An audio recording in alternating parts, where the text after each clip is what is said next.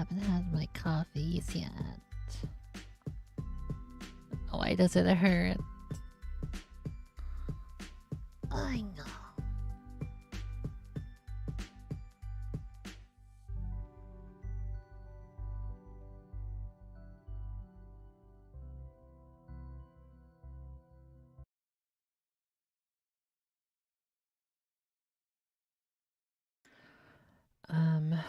My YouTube thingy was working perfectly fine last time, but I think it's broken right now.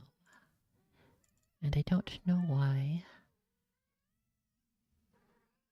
What? What? What happened? And what do you want now?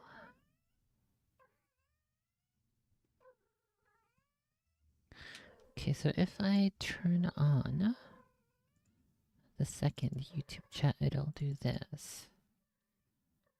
Let me see. If I just copy everything onto Notepad. And the CSS as well.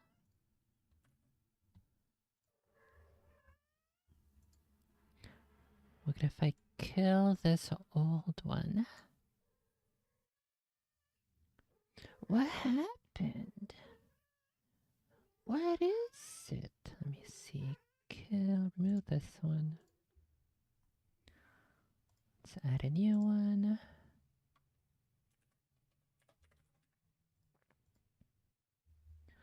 Let's do that.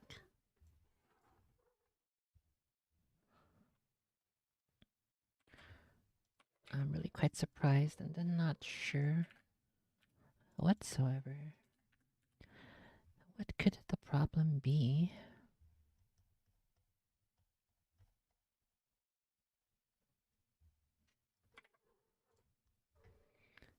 The custom CSS is this.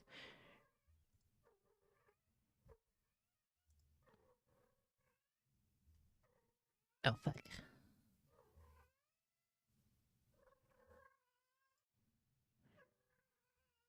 Oh, maybe I had to do the...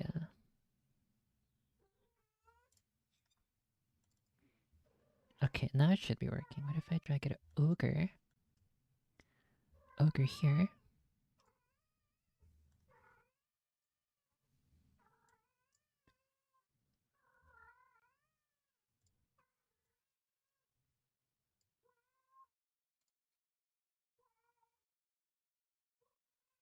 It should be a little bit lower. Like this. Maybe I just had to do the reset the cache. That kind of makes sense. Okay, and now my emotes should work. So if I do stare bear on YouTube's. Okay, perfect. It shows up. That's a little bizarre that you have to manually reset the cache, but okay. It's still not the worst thing in the world.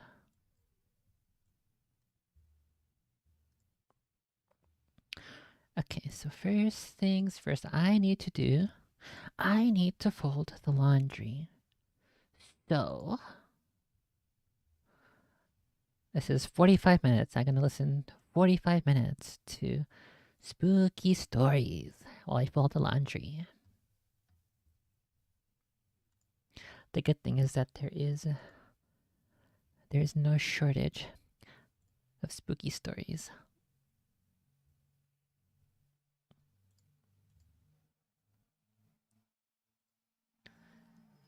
The internet seems fine so far. Let me increase Twitch bitrate a little bit to 3000.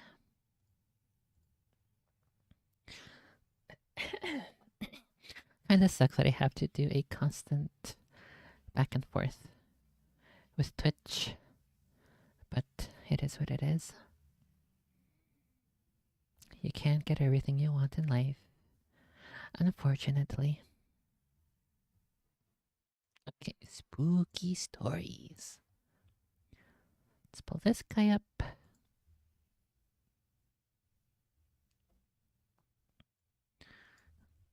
Let's play that. This is a story about missing people, except it's really a story about Bigfoot. And I think... Except it's really a story about feral people. I made Matt. Okay, I think this should be good. It's a little too loud for me, but let's do this. I'll set up the cameras. And welcome back to the... Where are we? Oh, the Lore Lodge. Oh my god, why that's so loud!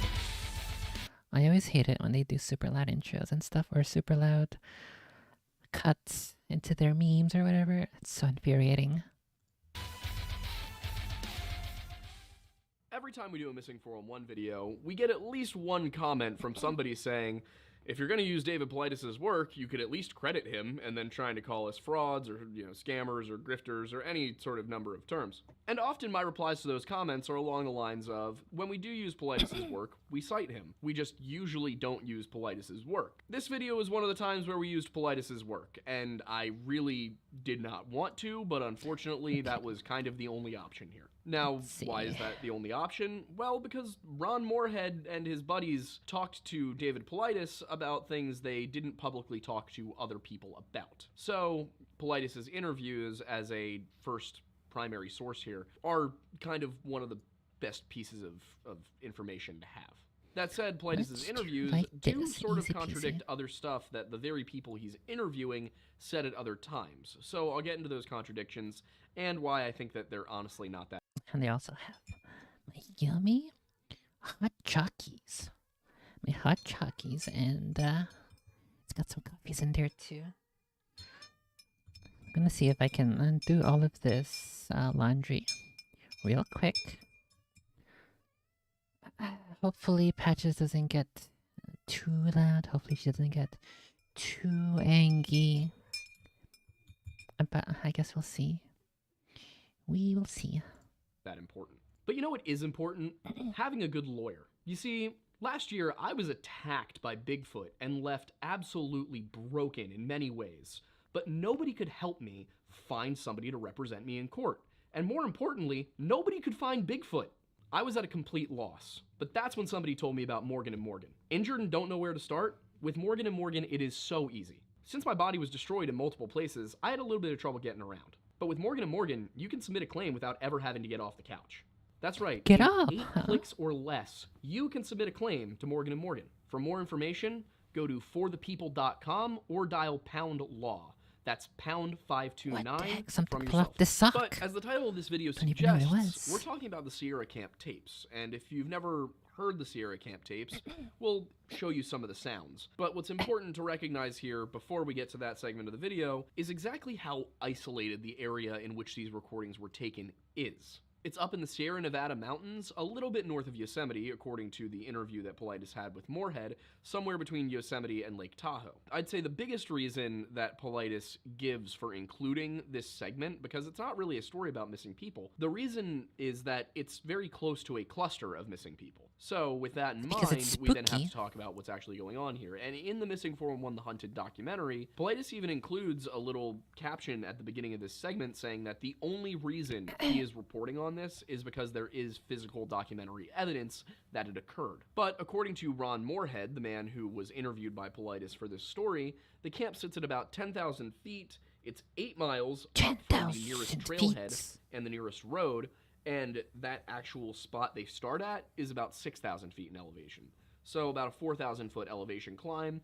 And this is not that they're hiking up a trail. This is true wild camping. They are just out in the wilderness. Based on that elevation, this camp would be somewhere between Bridgeport, California, and Calaveras Big Trees State Park in California. So I went and I looked at the topographical map of this region of California and tried to ascertain, all right, which of these ridges could they have been camping on? But there are a lot of 10,000 foot ridges. And as you'll learn a little bit later in this video, there are even more 8,500 foot ridges, and that's an important detail. So I was really unable to pick any specific location for this. You just really can't do it. But according to Moorhead, there is no trail to their campsite. They find it by orienteering and memory. So the whole goal was that nobody else would actually find their spot, and they don't want to tell people the exact location because they don't want it becoming a tourist destination. They want to keep that land wild so that they and their descendants can continue to hunt on it, and the area can remain the beautiful natural.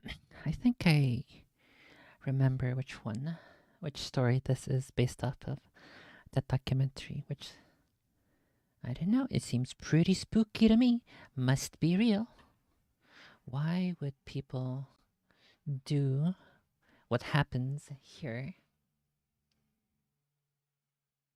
if they want to keep it secret? If they want to keep the area and the location hidden?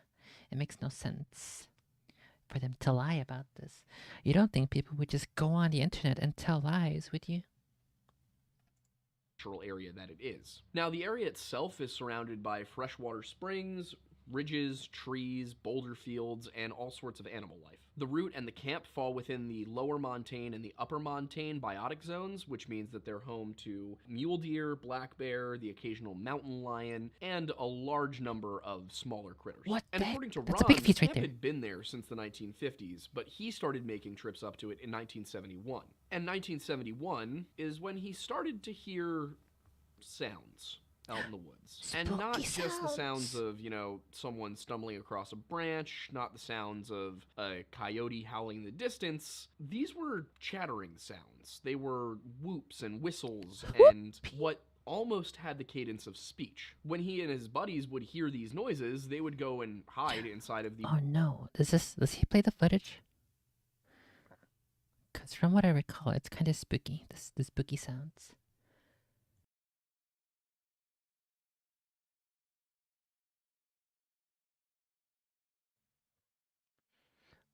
I don't see it here. Oh, hey, they got the Teddy Roosevelt's Big Feet stories here.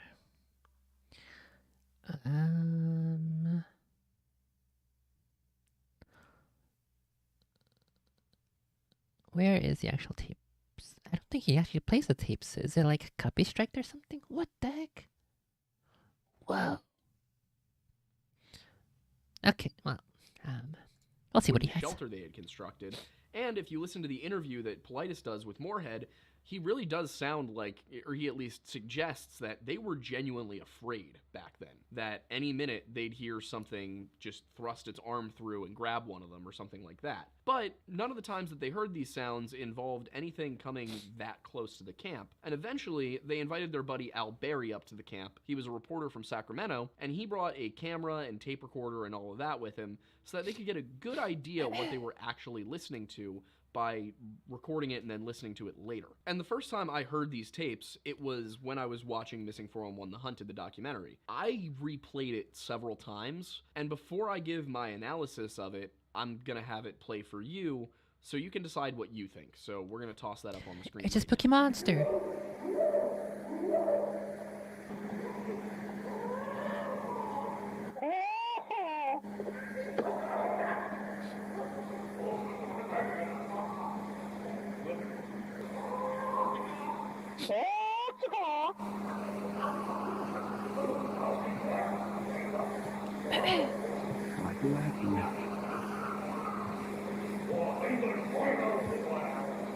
Listening back to those tapes myself, I hear the spookies. Maybe 3 or 4 voices that are coming from spooky outside of the monsters. shelter. That's what it is. Clearly, Moorhead and Barry are responding to some of these sounds, but what really gets me is the fact that they're not animal sounds. You know, they're not just a growl or a bark or a howl. There's some chattering in there, some gibberish. You know, there's a mix of some hooting sounds, some laughter, some growling. And then interspersed within it, there's a number of occasions where you almost get like the cadence of speech, just not in any recognizable language. It kind of seems to me like there is some sort of conversation going on between these unseen figures, these unseen, what sound like people almost, and then that they hear Moorhead and Barry mimicking them, and then they call back. So there's something going on there. And that's not to say that only human beings can do call and response. If I make the same sounds that my dog makes, he then makes sounds back, and we have a conversation. But it's not, this is different from that. Now, at this point in the story, I feel it is important to tell you that both David Politis and Ron Moorhead have published books advocating for the existence of Bigfoot. And while Paulides does not at any point in any Missing 411 documentary say Bigfoot is responsible for this, he does seem to be a believer, and there does seem to be a bit of a twinge of, Bigfoot is real to his videos. If it were just David Paulides and Ron Moorhead saying, yeah, this sounds like it could be a squatch, I would not take them seriously. But it's not just Ron Moorhead and David Paulides saying that, because Moorhead or Barry or someone with access to the tapes had the foresight and the wisdom to actually send them in for analysis by scientists. And the analysis was published in a book called Man-Like Monsters on Trial, which is discussion of humanoid monsters like goblins. Hold on. Goblins? Goblins are considered man-like monsters? Whoa, that's so cool. Okay, let me see here. Let's see if I have this book available. I always forget. Always forget. How do I hide?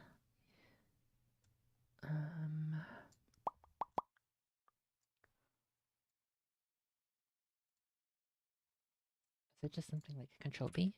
No. Books. That's the other bookmarks. Control Shift B? Okay, Control Shift B. Let me hide this screen real quick. So you guys don't see my secrets. My secrets is okay. I'm very glad that I did that. Oops. Oopsie. Oopsie, wasn't me. Didn't do nothing. Where is... Oh.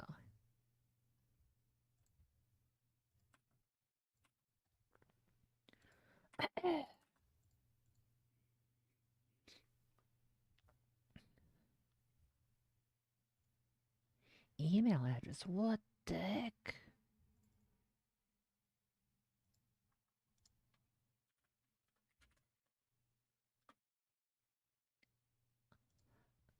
I think it's...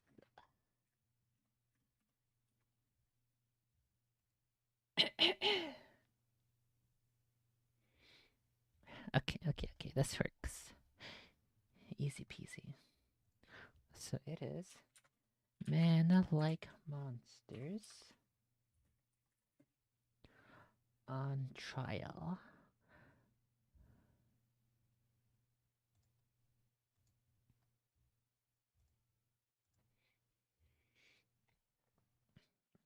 What? They don't have this in the library? What? Look at this. Even further evidence that they're trying to hide the truth. Look at this. Look at this. Men-like monsters on trial, early records, and modern evidence. Not in library. 0 people want to read it. Published in 1980. What? What?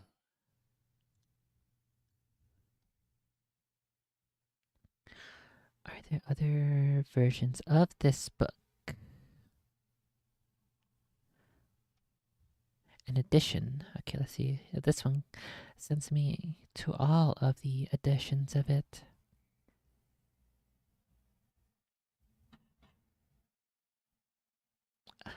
It doesn't look... There's a version published in 2011, which is also... None of these are in the library. What the heck? Bruh. They're literally hiding the truth. Literally hiding the truth. Let's just pull up all of the results. There are 4 different editions, and none of them are in the library. What? Somebody's eating all of them. They're like, maybe they're being transported over to the library, but they just never get there. Okay, let me try a different library here real quick. Not really much of a library, but it technically basically kind of is. It doesn't exist in this library either. What? Okay, let me look up my local library.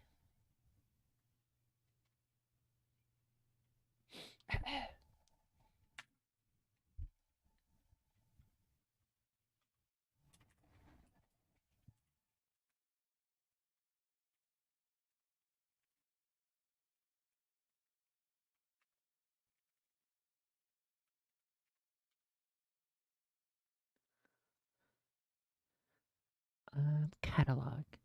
If it's not an open library, then I highly doubt it will be in my public library. Title. Oops. No, just no results found. Okay, who's the author? Marjorie M. Halpin. Marjorie M. Halpin. Nothing. Hang on. Change that to author.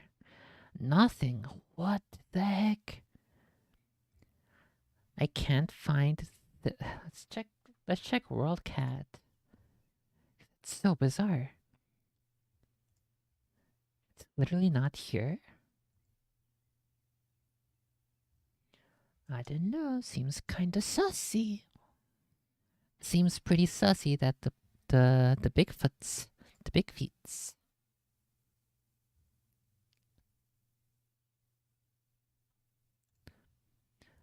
What the heck? Fuck off. How many times are I gonna pop up the let me send in your fucking, let me put cookies all up in there, all up inside you. Okay, so they are nearby. The nearest one. The nearest one is 18 miles away, and then 55 miles away, and then 86, and 87, and then 90 miles away. Wow. Okay, so what I might have to do, I might have to use the what's it called? I have to use interlibrary loan to get it sent to a closer library. That's what I'd have to do. Oh, I should jot down this title though.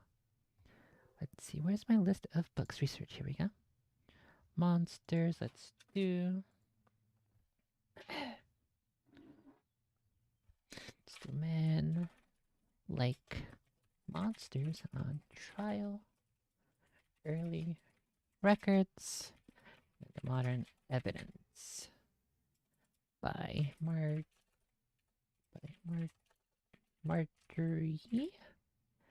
Is it M? Marjorie M. Halpin. Fuck, I closed it.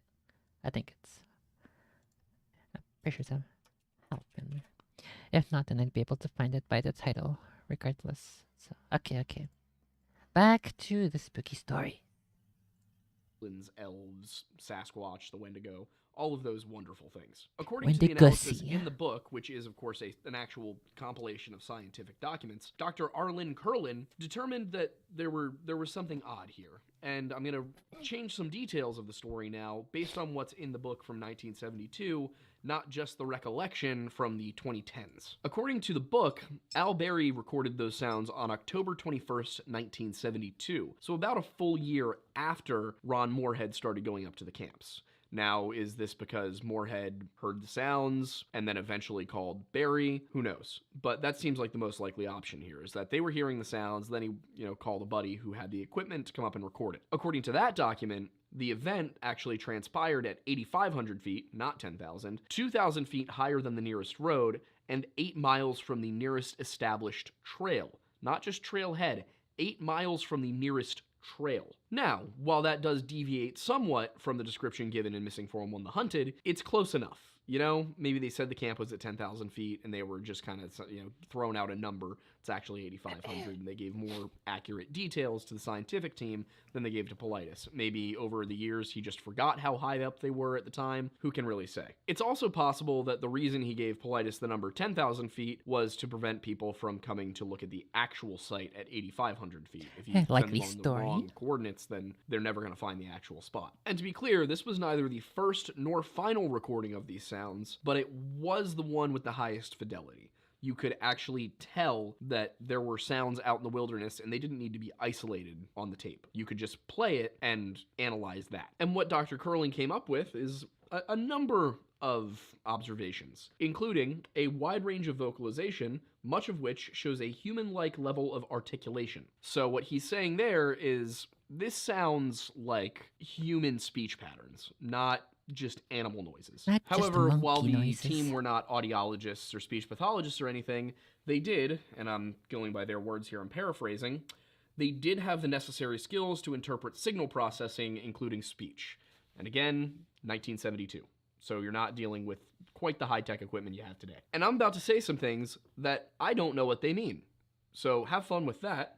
They used formant frequencies. Don't know what that is. According to the scientists, the formant frequencies were an indication of the size of the vocal tract and were used extensively to determine what was going on here. So, what exactly did they determine from that? Dr. Curlin, who was then an associate professor of electrical engineering at the University of Wyoming, had some thoughts. According to him, the tapes displayed a vocal range that was broader than the average human. The tapes displayed no clearly identifiable speech, more of a vocalization than a verbalization. And to quote Curlin here, the possibility of more than one speaker, or even species, should be explored. He goes on to say, estimates of both pitch and vocal tract length are extracted from segments on the tapes. Information is displayed via scattergram of pitch versus length, which allows easy visual comparison with human data. What does that mean? It means that they threw this graph up here and extrapolated from it things that I never possibly could because I don't know what this graph means. Now, of those observed speech patterns, so to speak, much of them fell out.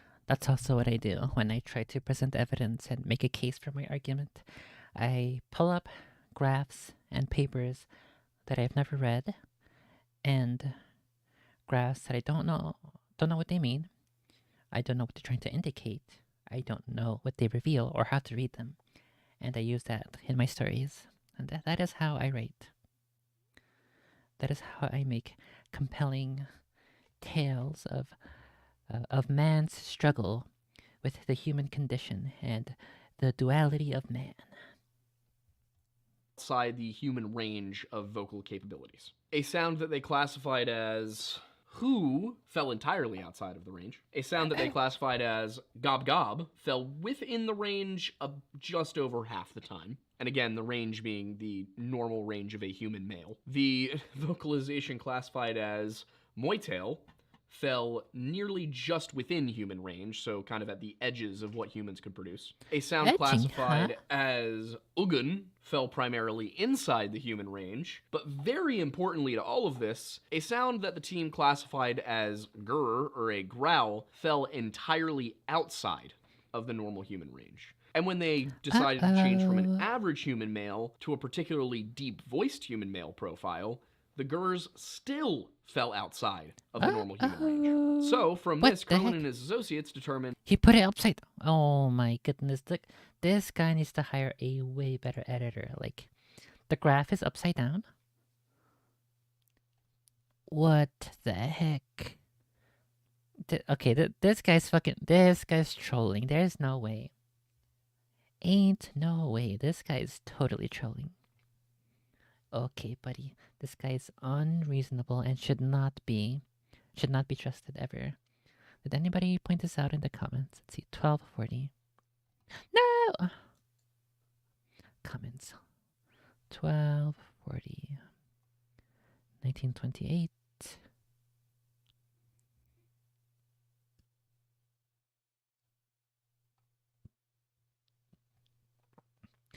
Not a single person has pointed this out. What the heck? They're all in on it. They're all feds, dude. They're all trying to mask the truth. And that the data suggested a longer vocal tract than a human would possess. Based on the data they had, the estimated height for the individual making these sounds was between 6'4" and 7'3", if you include the entire spectrum of data. But if you isolate down to just the grr sounds, you get a much taller person, between 7'4" and 8'2". For our non-American viewers, that's about 2.5 meters. So this suggests an individual of truly immense size. There are only 2,800 people in the world, according to the CDC, who are over the height of 7 feet. For context, the average American man is 5'9". Now, statistically, it is possible that you could find somebody, say at LAX at the airport, who is 7 feet tall. That wouldn't be unbelievable. But finding one of those less than 3,000 people in the world who are that big, out in the wilderness, in the mountains, 8 miles off the nearest trail at 8,500 feet, 2,000 feet higher than the actual road near it, seems less than probable. And as I said, even accounting for a man with a particularly deep voice, those grr sounds still suggested a person much larger than your average human being. Another important factor here is that the analysis determined that using the technology available at the time, it was nearly impossible that these tapes had been edited, faked, altered in any way. And again, I'm not totally sure how to explain the process here, but I'm going to do my best to reflect what was written in the book. One of the immediate questions was, oh, well, is this just human speech that was pre-recorded and then played backwards? So they played the tapes backwards, and what they determined was not in any known language. They also determined that because the growling sounds were pitch consistent regardless of estimated vocal tract length, tape speed alteration was unlikely. If they had altered the tape speed, then the pitch consistency would change. One of the lines from the actual study itself reads, "The listener could well imagine two creatures conversing." And on top of that, while there is no documented evidence that I could find, Barry and Moorhead claim that the next morning they found 3 distinct sets of foot tracks. Another interesting piece of information here is that while the vocal tracks did seem to be longer than human beings, based on the sounds made, like that gob gob, there are certain sounds that can only be made by certain shapes of vocal tract. In this case, the shape seemed to be similar to that of a human based on the sounds produced. According to the document itself, a longer vocal tract, but with 2 vocal cavities like that of a human being. They go on to say that assuming only one vocalizer, so one person recording all of these sounds, so that they can then be edited in later, time-varying tape speed is necessary to produce data over such a wide range. But as we have previously noted, there was no evidence of time speed alteration. In fact, there was evidence to the contrary. And then, outside of the grunts and growls and speech patterns, there was also the whistling. And to again quote the paper, both typical human and some abnormal whistle types were found. Very short vocal tract lengths were estimated. They go on to say, these could either have been produced with some kind of musical instrument or by the creature using only a part of its vocal tract. But what they were certain of, based on those sounds, is that it could not be a normal human's vocal cords. So, according to the science, Al Berry on those tapes seems to have recorded a very large, like exceptionally large person or set of people conversing. To reiterate here, 0.000038% of people are even 7 feet tall, let alone 8 feet tall. So this leads us to the natural conclusion that it must be Bigfoot. No, we're not stopping there. It's not that simple. Come on, 100% it's Bigfoot. We're going to talk about Bigfoot now, and we're going to talk about how likely it is that these guys actually came across Bigfoot. Now, to get into that though, we have to really talk about what Bigfoot is.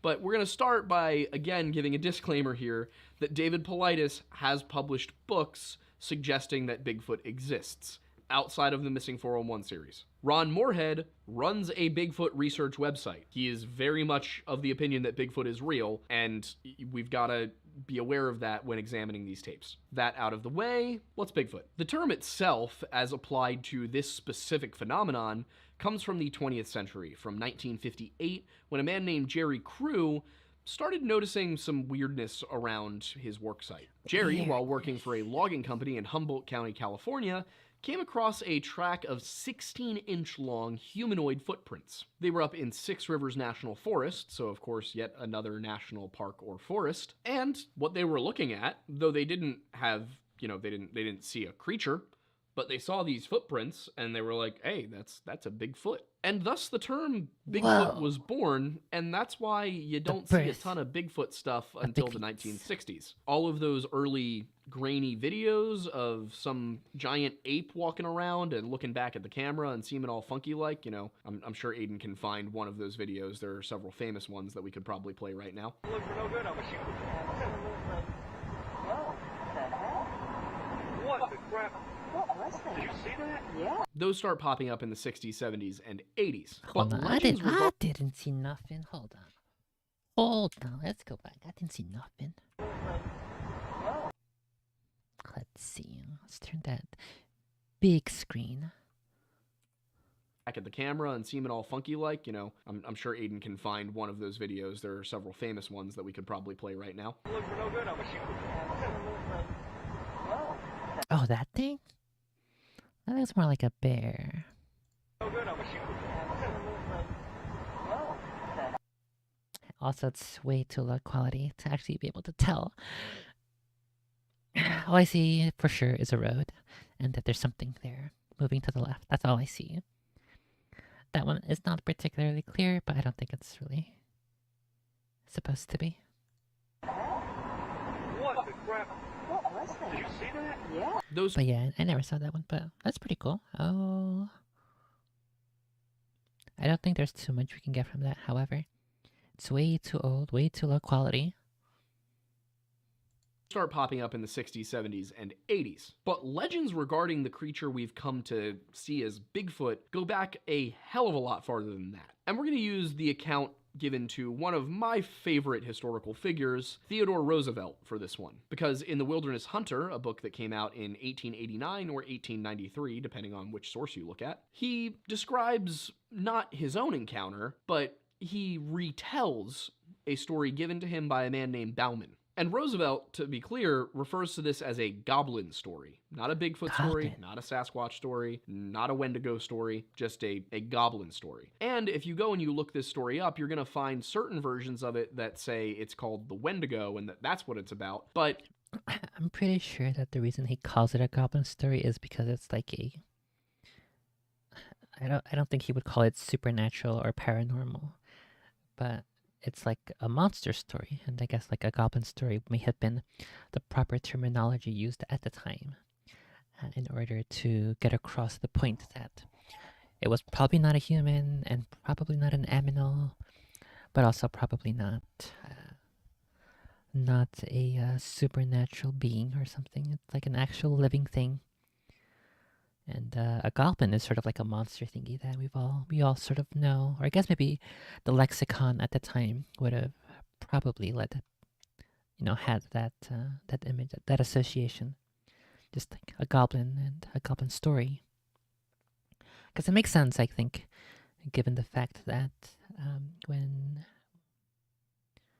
the Puritans first came here, they did not like going into the deep woods, because they believe that that's where witches and fairies and demons, and I guess in this case also goblins, would exist. So I don't know if calling it a goblin story is such a whatchamacallit, such a dump as this guy's trying to make it out to be. But yeah, well, maybe I'll look into it further. The different things that they called these tales or these monsters, because I don't think it's as big of a deal as he's making it out to be here.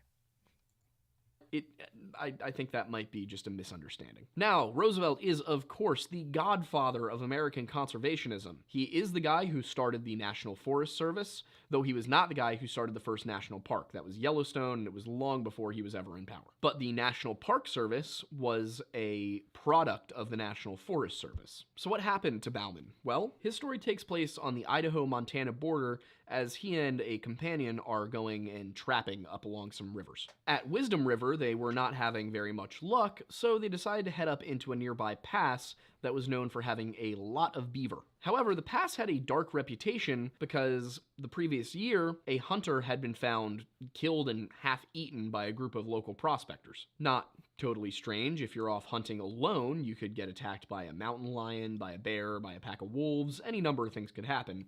But still, it had an evil reputation as a result. Now, Bauman and his unnamed partner, of course, had ridden ponies up into the mountains because that was, an easier way to do things. But they got to a point where the terrain was not suitable for horses, dismounted, tied them off, left them with some food, and decided to head up into the pass for a couple of days. According to Roosevelt's story, Bauman and his partner hiked for another 4 hours and then set up camp in a clearing they came across. They were left with another hour and a half or two of daylight and spent that time exploring the creek and setting up traps so that they could spend the next day just checking traps and setting further traps. However, upon returning to their camp, they were surprised to find that it appeared a bear had ransacked it. The lean-to shelter they had constructed was destroyed, their belongings were scattered about, and it just kind of looked like something had come in and just torn the place up. And, most importantly, there were tracks everywhere, but they were too busy cleaning up and getting ready for the evening to actually check what they were.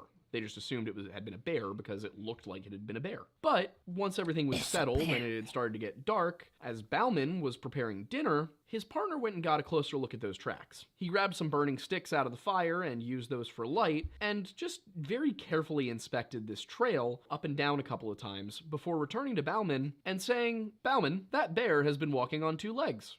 To this, Bauman immediately laughed because that's ridiculous, but upon inspecting the tracks himself, he determined that, yeah, it really looked like this bear was walking on two legs. To be clear, bears can stand on two legs, bears can walk on two legs. But, according to Yellowstone Bear World, they don't tend to do that unless they need to see over something, get something out of a tree, climb. So bears can walk on two legs and they can stand on two legs, but it really isn't their default mode of movement. Part of the reason is that their sight, their hearing, and their sense of smell are all better when they're on all fours than they are when they're standing up. So, because it seemed that whatever had attacked their camp was walking on two legs, they discussed the possibility that it was a person, but it was really too dark to get a good look at the tracks, so it had to wait until the morning. But they didn't make it to morning, because at midnight, Bauman woke up to some strange noises around the camp, and he immediately grabbed his rifle and noticed that there was a scent of a wild beast, and then just outside their lean-to, the looming figure of some sort of large animal. So, doing what you would do in this situation, Bauman turned around and shot at it. Either he hit it and didn't kill it, or he missed it entirely because the thing just ran off into the darkness. When they woke the next morning,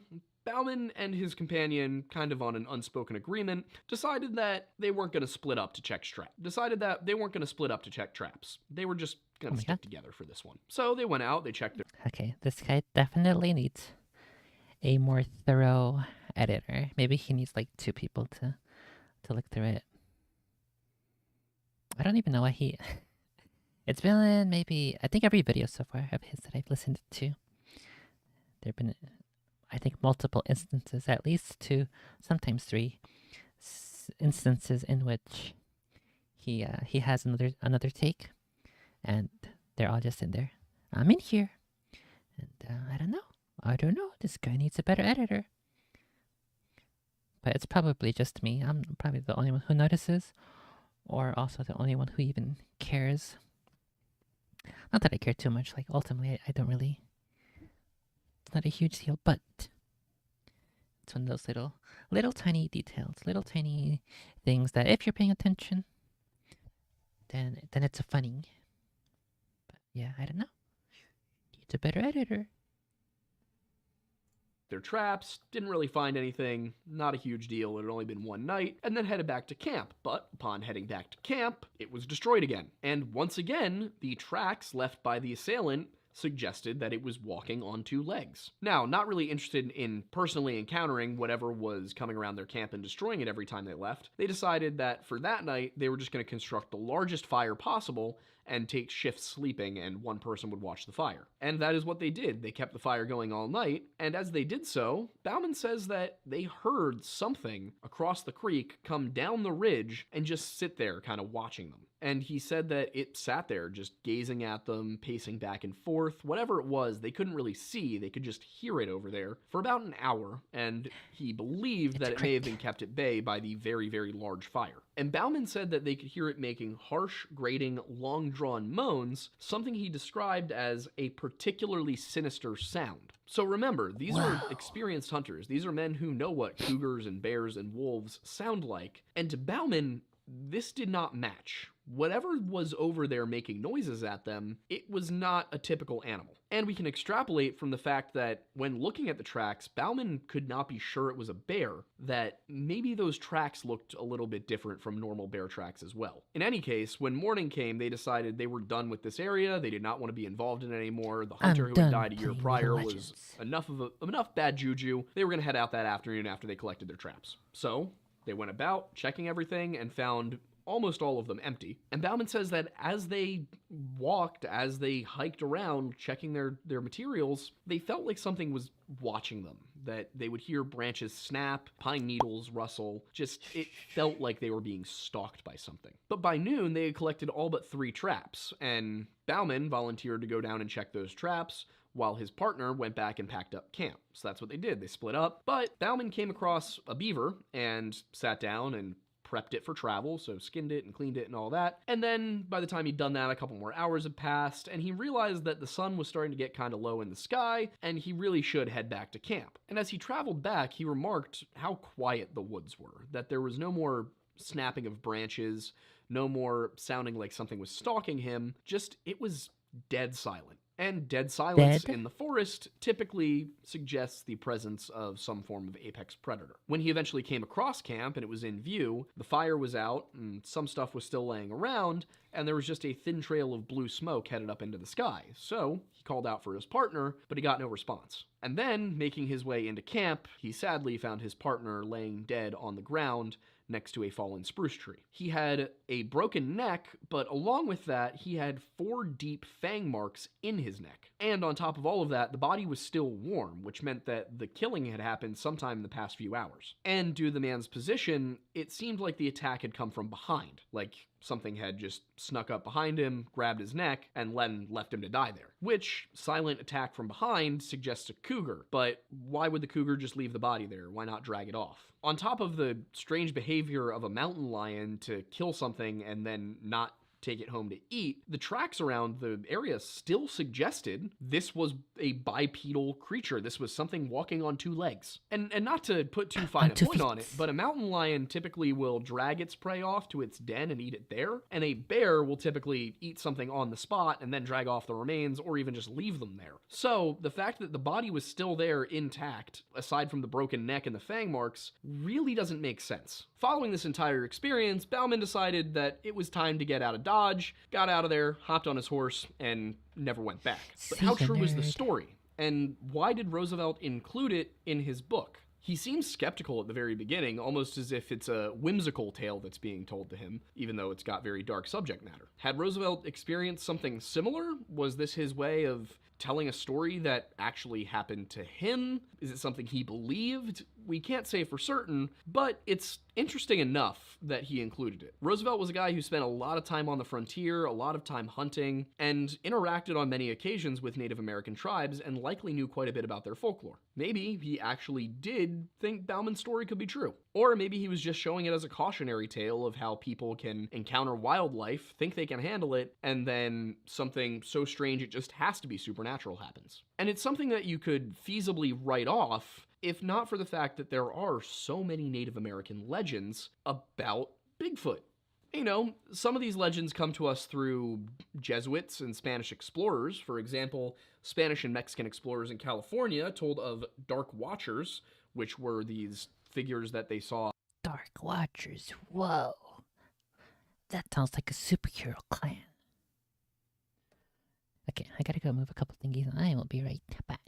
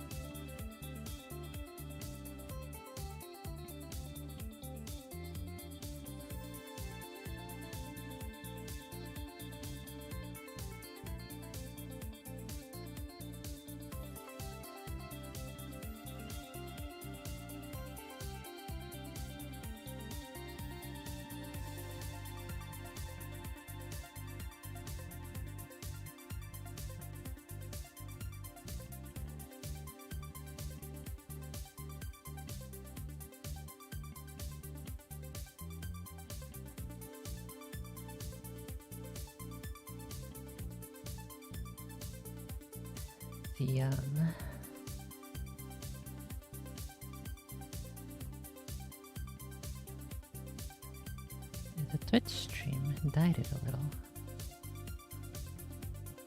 And I think YouTube is telling me that it's being done too, but I don't think it actually is.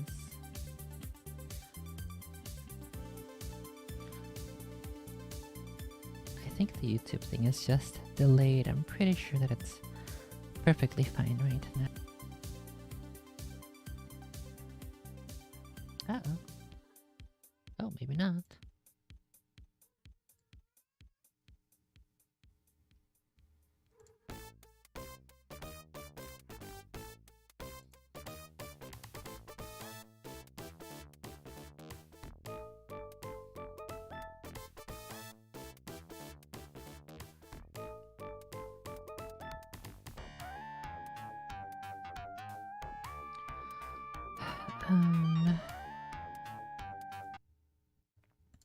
Okay, I will go ahead. What happened? What is it? What is it? Okay,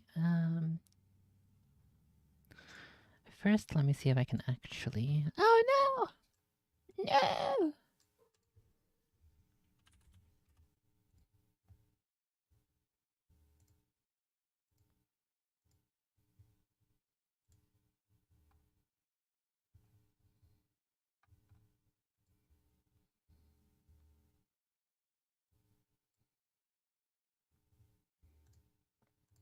I want to get my book over here. Let me hide the screen again real quick. No biggie.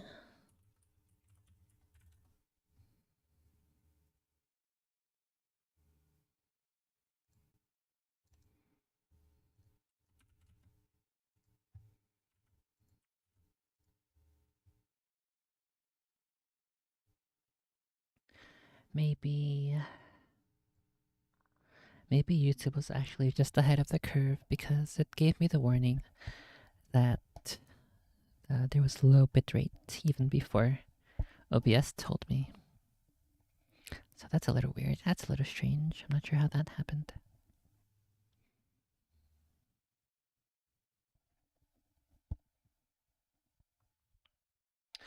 I kind of want to finish listening to this one, this story. I think what I'll do is I will reduce... Let me reduce the bitrate to both. I don't know. Should I? It's already 3,500. Let's do 3,000 on YouTube and 2,500 on Twitch. Let's see if that works.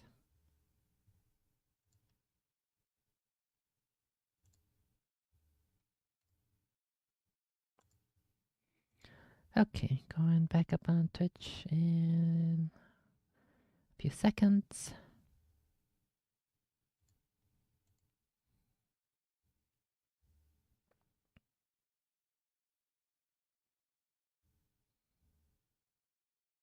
Okay, so far so good. So I think what I'll do is I'll keep the current settings, but we will...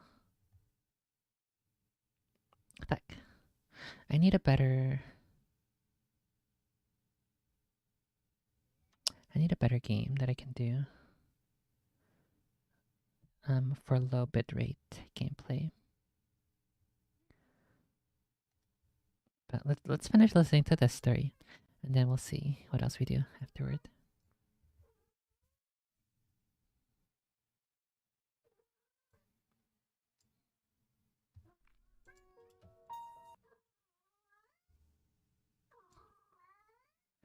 What happened, buddy?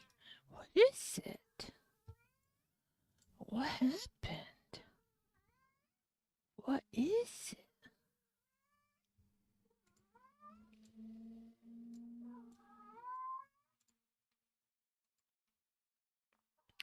Okay, let's go ahead and keep this.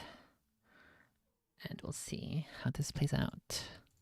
watching them from up in the hills, or the French Jesuits in Mississippi who came across things that were large and hairy and screamed and stole cattle. But what of the natives themselves? An early example of a depiction of a Bigfoot or a Sasquatch, something along those lines, comes from the Tool River Indian Reservation, which is in the foothills of the Sierra Nevada mountains. This site, called Painted Rock, depicts a number of humanoid figures, as well as several very hairy and unusually large figures.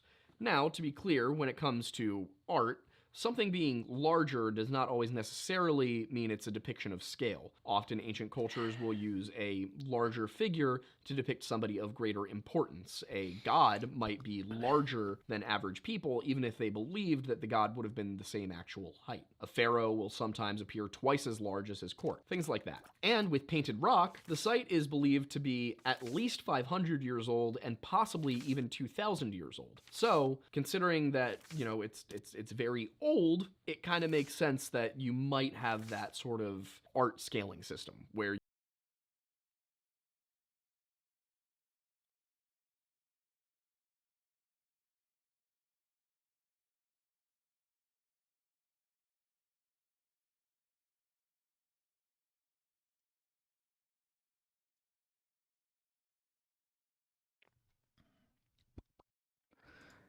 Okay, let me reduce Twitch even further.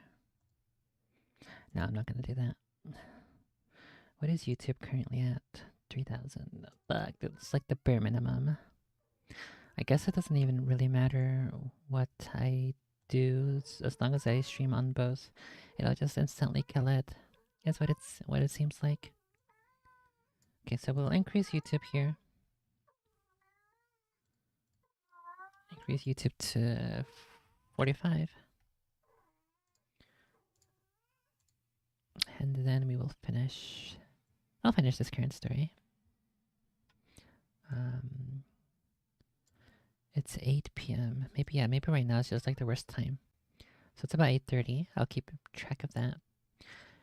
Maybe at 10 I'll try again on Twitch. So let's just keep going here for the time being.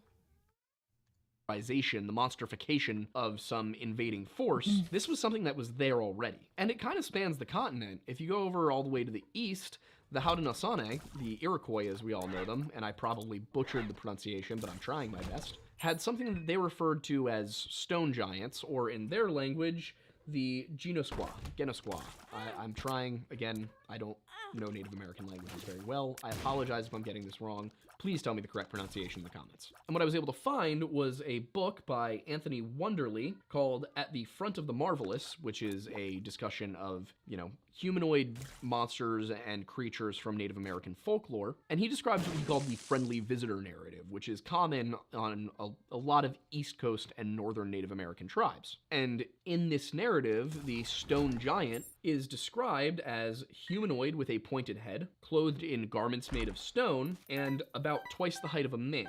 It also possesses magical abilities like super strength, and in some stories they are sentient but unintelligent, so they're capable of, complex cognitive function, but they're just not very bright. They can live in tribes and move around in communities, and their stone garments keep them from being hurt. Now, about the year 1900. In the Friendly Neighbor narrative, the stone giant is a female, and she actually flees her husband and seeks help and refuge amongst the Iroquois. In exchange for their help in defeating her husband when he comes looking for her, she grants them gifts like luck and better skill at hunting, things like that. And in some versions of the story, the sexes of the giants are reversed, and it's the husband fleeing the wife.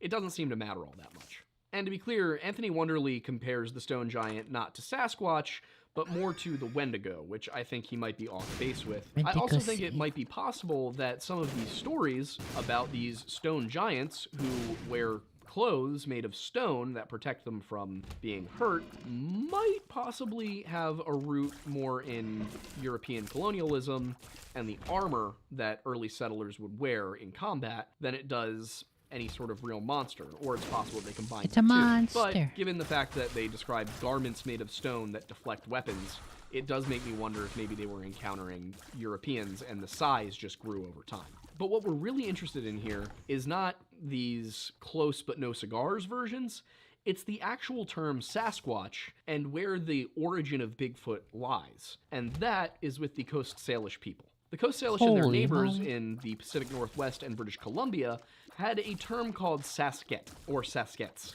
And that became Sasquatch when a man named J.W. Burns, who was a Canadian journalist and teacher living on the reservation, requested some stories from people and then eventually wrote them down for publication in a Canadian newspaper. You see, Burns was living amongst a group called the Chehalis, and he could not totally get their trust, so they would tell him these stories. But after about 3 years of interacting with the community, and was able to get a few of them to talk to him about these experiences that many of the elders worried would just be used to mock natives.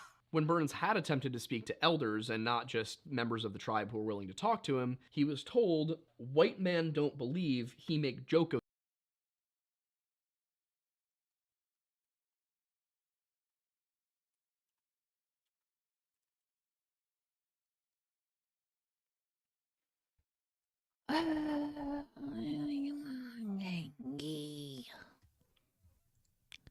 Of the Indian. So the natives were very concerned that this was just going to be used against them if they told him. Some of the members of the tribe who weren't in leadership positions, however, didn't necessarily share that sentiment, and one by the name of Peter, that was his Christian name, his English name, was willing to tell a pretty interesting story. Peter, in 1909, was bear hunting, and he came across a particularly large one perched on a rock. But when the creature that he was looking at turned and stood up to face him, he realized that that was not a bear, that was a very large and very hairy man. He said it was approximately 6 feet 6 inches tall, very burly, and that it was not happy to see him standing there with a rifle. He then claims that the man let out a piercing wail and charged him. Peter reported that the creature was faster than he was and closed the distance to 100 feet and then even just 50 feet by the time he was able to reach the river and jump into his canoe. The canoe carried him downriver quickly enough and out of harm's way, and he did recount to J.W. Burns that had he been of clearer mind, he probably could have turned around and just shot the thing, but he was in such a frantic panic that all he could think about was getting to safety. Peter made it home, locked himself indoors, instructed his family to hide, and then waited with his rifle by the door for the thing to show up. And some 20 minutes later, he saw it approaching from outside. He was scared to death, but he remained indoors, did not try to challenge the thing, as it just wailed on his walls trying to break into the house. And Peter is very clear in this story that this is a very tall and very bulky and very hairy man. That other than that, there really wasn't that much different about it appearance-wise. It was just very large. Eventually, it did get tired of banging on Peter's walls and just walked off, but the damage done to his place was so severe that he actually just abandoned it the following winter and constructed a new home. After it had walked away, Peter walked outside to, check around, inspect the damage, and see what he found. And what was interesting is that the footprints were like 22 inches long. But they weren't just absolutely massive normal human footprints, or even normal primate footprints. They were very narrow, proportionally to their length. Peter then encountered it again the following year, and when he spoke to the tribal elders about it, they seemed rather nonplussed. They were unsurprised. This was not something that was news to them. On the same day that Peter encountered it for the second time, another Native American named Paul also encountered the thing. And then on Peter's third encounter with the creature, he was actually with a companion bear hunting. In this case, they came across two of them, hunched over, nude, and then he could tell that one of them was a male and one of them was a female. And interestingly, both of these ones were actually smaller than the one he had encountered. It's worth taking a minute to note that Native Americans, while on average about an inch taller than their European counterparts, are still on average under 6 feet tall. It is rare for a Native American person to be 6'6". And Peter was very careful when talking to J.W. Burns to explain that, in his opinion, these things were by no means related to the Native Americans, to the Indians. They were not of his tribe, they were not of his people, they were something different entirely, and he did not want them associated with his people. But Peter's not the only Native American that Burns managed to speak to. He found another guy by the name of Charlie Victor, and he had some stories as well. Once, Charlie and some of his companions were out hunting, and they came across a cave in a place that, as far as they were aware, there was no cave.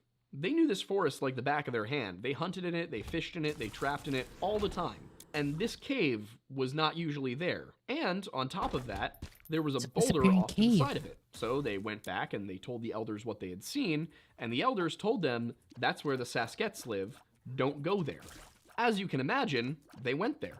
But when he and his friends got back to the cave, what they found was that there was once again no cave, and the boulder seemed to have been rolled in front of where the cave entrance had been. Charlie then went on to tell some of the others in the tribe, and many people recounted that they had similar stories of things that just didn't quite make sense to them. And on one unfortunate occasion, Charlie actually claims to have shot one.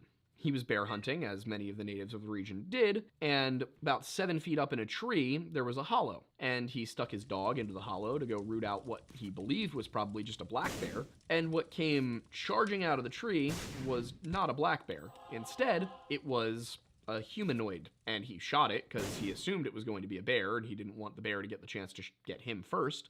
Upon realizing that it was, in fact, not a bear, but rather what appeared to be a European boy, freaked out a little bit. And according to Charlie, the boy appeared white with long, woolly black hair, around 14 or 15 years old. And then the boy cried out what he described as a wild yell that was answered in kind from somewhere else in the forest. What Charlie described was a long, booming voice which grew nearer every time he heard it. The boy would shout, and he would get a shout in return, and with each shout, whatever he was calling out to got a little bit closer. So Charlie perceived that, he's calling for help. He's guiding something here. Now, Charlie, to his credit, decided to stick around and keep an eye on the boy, and in a little under 30 minutes, whatever he was calling out to appeared. And what he describes is a woman, her face almost black, and her long straight hair fell to her waist. And according to him, she was about 6 feet tall and very above average in the size of her chest and shoulders. And Charlie told Burns that he had met wild people before, but this was something entirely different. This was not a person. But the creature spoke to him in the language of the Douglas people, another Native American group. Charlie himself was half Douglas, so he was speaking the language back, and what she said to him was, "You have shot my friend." And then when he explained the accident and how it actually occurred, she told him, "You'll never kill another bear." Warning, threat, prophecy, who really knows? According to Charlie, after this, he never shot another animal. He then claims that she did some form of ritual dance, throwing around what at first he thought was a snake, but then realized might be the intestines of another animal, picked the boy up easily with one arm, and carried him off into the woods. But apparently, as she was doing her dance around him and then picking him up, she was chanting something that he described as Yahoo, and that she chanted it over and over, and what he heard was the same form of the same word-ish thing, the same vocalization, returning to their location from other points in the forest. Charlie also believed that the boy that he shot wasn't one of these Sasquatches because he was referred to as my friend, not my son, not my brother, no familial terms which would typically be used to describe somebody of the same tribe. That perhaps this boy had been adopted into the Sasquatch tribe, which is interesting because in many missing 411 cases that involve children who are found alive, they report that they were carried off or cared for by a large hairy man. But unlike Peter, Charlie believed that these Sasquatches might be related to his own people, that they might be just Native Americans living off in the woods who had different customs. And then there's a final story in Burns' account that comes from a man named Point. And what Point describes is that while berry picking, he and his companions came across something odd.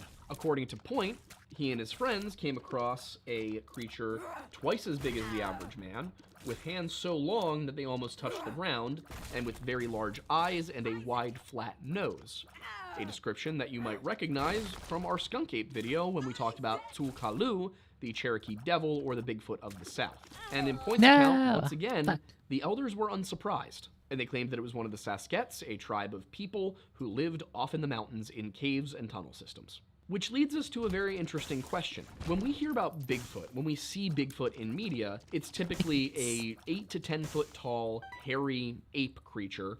Sometimes it can talk, sometimes it can't, sometimes it's helpful, sometimes it's evil, but it doesn't really match Sasquatch. It doesn't match the Sasquatches. And while there certainly are Native American stories about a large humanoid creature, something of a forest god that protects the wilderness, the Sasquatches clearly aren't that. These early Sasquatch stories seem to be about something very much a physical creature or a physical group of people who live off in the wilderness. And in this case, a group of people who So do are big abnormally feats. large. So what are they? Are we dealing with a tribe of men? A tribe of near humans? Is this possibly a group of pre-Clovis culture human beings who were there before the people we know as Native Americans and survived off in the mountains? It wouldn't be too surprising. We hear about mountain tribes from all sorts of different groups. Or could it be that some sort of natural disaster or sickness or a colonization attempt by a tribe to go somewhere else and form a new Colonization? settlement went wrong and they got stuck and they were isolated and over time adapted to their new environment? Or is it possible that these are different hominids entirely, a subset of Homo sapiens, like Neanderthals or Denisovans, who aren't us, but could very well be our cousins? Is what we're dealing with here not some sort of undiscovered primate, but rather a different ethnic group of human beings who, through a very severe process of natural selection, have turned into something different from us? Is what we're dealing with here not Bigfoot, but feral people? And if what we're dealing with here is something more akin to a different tribe of people, or a different hominid group, or a divergent evolution of Homo sapiens sapiens, it might make sense that the reason we struggle to find DNA or bones or anything that definitively says, yeah, this is Bigfoot, could be because what we're looking for is not a separate primate, but rather human beings who just have adapted to look different, sound different, and be different, live in different places. And if we transition from a belief that Bigfoot's an undiscovered primate, something larger than us, something even perhaps magical, to just a different group of human beings, does it make it more likely that the Sasquatches are a real thing? That Bigfoot, not as the giant hairy ape of the wilderness, but as a very, very, very uncivilized tribe of men, make more sense? Is that more possible? It's up to you to decide, and we're curious what you guys think. So please let us know in the comments. Do you think that these Sierra camp tapes caught Bigfoot? Do you think that... Okay, so that's the end of this one. I don't know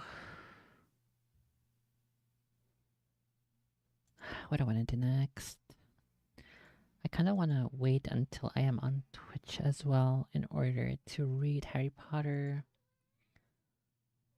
I don't know if I've got anything else.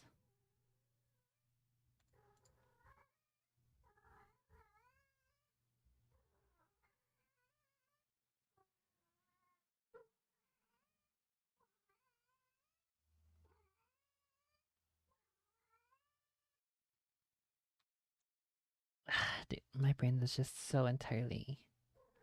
It's like overwhelmed right now. I got too many different things I gotta take care of.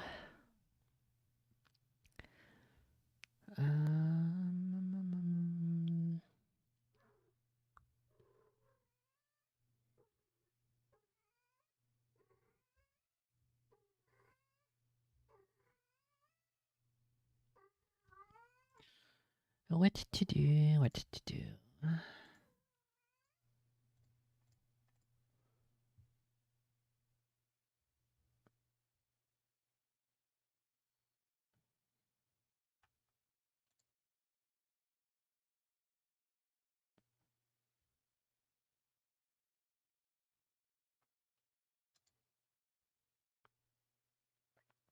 Okay, I think what I'll wait until it's like 10:30 or 11.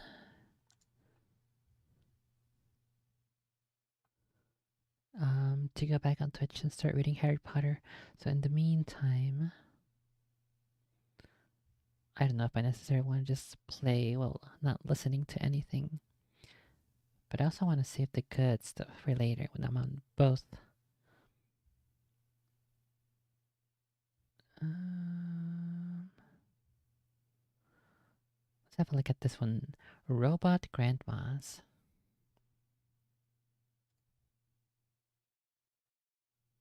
Robot grandmas, underground civilizations, aliens, and Carl. I'm Aiden Mattis, and welcome to the Lore Lodge.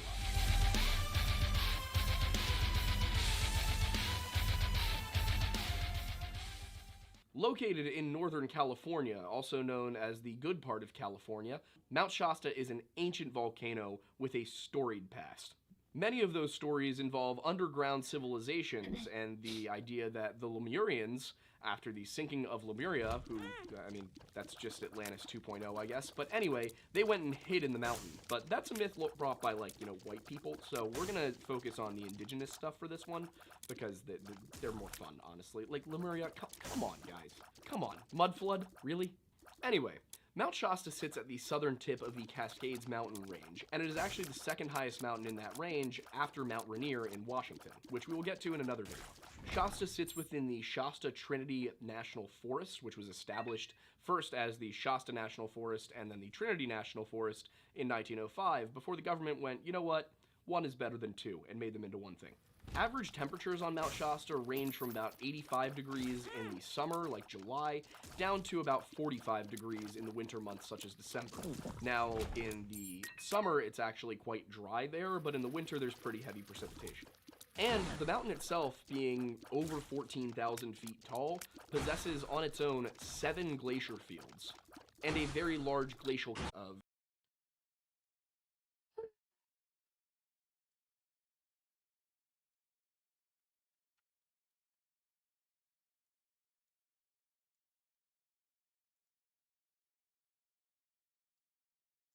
Did it kill the stream entirely? Is it still on the same link?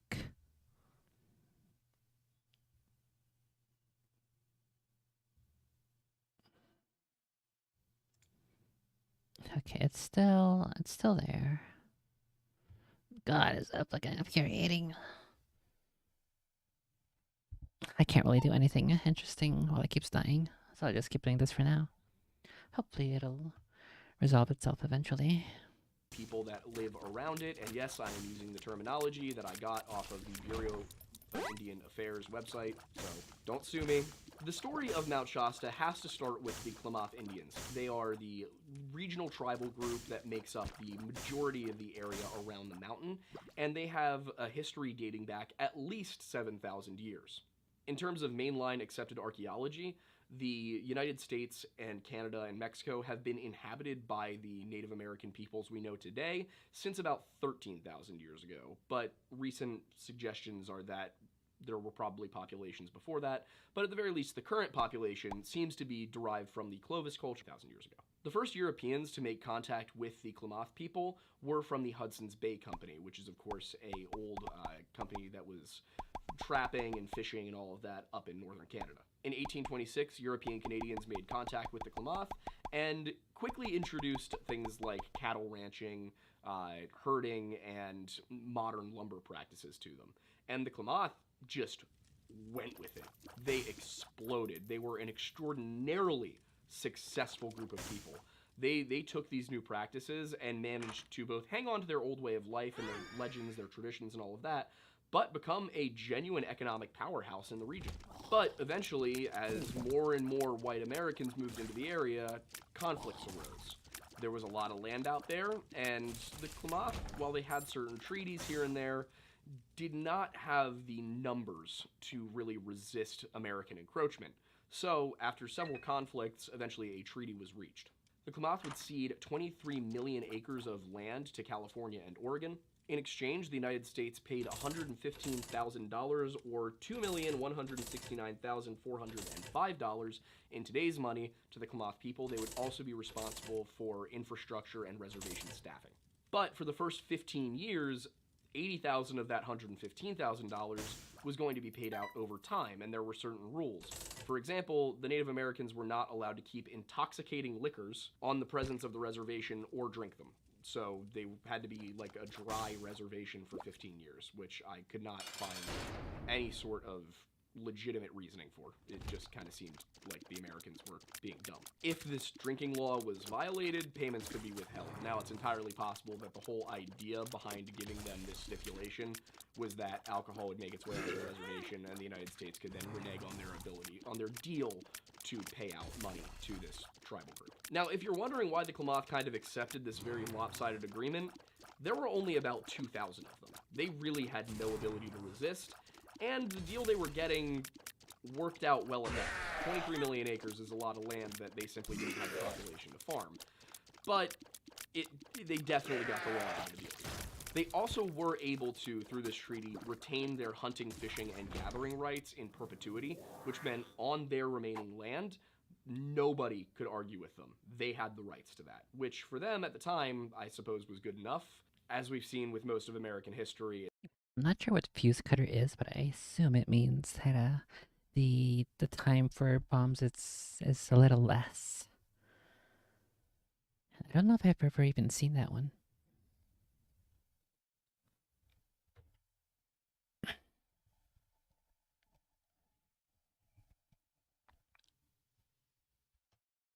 It's a lot of the United States government making deals that today we look at as not in the best interest of the Native American population. But then in 1954, the United States government did something else. Congress proposed a set of termination acts, and what these did was terminate the special rights, privileges, and recognition that certain Native American groups got. And they based this on a number of criteria, but involved in this was, are they self-sufficient? Have they adapted into European American culture? You know, basically, like, do these people need recognition as Native American states anymore, or have they gotten to a point where they either don't need our protection or they're not recognizable as natives? And against the recommendations of the Klamath themselves, as well as the Bureau of Indian Affairs and most politicians in the region, Congress did in fact pass this act. This stripped the tribe of their reservation, of their special rights and privileges, of their funding, basically of everything that was keeping the America's so evil. going. And this was devastating. It took away all sorts of access to very, very necessary resources. And eventually, in 1986, the Reagan administration would get around to fixing this and restoring their rights and privileges. But it was a long road. It took about 30 years, and it was not fair to the people. And in case you were wondering if there was some sort of partisanship here, the Democrats opposed the initial Termination Act, and then the Republicans proposed the Restoration Act. The Republicans giveth and the Republicans taketh away.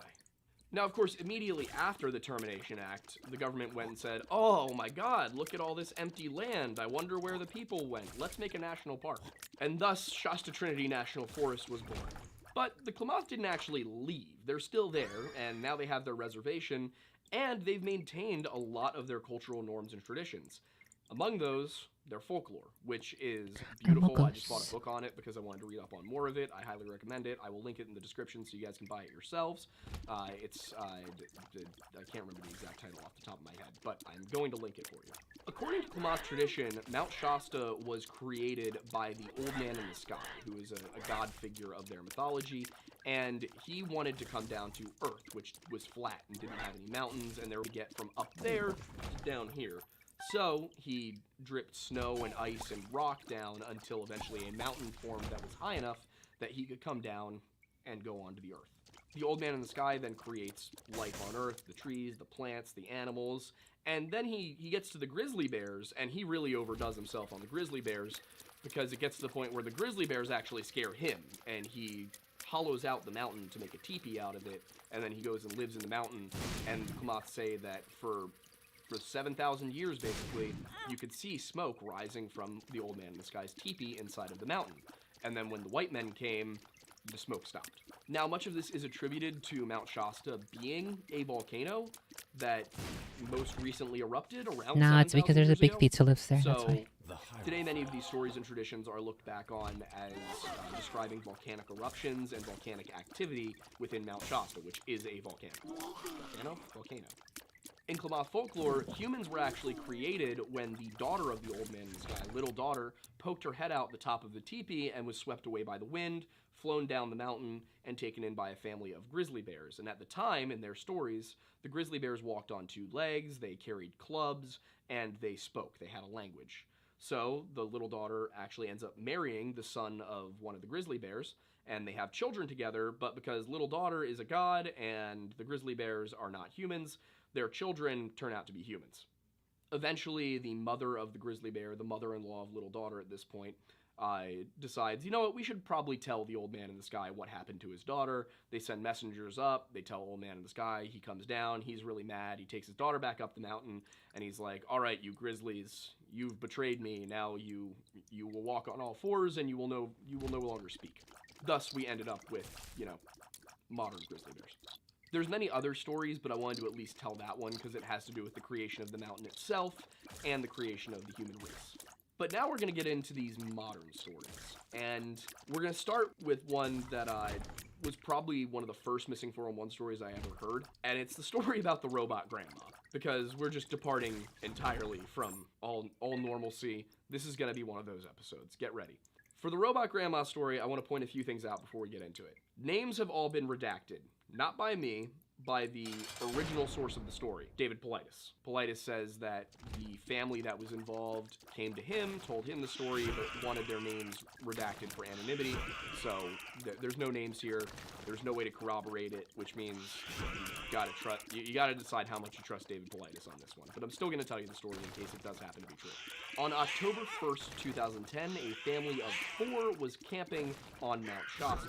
Around 6 p.m., the 3.5-year-old toddler and the sister of unspecified age were sitting out by the fire.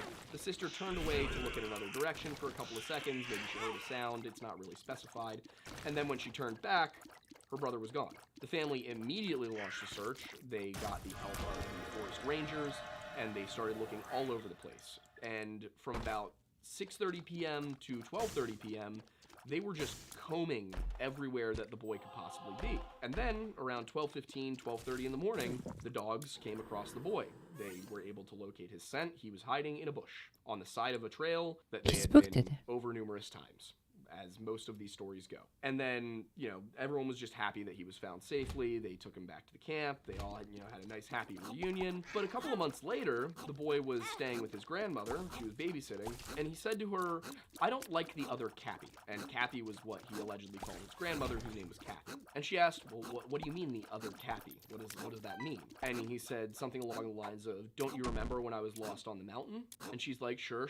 And he's like, oh, well, the other Cappy came, and she took me to a cave, and the cave had lots of spiders and guns and purses. Guns? Which is, it's a 3.5-year-old, remember that, so we're likely not getting accurate descriptions. What could that mean? I mean, purses could just be bags.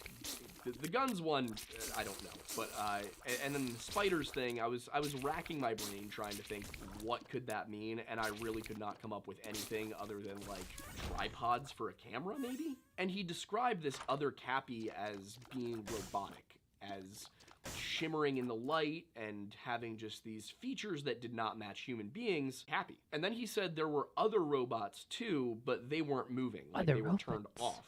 Now, if we're going to assume this is a true story, robots seems unlikely because, I mean, if Elon Musk and Boston Dynamics and all of them can't do it yet, I highly doubt that there was some fully functional robot just vibing on Mount Shasta in 2010. And he...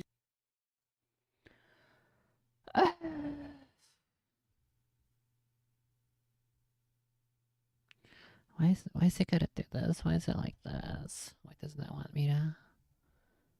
Why can't you just be normal? I gotta go find that meme. Let's see. Just be normal.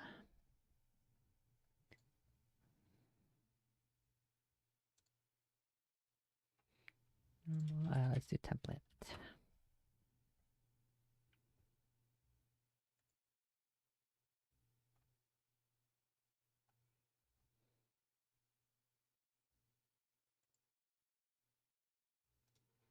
Is this one good?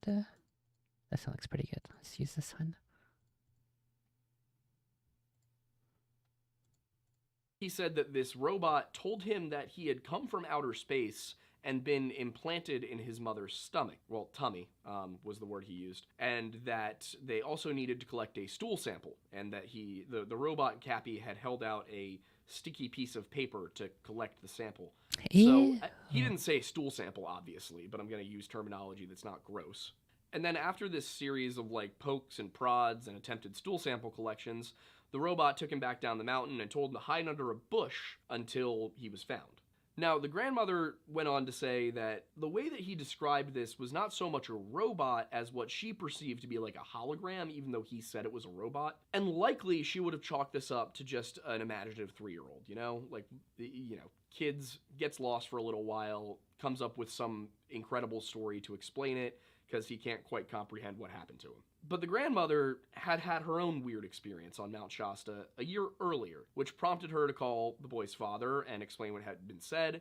The boy's father corroborated that he had heard the same story but also chalked it up to nothing. But the grandmother was worried because when she was camping on Mount Shasta a year prior, she had something happen that she couldn't explain. She and a friend were up there. She was sleeping in a tent, he was sleeping in a camper, and they were sitting out by the fire late at night, and they saw red eyes peering out of the wilderness at them. And every time that they would shine their flashlight at the eyes, it's a spooky monster. And throughout the night, the eyes kept popping up in various positions around their campsite until eventually they just decided, you know what, I'm tired, I want to go to bed. And then in the morning, both Cappy, and her friend woke up on the ground outside of their tent and camper. Now, Cappy felt around in the back of her neck and felt that she had what felt like 2 small puncture marks, like a spider bite. And when she went to check on her friend, he too had 2 small puncture marks. They both felt very sick, like extremely hungover or drained, even though they hadn't been drinking. And they just assumed, you know, we were probably just bitten by like a poisonous spider or something. Which makes complete sense. It's a totally reasonable assumption, but you factor in what the little boy said and you gotta wonder, and so that's apparently why the story was told. Now, what are some possibilities? Well, if the stories are true, maybe up on Mount Shasta there is some sort of mad scientist or witch doctor or something like that who is, you know, taking people and poking and prodding and experimenting and collecting stool samples and all of that, and a child you can just easily enough take. But 2 grown adults, you would probably have to sedate them first, so maybe that's what the puncture marks are from. But again, no names, foggy dating, you decide if you believe this story. But there is a story that was covered by the news, and we're going to talk about that one next. The story of Carl Landers. Carl Landers was a 69-year-old man. He was hiking Mount Shasta with a couple of his friends, and as you can imagine, you know where this story is going. On May 25th, 1999, Carl and 2 of his buddies were attempting to summit Mount Shasta, which, again, it is an over 14,000 foot tall mountain. That is not a simple task. It's quite a hike. But Carl was up to the challenge. Carl had already summited 57 of the highest peaks in California. He was on a mission to summit the highest mountain in every single county of the state. There's a lot of mountains in the state of California. So he had done 57 of 58. Mount Shasta was his last one, and it wasn't even the tallest. So as you can imagine, Carl was an extremely experienced hiker. He was very skilled. He knew what he was doing. So when Carl took Barry Gilmore and Milton Gaines up the mountain with him, ages 60 and 64 respectively, nobody thought things were going to go awry. They all thought, you know what, this is going to be a normal routine trip. On the night of May 24th, the trio had camped at Camp 5050 because they wanted to adjust to the altitude before heading up to Helen Lake, another campsite a couple thousand feet up the mountain. Now, Carl, while definitely in good shape and definitely experienced, was suffering from a little bit of altitude sickness at this point, because as you get up into those mountains, you start to have a lot less oxygen available, you're exerting yourself, so it gets a little bit harder to breathe, and you just start to have symptoms that make you feel ill. So when everyone woke up on the morning of May 25th, Carl just kind of went, I'm not feeling great, I'm probably going to be lagging behind all day, you know what, I'm going to go ahead and I'm going to get a head start so that you guys can just catch up to me. So that morning he left Camp 5050, which sits at an elevation of 9,280 feet, that is 2,828 meters, for Helen Lake, which sits at about 10,400 feet, or 3,170 meters. This day, it would have been slightly cooler than the sea level temperature of about 60 degrees Fahrenheit, 15 degrees Celsius. And when I looked back at the weather history, there was no rain, very low winds, and the weather conditions were listed as fair. Now, in the winter, this area is very snowy. It's just a field of snow and ice.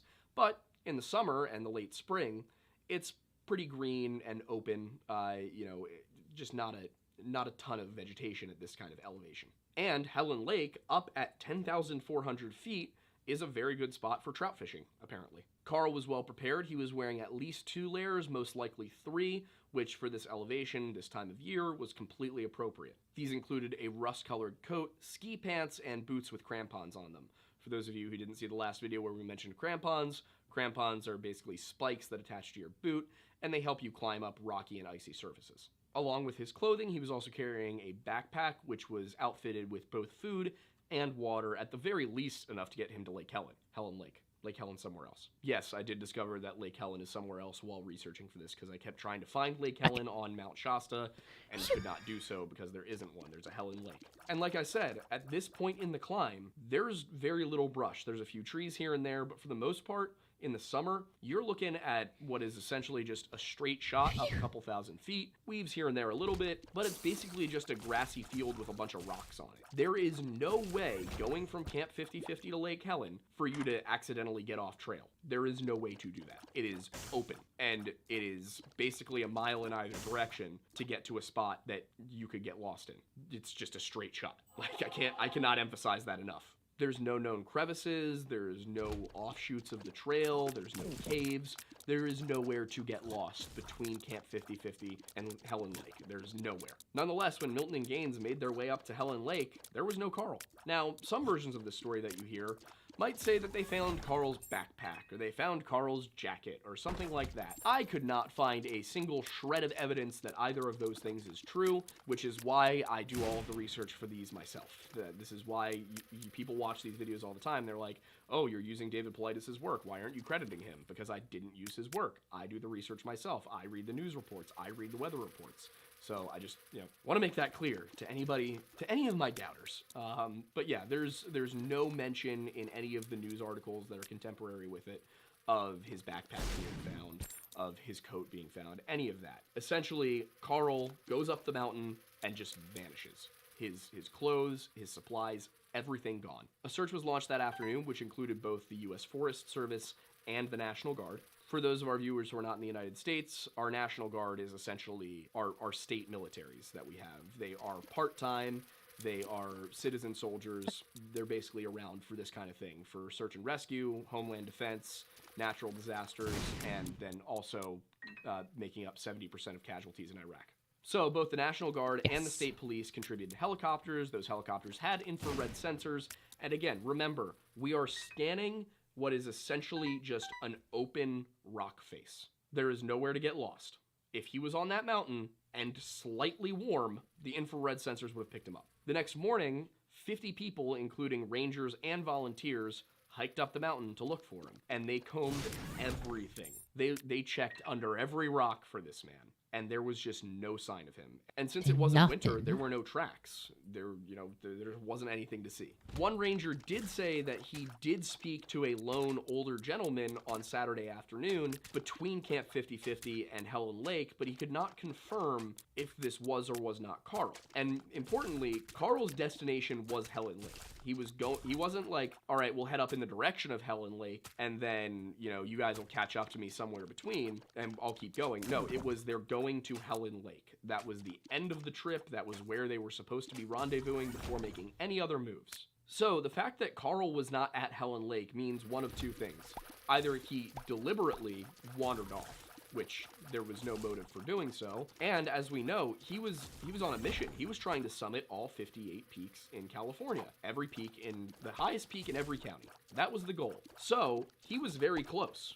He was not going to just walk off the trail and give up and go home.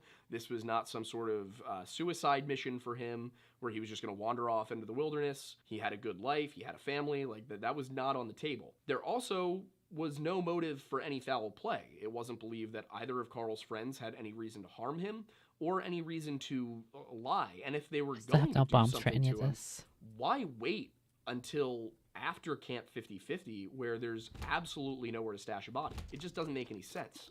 That means that Carl himself would have had to deliberately go off course or be taken off course. But since nobody was seen taking him off course and nobody found any sign of him, no sign of a struggle, no torn clothes, nothing, it seems very unlikely that a person tried to grab this man, who again, we're talking about open rock face. If you scream, it's going to be really easy to hear you. There was no evidence that anybody took this man anywhere. He just vanished. So what happened to Carl? Well, this is one of those cases that every time I start to doubt myself, if there's something weird going on, if maybe these are cases where somebody just got off track, got off course, I find one of these. where what we're looking at is there is no feasible way for this guy to disappear. The cops ruled out foul play, and the infrared sensors did not find him, and to this day, 12 years later, no body has been found. How does somebody just simply vanish from a clearly marked trail in an area without trees? There is nowhere to hide. He just was gone. Now, I'm not going to sit here and tell you that I have an explicit reason why or a theory as to what took him. Have there been UFO sightings on Mount Shasta? Absolutely. Are they credible? Anyone's guess. The Pentagon did just admit a couple years ago that, we have had actual UFO sightings, so that's questionable. You want to believe, maybe he shifted into another dimension somehow? Maybe that. Maybe there is something that prowls the mountains of our national parks, snatching people up. Maybe this is where we get the legend of things like the Wendigo. Or maybe we just don't know. And sometimes that's the scariest thing to admit with these kinds of things.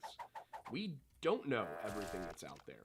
We don't know every law of physics. We don't even know if we're alone in the universe. So, will we ever know what happened to Carl? Probably not. Unless a body is found, and then maybe we can begin to construct some sort of story. But in this case, as it stands, you gotta wonder. And interestingly enough, out of these two stories about Mount Shasta, I think it's the Carl Landers story that's the more mysterious, because it involves a concrete set of facts.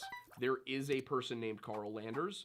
That person was last seen at Camp 5050, possibly then seen again somewhere up the mountain. So, if that ranger did see Carl, then that seals it. His friends were not responsible for his disappearance. And if his friends weren't responsible for his disappearance, there is literally no other possible option. And I'm not trying to lay blame on them. I'm not trying to say that they did anything. I'm just saying in the event that the argument is, all right, well, maybe this was a cover-up. Maybe his friends murdered him and stowed his body somewhere. For whatever reason, again, there was no possible motive for that anyone could determine. So that I don't think that's what happened. So if that ranger did see him, that means his friends weren't responsible. It wasn't foul play. And if he just slipped and hit his head, the IR sensors would have found him, especially if he was on the trail when it happened. And there's no wildlife up there to chase you off the trail. So as far as missing 411 cases go, I think this is one of the most baffling ones, because it really does have no good explanation. Now, I would love to do an Into Thin Air style thing where we go and travel there and we talk to the people involved, we talk to the rangers and all of that, but until I get the opportunity to do that, for the first time in a while, I'm going to file this one as something weird happened. This is one that I'm leaning towards paranormal on. But, of course, we do these videos not because we're trying to tell you how to feel or how to think, but because we're trying to give you guys stories about strange things that happened and lead to discussions and open conversations. So, if you've got different ideas, let us know in the comments, or if you agree with us, let us know in the comments. It's nice to feel validated. Also, if you want to support our work, you can check us out on Patreon. We just released a brand new Drunk Folklore video over there. It is 33 minutes long. I sing. It's beautiful. We talk about goblins. We talk about the skunk ape. Spooky goblins. And I share an intimate moment. But you want to see this one. So check that out. It's available for just $1 a month on Patreon. You can also check out our Discord, which is linked in the description below. We also have an Amazon storefront. I will be including the link to that book I mentioned as well in the description. And we have, of course, our card or our Linktree kind of variant where you can catch all of our sponsorships, email address. I like that spooky robot grandma one. I think that one was my favorite story. I like the trail one too. But I think in this particular story, I think that the grandma, the robot grandma, is the cooler one of the bunch for sure.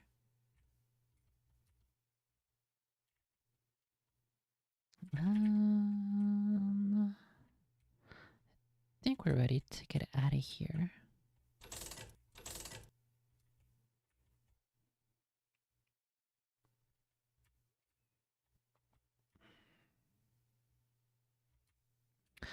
I do know that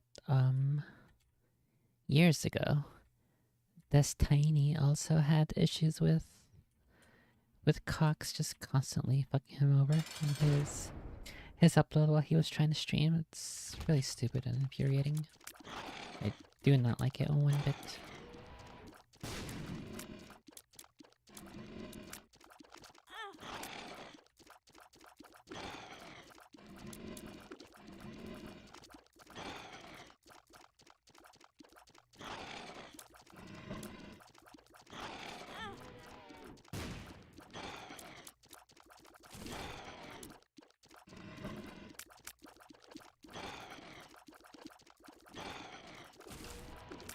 Holy Christ.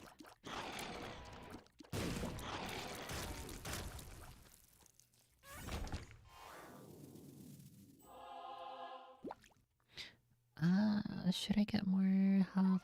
I think I'll be okay on health here.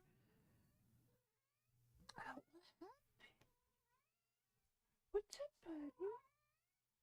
What happened? What's up, buddy?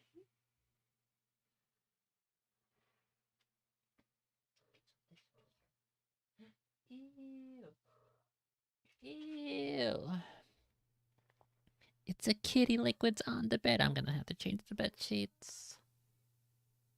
Unlucky.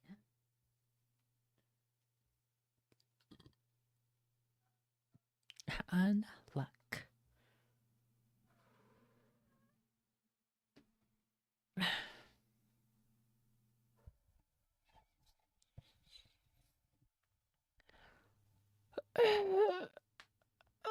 Fuck.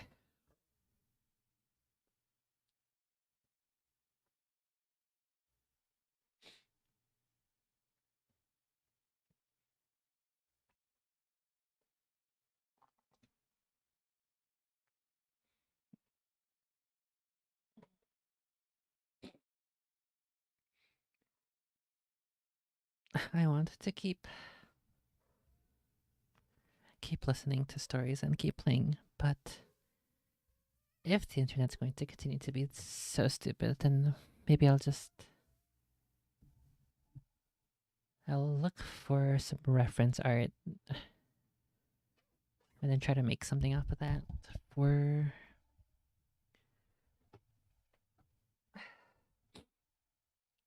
reading stories. Let me see if I can find something right now while we are in a break. Quick little break from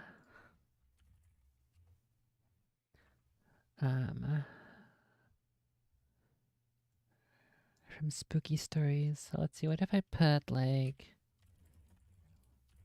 rereading?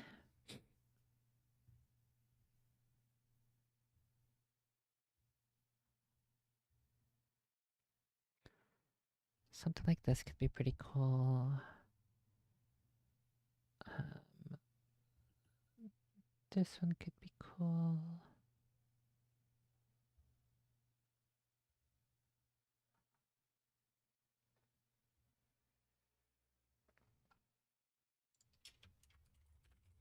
What if I also put like a spot for a fireplace?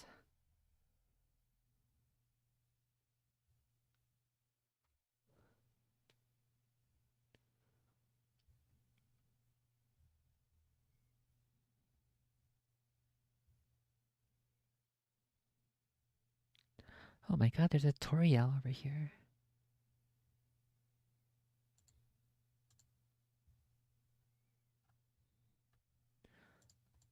Oh, these are some pretty good related images over here. What's the dimensions on this one?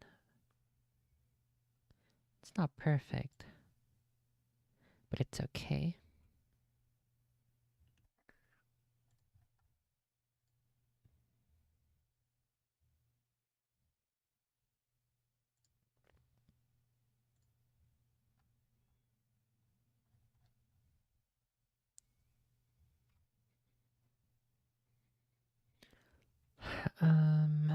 Let's see.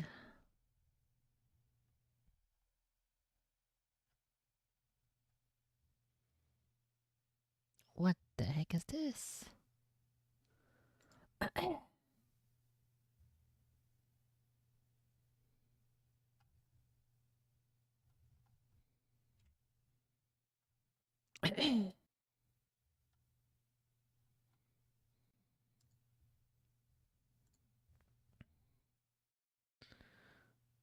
This one here could be pretty cool, but I don't think it would be the best. Oh wait, hold on. This one might be good. Is there a higher resolution of this one? This is the one I'm currently looking at. A higher res for this one could be super good. as a starting reference. Give me that link. Then we'll do reverse image search.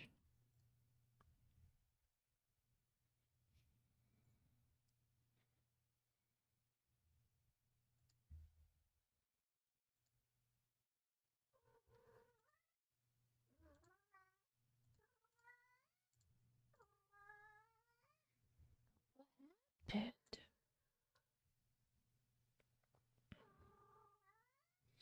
Oh my god. What happened? Can I just get this image and the resolution that it says that it's supposed to be? Why's it gotta be so fucking stupid? Why are they so tiny? I don't want the thumbnail. I want the full image. Give me the full image.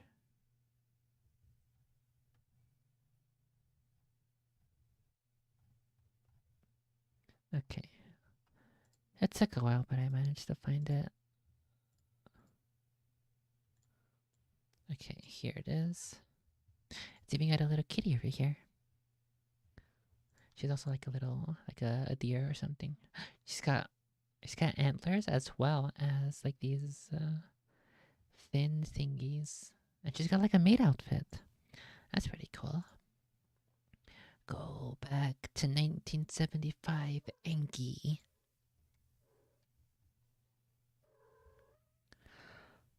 I think yeah, this could be like a pretty good base here. The position of all of this. That's not too bad. I'll keep this one as reference. Let's do that. Plop that into my notes.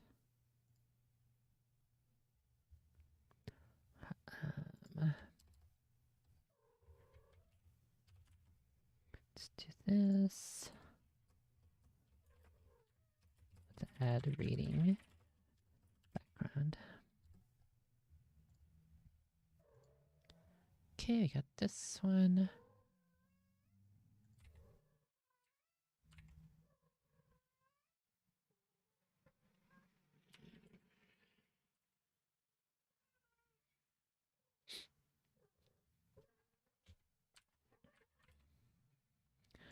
I got another one over here that could also be pretty cool. I'm not gonna show it on stream though. Got this one. Just chill, bro. What the heck? Buddy. Buddy, chill. Okay, so I got two pictures.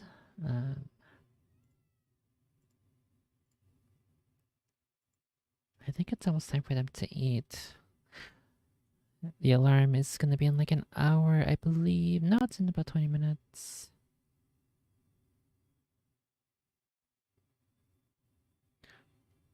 Bitrate just dropped again. Amazing.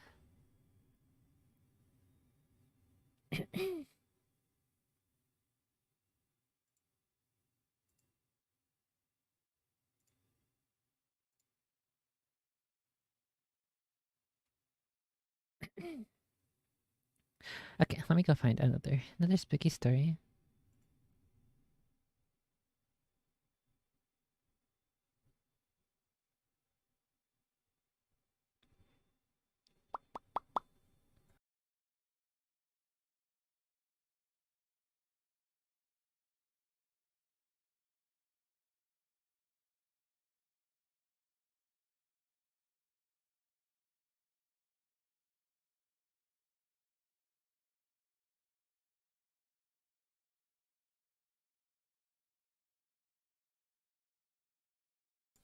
There's nothing here on this recommended right afterward. The disappearance of Eloise Lindsay. I never heard of this one. Let's check this one out. Did you know the song Country Roads by John Denver is in fact about Western Virginia and not West Virginia? I feel like John could have made better decisions lyrically. I'm Aiden Mattis, and welcome back to the Lore Lodge.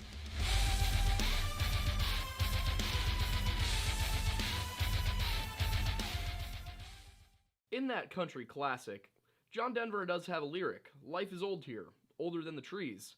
And he's not kidding. The Appalachian Mountain Range is in fact older than the trees. At 480 million years old, it is not just older than the 370 million year old trees or the 445 million year old horseshoe crabs, but even older than the 450 million year old species of sharks. It is in fact one of the oldest things on the planet, and that mountain range is home to a lot of people and a lot of folklore. Now, throughout this video, I am going to be talking about the Appalachian Mountain Range, or the Appalachian Mountain Range. No matter which way I say it, some of you are going to get upset with me, but I'm going to be sticking with Appalachia, because last time I said Appalachia, Wendigoon told me I sound like a Fed, and I don't like that. Conservatively, the Appalachian region covers over 1,000 miles from western Mississippi all the way up to southern New York, and has a square mileage of about 206,000.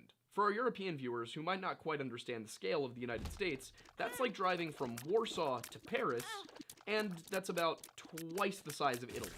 It also includes 5 different biomes, but the United States as a whole contains literally all of them. But today, Appalachia is inhabited by about 25 million people of various backgrounds, most of which do come from underprivileged or underserved ethnic communities. For example, there are Native Americans who have stuck around all this time, avoiding the massive movements out of the eastern region of the 1800s. There's also the descendants of both free and enslaved blacks who were placed in the region, and later there came waves of Celtic migrants, for example, Irish, Scottish, and Welsh miners, as well as a number of Italian waves and some Eastern European waves of immigrants. And the result is a very vibrant and extremely unique culture.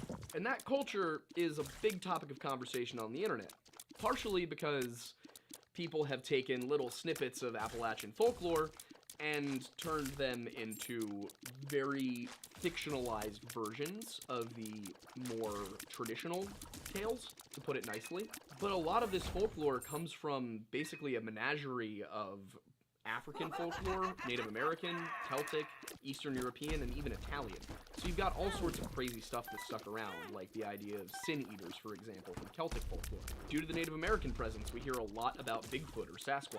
There's also the Mothman of West Virginia, and of course we have the Bell Witch of Tennessee. By the way, we have videos on all 3 of those things. You should go check them out. One thing that we don't have a video on, but that I wanted to address is, of course, the Flatwoods Monster, which is believed to be something of a UFO encounter. I'll quickly tell you that story. In September of 1952, Ed and Fred May were out with one of their buddies, Tommy Heyer, when they saw something fall out of the sky and crash into the lands of a farmer named Bailey Fisher. They ran home and told their mother, Kathleen May. Now, Kathleen, seeking to create the best posse possible, riled up 2 other kids, Neil Nunley and Robbie Shaver, and then thought, you know what, we should probably go get our neighbor who's in the National Guard. So, after conscripting Eugene Lemon, he grabbed a flashlight, they all grabbed some materials, and they headed off for the crash site. And when they got there, what they discovered was rather unsettling. They looked over into what was something of a crater and discovered a set of pulsing red eyes, and Eugene claimed to see a little bit more than just that. He claimed that surrounding the pulsing red eyes was a round head with something of a pointed hood.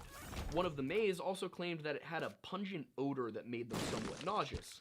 And as Eugene shined his flashlight at it, he saw it move, and this spooked all of them, and they immediately ran away. And of course, there's the classic Appalachian proverb, if you hear someone calling your name in the woods, no, you didn't. But who might be calling your name in the woods? Well, there's anyone's guess. Could be any number of things. A lot of people suggest witchcraft, aliens, the big feet, the witches. Even Bigfoot. But one slightly more mundane possibility is feral people. Now, many people have heard stories of encounters with feral people living out in the mountains of places like Appalachia, but rarely are these accounts well documented or even verified. Also, a lot of people seem to play into a stereotype about the Appalachian region that everyone there is some inbred, stupid, backcountry hillbilly, and that's not at all the case. Most people in this region are simply living their lives in a culture that differs from that most people are accustomed to. You know, urbanites aren't going to understand what it's like to go out in the woods and live that lifestyle. So, in many cases, these stories of communities of inbred feral people, like what you see in, for example, the Wrong Turn movies, have been greatly exaggerated and are not reflective of actual Appalachian culture or actual Appalachian people.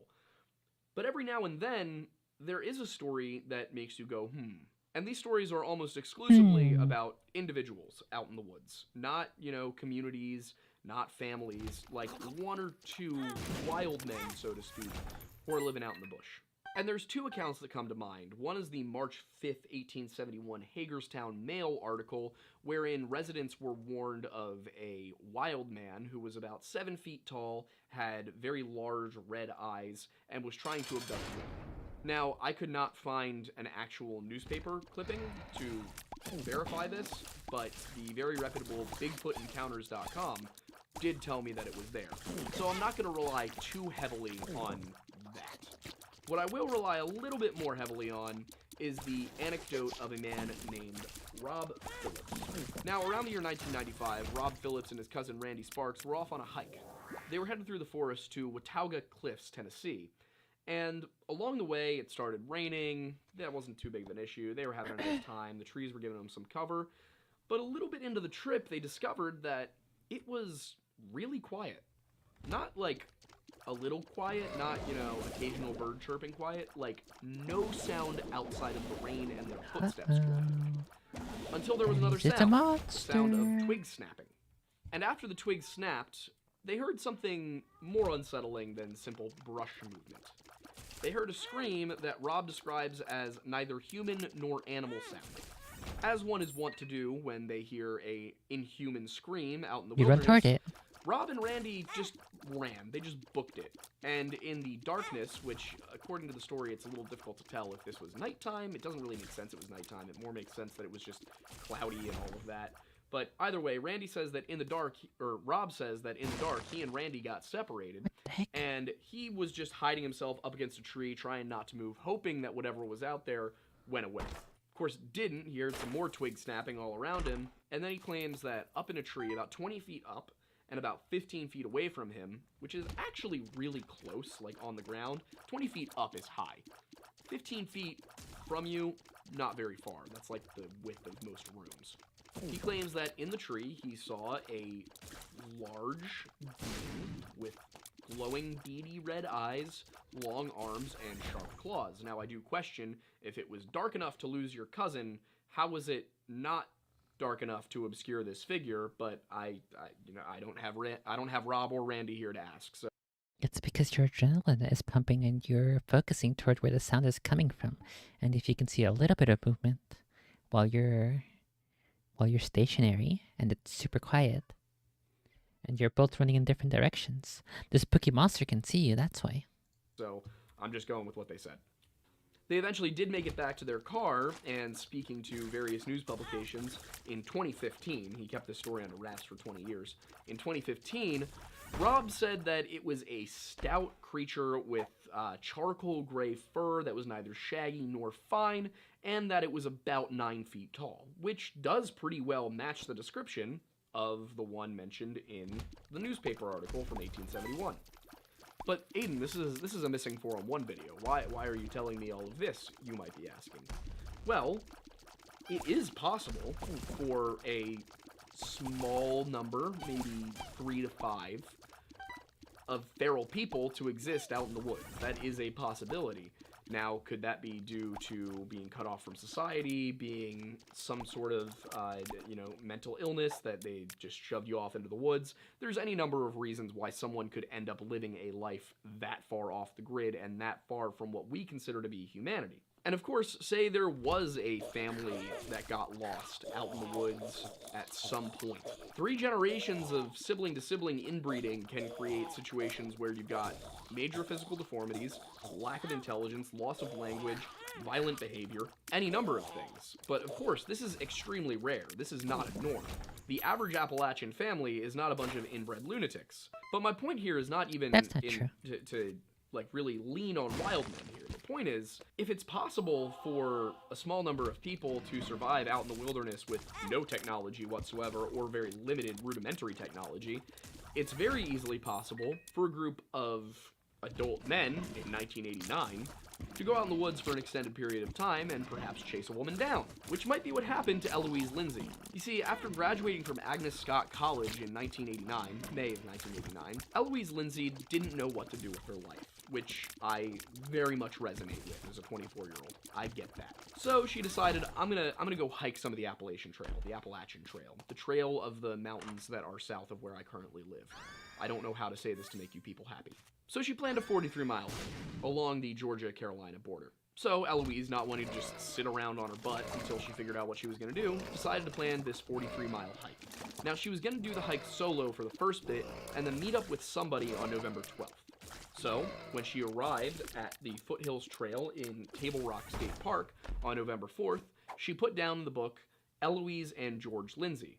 Now, there was, of course, no George Lindsay with her, but she didn't want to advertise to people behind her that she was, in fact, alone on the trail, which is very smart. And Eloise is described in every contemporaneous news article as being an experienced hiker. So she knew what she was doing. She had been out on the trails. She had been backpacking. This was not a new trip to her.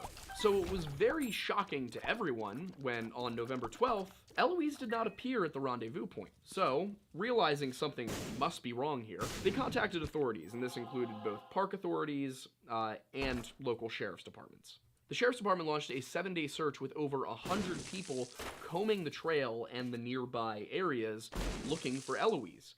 But after 7 days, no trace of her had turned up. And as a result, not really knowing what to do, they called off the search. Now, if you've watched a lot of our videos, you might be noticing a lack of, for example, helicopters. You try seeing into the Appalachian wilderness from a helicopter. It's not going to work. It's very dense vegetation. So, these 100 people, the sheriff's department, local authorities, all of that, after an entire week of searching, failed to find Eloise. But Wayne Hooper didn't. You see, 2 days after the official search was called off, Wayne, who was just out deer hunting, stumbled across a very delirious, blistered, cut up, bruised, battered, very, just on the edge of death, really, Eloise Lindsay.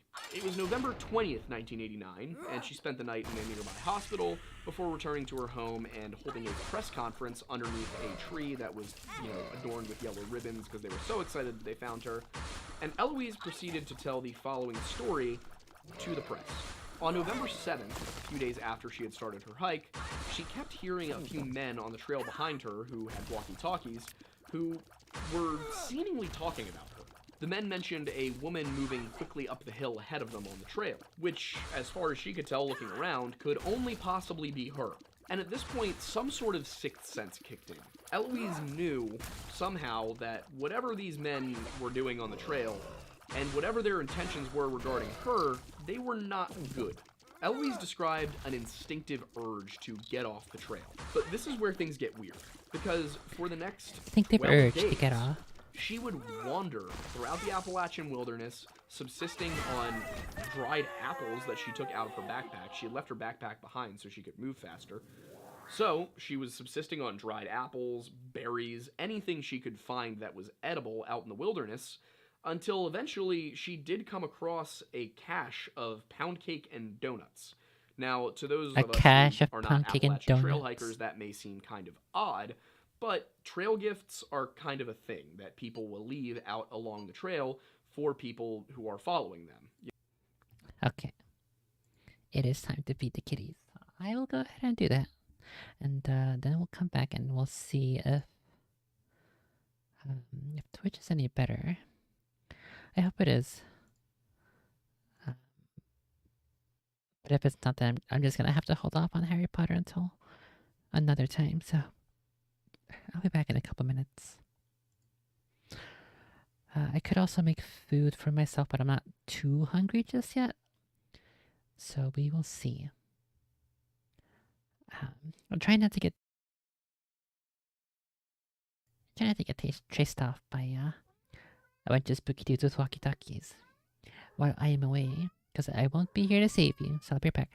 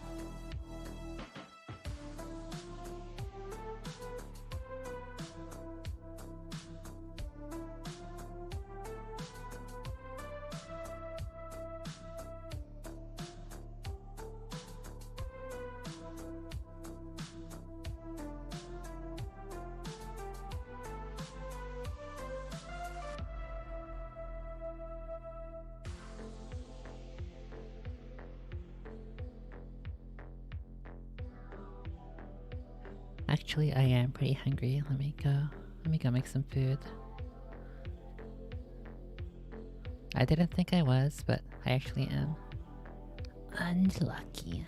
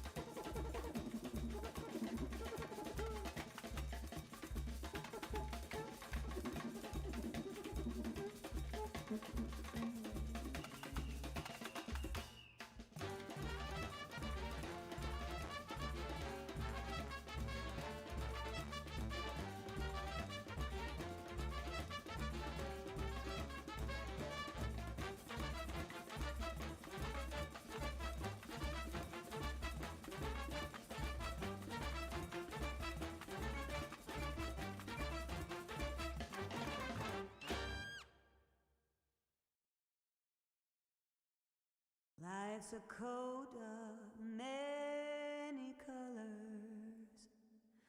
It is never black and white.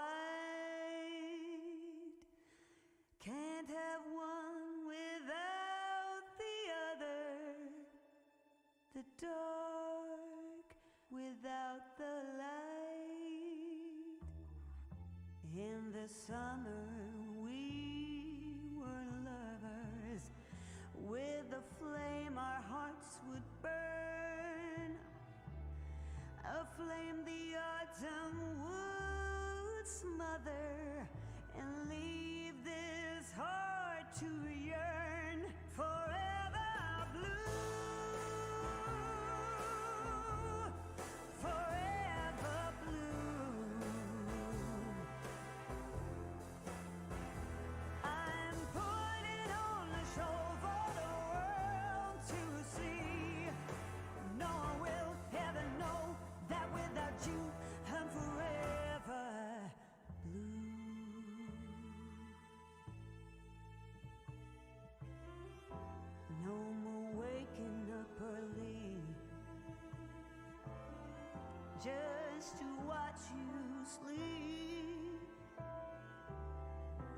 turn a blind eye to worry, but such times will never keep. I found a new smile this morning that doesn't come out as a frown, a smile to wear while performing, and to hide the tears of this clown. Forever blue, forever blue. I'm putting on a show for the world to see. No one will ever know that without you I'm forever blue. Yeah, I'm putting on a show for the world to see. Okay, I have my foods. So let's keep listening to this story right now. Eatings. And we will see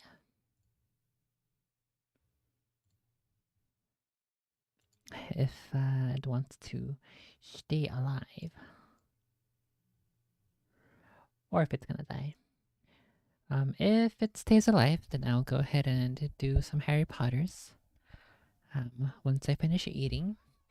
Otherwise, I think I'll just either keep listening to stories or I'll just head out if the internet doesn't want me to use the internet. So we'll see.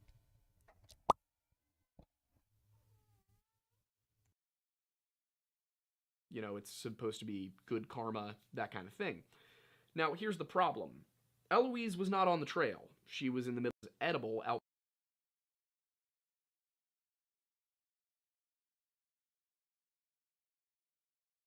in the wilderness until eventually she did come across a cache of pound cake and donuts.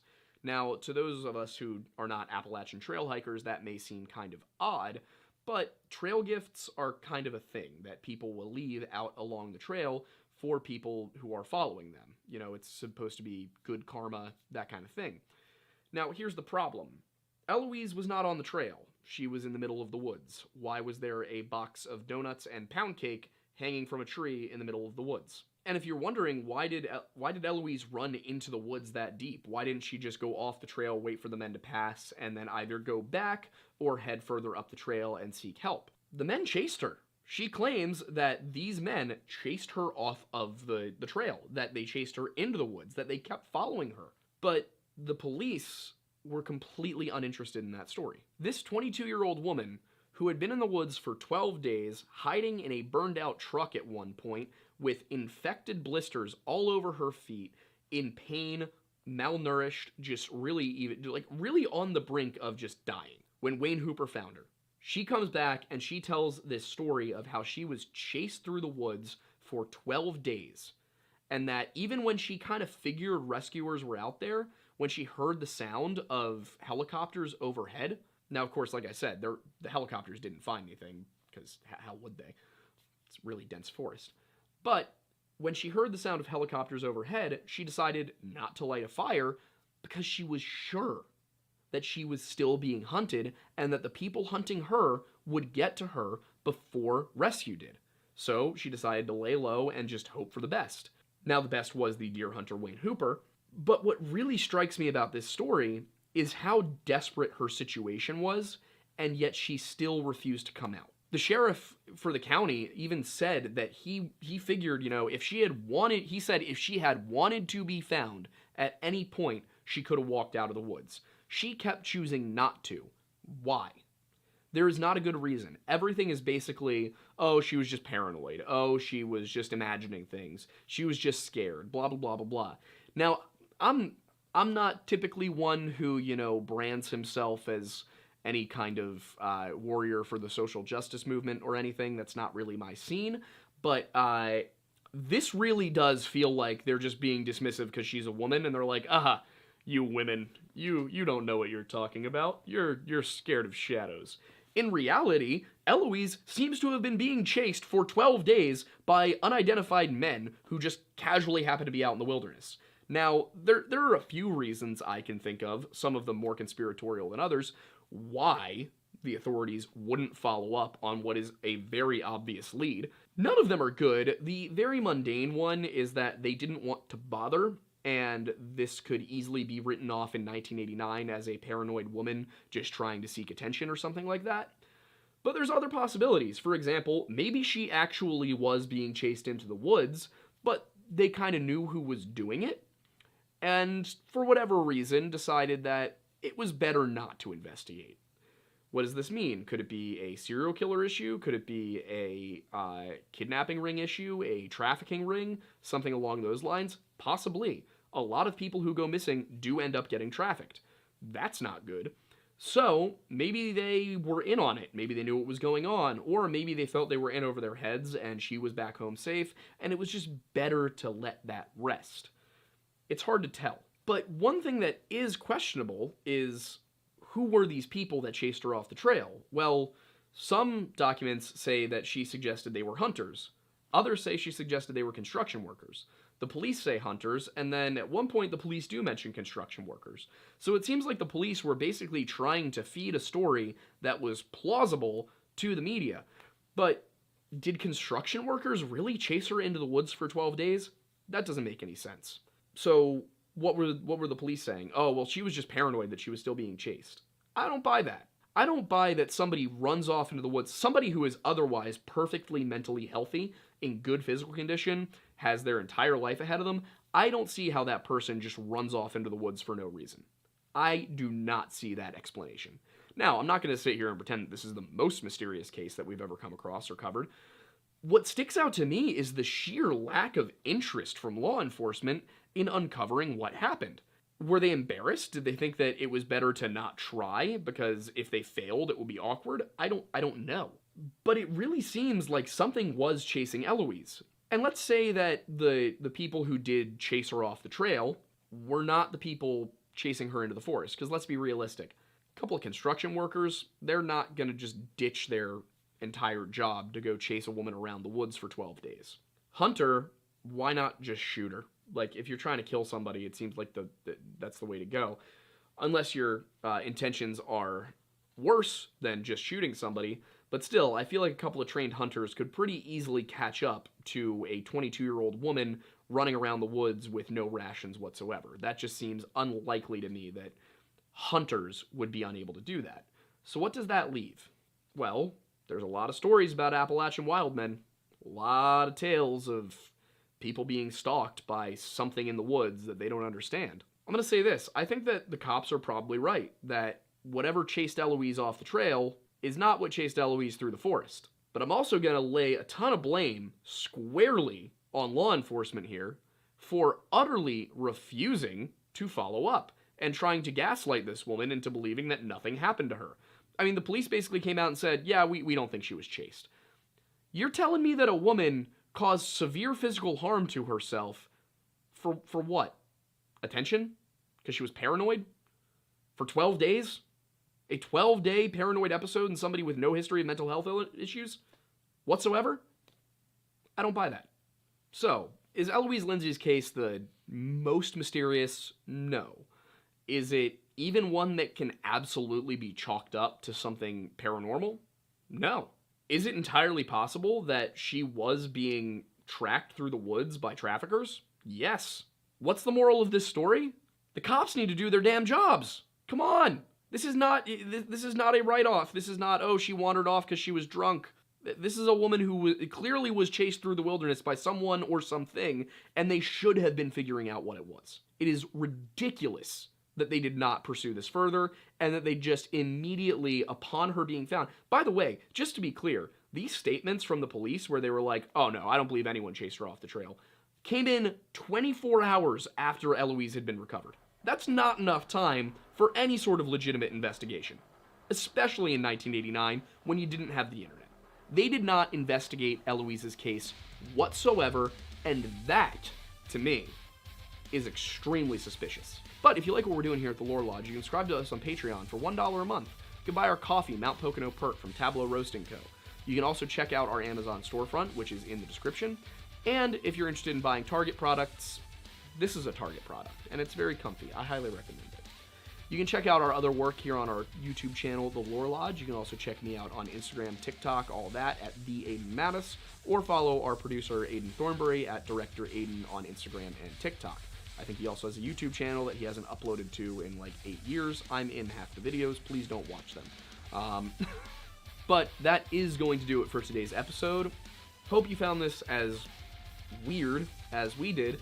And I hope that you learned a little something about Appalachia, because it's a pretty cool region of the United States, and it's often misrepresented or underappreciated.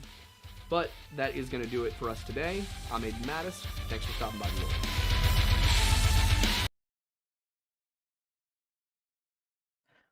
Okay, gotta find one quick thingy to listen to, and then we'll start. I guess maybe we'll do some articles that I've been holding on to for a while. Before we get into Harry Potter's, just to further test the internet, even though it seems to happen perfectly fine for about the past 25 minutes since I started back up on Twitch.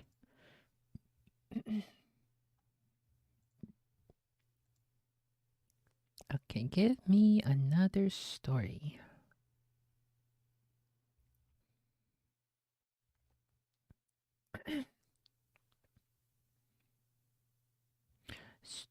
Story. Where's the spooky monsters?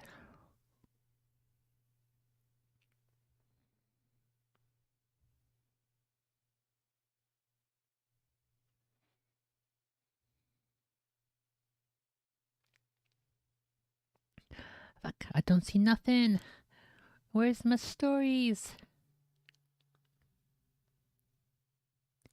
Okay, here's one. Missing 411 Jim McGrogan. These mountains hide a dark secret.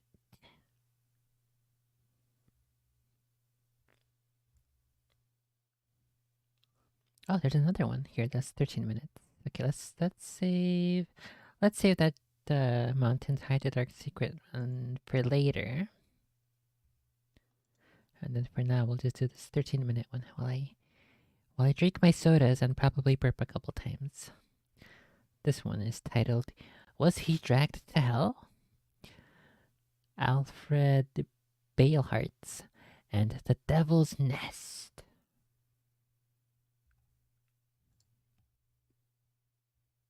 This family's 4th of July vacation got off to a bit of a rocky start. I'm Aiden Mattis, and welcome back to the Lore Lodge.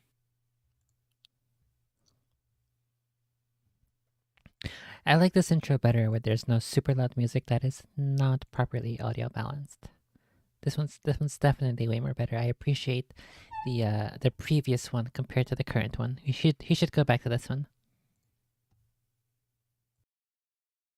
On July 4th, 1938, the Beilharz family was on vacation in Rocky Mountain National Park in Colorado. They were spending this time hiking, fishing, camping, just overall having a good time because the Beilharz family had 10 children, so the total of 12 family members meant that basically any excursion was going to be a larger affair and event. The family had chosen to set up their campsite near Roaring River in a fairly isolated area of the national park. Now, no weather data for this year actually exists as far as I can tell, so I had to figure out how this situation would have looked for them in 1938 using today's numbers. Now, the Estes Park area of Rocky Mountain National Park gets up to a maximum of 101 degrees in July and a minimum of 53 degrees in July. Taking into account the fact that the Earth has gotten slightly warmer since 1938, we can probably say with confidence that we were looking at least 90 degrees at the peak heat of the day. This area of the park, being in the Rockies, does have a number of peaks, cliff faces, steeper mountains,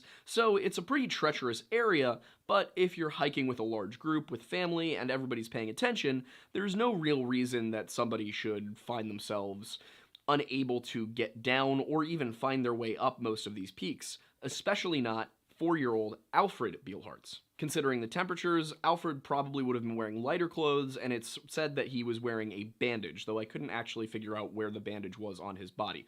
Probably, I would guess, his arm or his leg. Getting up from their specific campsite and going on a quick hike over to Estes Park, the family lined up, quite literally, so that the adults were in the front and then the children were working their way back. Now, based on what happened, it seems like maybe the adults should have been on both sides of the line, as they have been in every instance in my life where anything like this has happened. But Yeah, that's really weird. Why wouldn't they do it that way? What the heck? Maybe this was back in the days before we figured out that parents and adults should take care of children. So maybe they just didn't care back then. That's why the mortality rate must have been so low. But for whatever reason, the Beelhart's parents decided that they were both going to walk at the front of the line and trust their kids to look after one another. So they set off, and somewhere during the Well, that is technically, I guess, the best way to make sure that the strongest survive, right? Technically speaking. journey from their campsite to Estes Park, Alfred vanished. The family quickly launched a preliminary search, assuming that he had just wandered off, but the remaining 11 members of the family could not find him. So they went and spoke to forest rangers, who immediately launched a search for Alfred. The assumption that the investigators took was that Alfred had managed to find his way down into a nearby creek and drowned. Why they immediately went to Alfred being dead at the bottom of a creek is something I will never understand, but national park's gonna national park. After a few days, bloodhounds were brought in because nobody could find Alfred and there was no sign of his body. They had dammed the creek, they had drudged the creek, they figured he was there, but they couldn't find any sign of him, none of his belongings, nor none of his remains. So they decided instead they were going to widen the search. The first set of bloodhounds found his scent and immediately bolted up rather than down. Now, the place that they went was a very, very steep hill as part of one of these mountains that they went about 500 feet up in a way that there's absolutely no way that a 4-year-old could have made this climb. Not only because it was very steep and rocky, but also because it simply would not have been possible for a 4-year-old to have the upper body strength to climb 500 feet up a cliff face. But the dogs did lead investigators up that 500-foot hike, and then, upon reaching this plateau, simply laid down as if Alfred was right there, as if they had completed their job. There was no trail, Alfred didn't seem to have moved, and they didn't sniff further up the mountain. So, whatever happened with Alfred after he reached that spot, if he did, the dogs didn't seem to have any idea what it would be. So, realizing that this was completely ridiculous, there's no way Alfred ever was there, they figured, you know what, the dogs screwed up, we're going to bring in a second team of dogs, and they're going to search. But that second dog team went to the exact same place.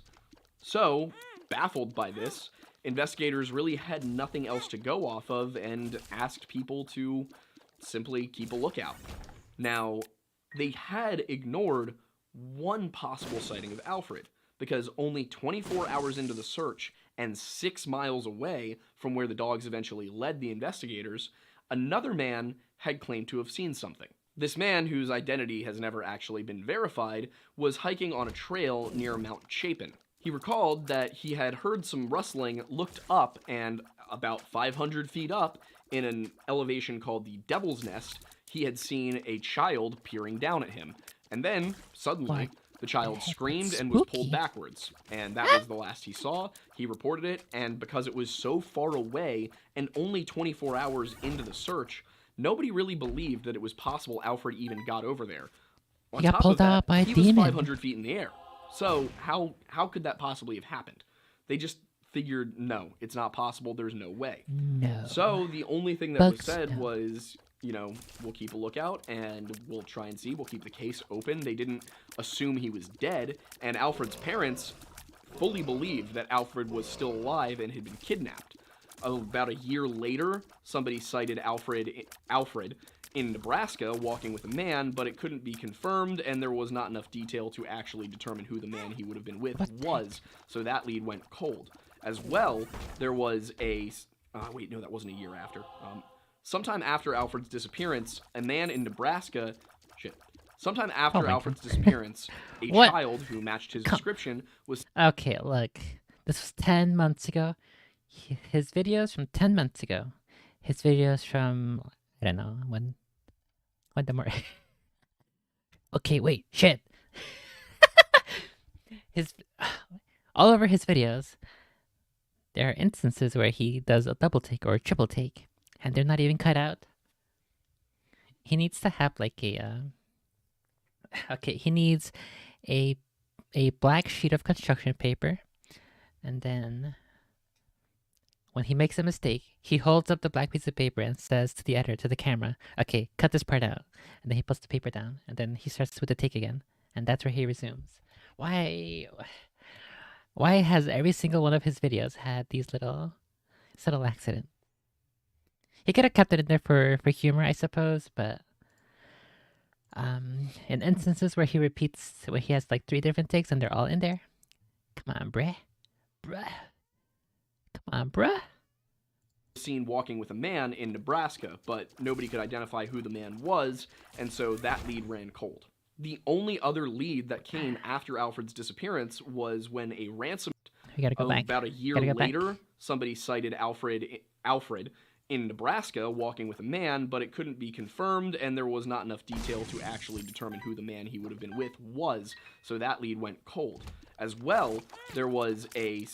wait, no, that wasn't a year after. Sometime after Alfred's disappearance, a man in Nebraska... Sometime after Alfred's disappearance, a child who matched his description was seen walking with a man in Nebraska, but nobody could identify who the man was, and so that lead ran cold. The only other lead that came after Alfred's disappearance was when a ransom note was delivered to the house, which demanded $500 for the safe return of Alfred, saying that the child would not take to them, and if the money was given to them, then they would deliver him within 24 hours. The letter said that they had gone out west. Now, keep in mind, the family was from Denver, so that means basically that they were in California. The federal government did investigate, but they just determined that it was a cruel hoax, in their opinion, and did not follow it any further. Now, it would have been very easy for them to leave the $500 in a can as requested and simply stake it out and see what happened. Whether or not these people actually did have Alfred, if they were to do that, and all they had to do was leave a can with $500 in it, which at today's time would be about $10,000, all they had to do was leave that can there and watch it to see if anything came of it. If there were kidnappers, they could probably have found Alfred. If there weren't kidnappers, they at least could have caught the people who were trying to profit off of this family's trauma. So the fact that the feds didn't investigate at all, or even the local police didn't go through with this... This is why you can never trust the feds. They're obviously in cahoots with these hoaxers. That's why they didn't even want to bother trying to investigate or trap these peoples. See, look, I solved it. I figured it out. Because let's be realistic, I'm pretty sure their community could have pulled together $500 to get this child back, regardless of whether it was going to lead to the child returning, or to it being discovered that someone was just playing a cruel prank. In either case, that's better than what they did, which was nothing at all.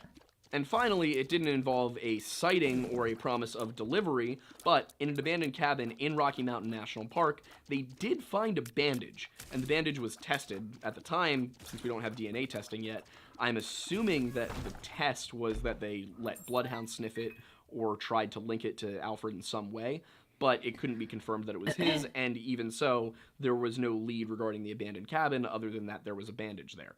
So, once again, the case went cold.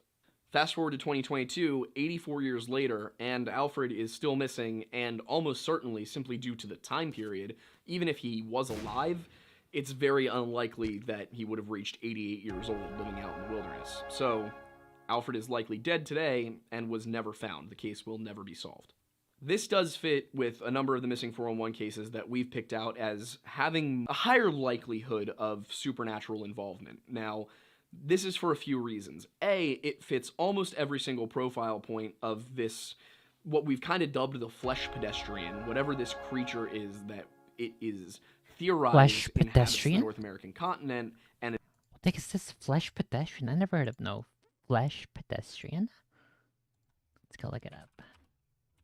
Flesh pedestrian.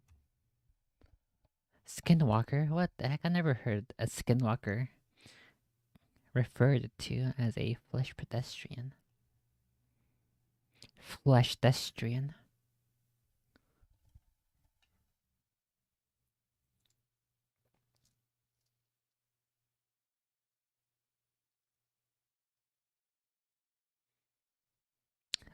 Okay, I see. It is a alternate name. Because if you say Skinwalker out loud, it is said to bring unwanted attention from the entities. And using Flesh Pedestrian allows you to discuss the entities without risking attack. Well, I haven't been attacked yet, so should be okay. But then again, I do not live in the ranch. In the Skinwalker Ranch, so that might be part of what is keeping me safe and keeping unwanted attention away. But yeah, that's cool. I'd never heard of that term, so good to know that there's a defense against the dark arts. And is responsible for some of these missing Form 1 cases, because we're talking cave systems, mountains, national park, sketchy vibes from the feds, and a few other things like the river and the fact that he disappeared ostensibly from what would have been a line where he could have been seen. I mean, we're assuming that nobody put a 4-year-old alone at the back of the line. So how is it that Alfred disappeared and nobody saw it, and the feds put so little effort into looking for him? The search effort, while involving 150 people and dogs and all of that, only lasted 10 days and didn't follow up on what may have been the only concrete lead just a day into the search. It almost seems like they weren't really looking for him, or like they didn't want to find him, because it might uncover something strange. On top of that, like I said, there's the fact that the other lead for where he might have been was 500 feet up a hill, Ow. a mountain really, in a little enclave on a little plateau, and the last sighting of him was him being dragged away from the cliff while screaming. So, clearly, in order for him to have even gotten up there, and remember, the Bloodhounds twice did lead investigators 500 feet up a mountain to a spot that he could not have gotten to on his own. That means that he must have been carried up there, either by a kidnapper, a person, or by something else. Or now, a spooky had he been monster. carried up that way by a mountain lion or some other predator, there likely would have been blood spots, signs of a struggle, but there wasn't anything. So that kind of rules out natural predation, which means that either somebody carried him up and captured him, like either waited for him to wander off, which means that somebody was stalking this family, or managed to sneak up on him, grab him, and get him 500 feet up a mountain without him screaming. So, really, no matter what the case here, the only feasible natural explanation is that a human being convinced him to wander off the trail without his family noticing, and then once he got behind a tree or something, grabbed him, put a hand over his mouth, and then maybe knocked him out and carried him up. That's the only thing I can really think of here. And it's even then, it's still flimsy. But like I always say, we try and look for a rational explanation before we immediately say something is supernatural. So, what's the possibility here? He was kidnapped by the most adept kidnapper to ever exist and never seen again. Or something that the government does not want us to know about took him. But, Big feats. you know, we can always trust the government, right? Yes. Anyway, let us know your thoughts. We're very curious about what other people think of this case, considering how strange it is. We do try and lay out all of the available facts before we jump to any conclusion, and the reason that we put our conclusions about what may have happened at the end of the video, rather than at the beginning of the video and trying to persuade you, is so that you can come to your own conclusions and then see if you agree with us. So, let us know what your thoughts were in the comments. If you liked this video, even if you didn't like this video, smash the like button, hit the subscribe button, that way you can hate on us more. Yes, I agree with this guy. It was totally 100% a spooky monster that captured him. That's why the spooky doges with the super strong noses just led them to a spot, and then they lay down because they had the sleepy tired's from the sleeping demons. It's the only thing that makes sense.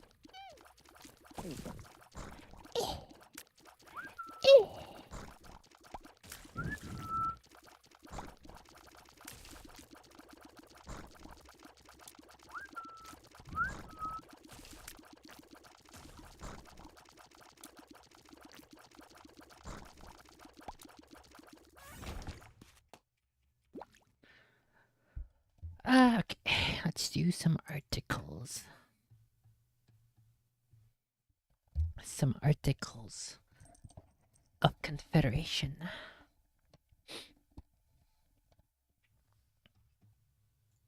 Kill that. Kill this. Which articles do I have here? Wait, what the heck? You're supposed to be in. What the heck? You are supposed to be part of this category. Okay. Let's see.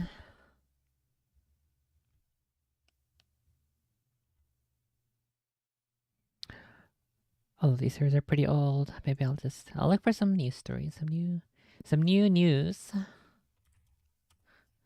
And then I'll toss in these ones. I'll sprinkle them throughout. Let's see. Atlanta dude who I learned about earlier today. Manhattan DA Alvin Bragg probing chokehold death of man on NYC subway.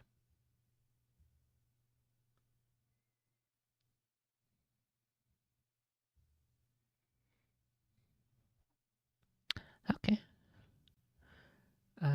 Kiev denies involvement in alleged Kremlin drone attack. Of course they would. Oklahoma bodies found. Latest, police confirm murder. Oh, murder-suicide.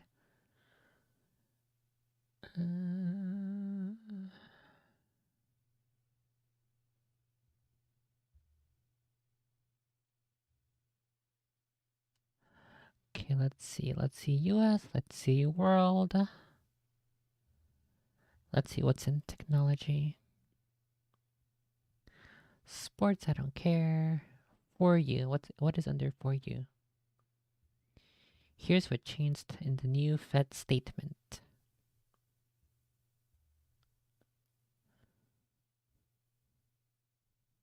Okay, let's see what else is under for you. Maybe there'll actually be something worth looking into. New York Times, what Tucker Carlson's text message says about his code of whiteness. Code of whiteness. Don't you just love how they keep inventing all of this new terminology to express things that exist in their minds? I haven't read the leaked text, so I don't really know what's the contention about. But do I really care? Should I really care? I don't think so.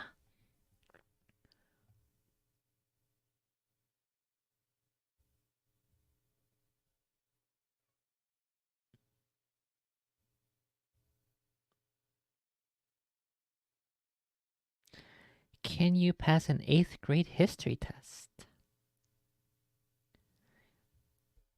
This one sounds interesting. This also goes hand in hand with my education topics, but I don't think I'm going to cover that today because the internet kept dying. Let's see, other articles in this same topic. U.S. history scores for 8th graders plunge. U.S. students' history and civics test scores decline. Editorial.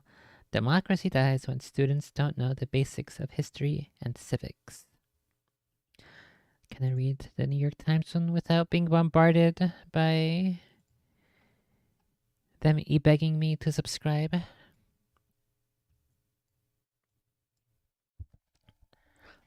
Is this even the full article? It looks like a pretty short article.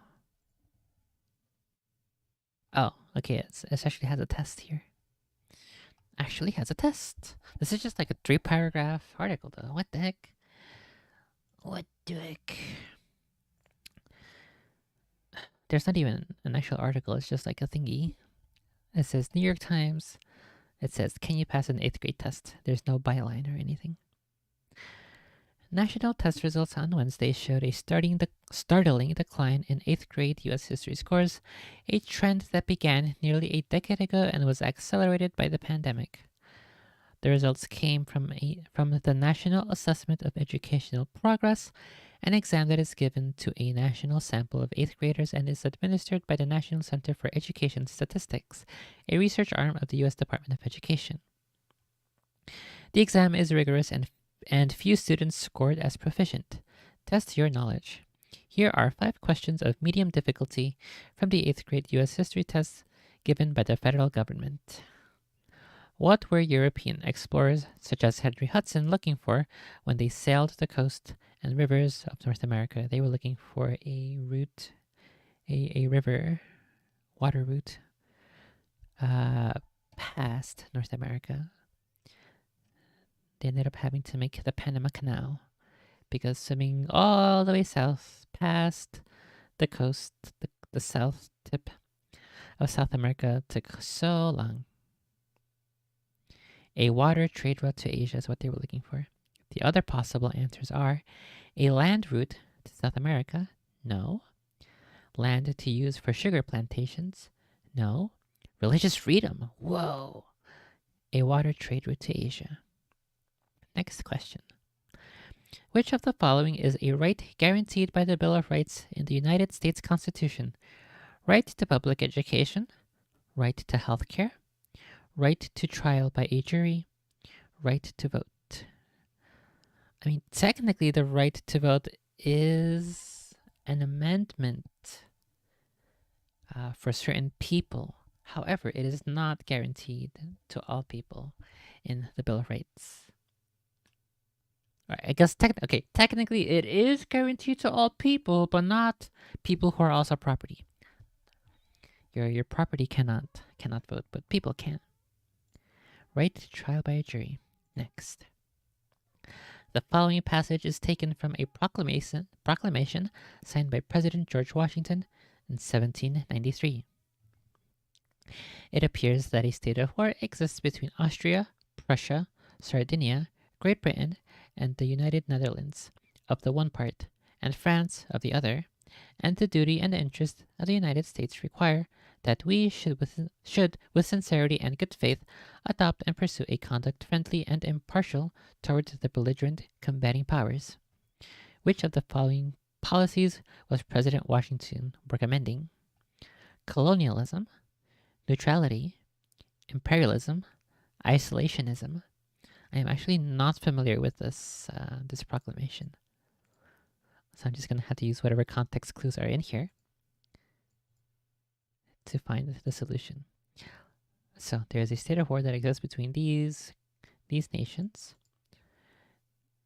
and France on the other. So what does that mean? Between Austria, Prussia, Sardinia, Great Britain, and the United Netherlands of one part, and France on the other. And the duty and interest of the U.S. required that we should, with sincerity and good faith, adopt and pursue a conduct friendly and impartial toward the belligerent combating powers. Colonialism, that's not really what I'm getting out of that. Neutrality is technically what I'm getting out of it in terms of they're not going to fight any wars, but they will try to trade with all of these powers in a friendly and impartial manner. Imperialism, there's nothing in here about American imperialism. Isolationism, if they want to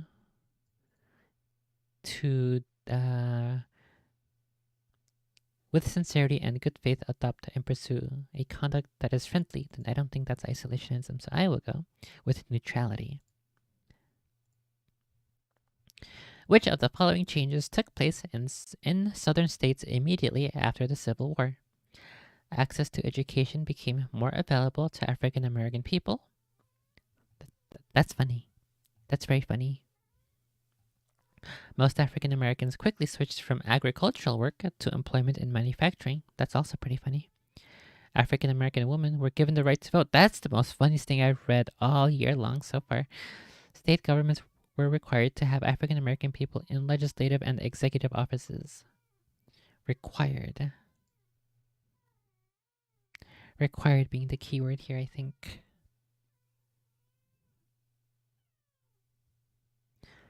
We will say access to education. It says, which of the following changes took place in southern states immediately after the Civil War? I kind of feel like the wording here is a little misleading because the second one says most African Americans quickly switched from agricultural work to employment in manufacturing. Does the kind of work that they were doing before count as agricultural work? It kind of feels like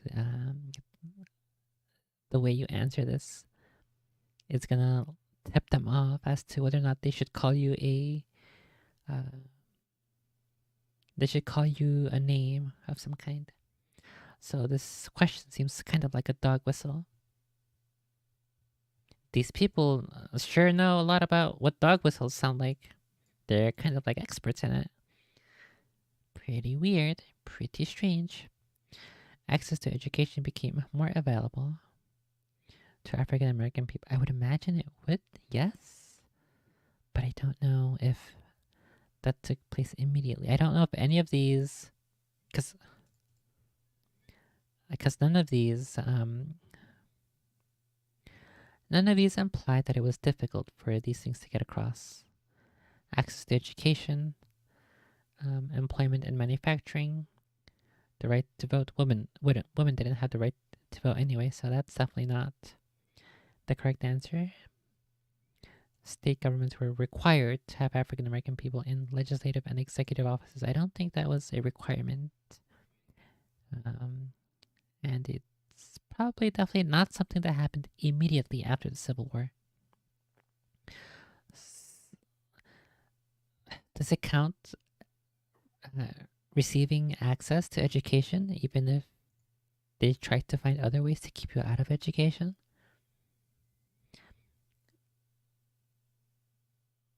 I have to assume it's this one. Most African Americans quickly switched from agricultural work to employment in manufacturing. I have to assume it's that one.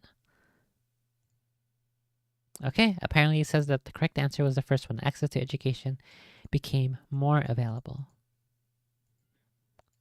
I don't think I like this question. It's way too vague. And I don't think I'm coping. I'm pretty sure it's just way too vague, the wording. Which of the following reasons best explains why many people supported the 18th... Fuck, what's the 18th? Is that women's right to vote? Is that the right of 3/5 people to vote? Oh, which banned the sale of alcohol. Which of the following reasons best explains why many people supported the 18th Amendment prohibition? I actually don't know. I never studied anything about prohibition. They believed that drinking alcohol had a negative impact on society. They wanted to prevent organized crime from profiting from alcohol sales. I'm pretty sure that's the answer. They believed that alcohol would hurt the country's ability to fight in the Second World War.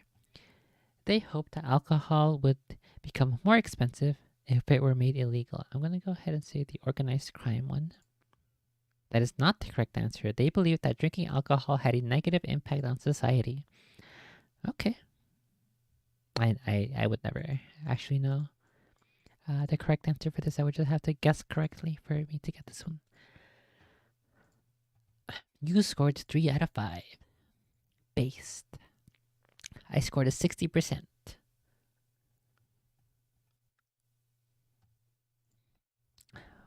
Well, I'm not sure what it implies. When it says U.S. history and civics, I have never had a civics class. What exactly is a civics class? What do they teach there?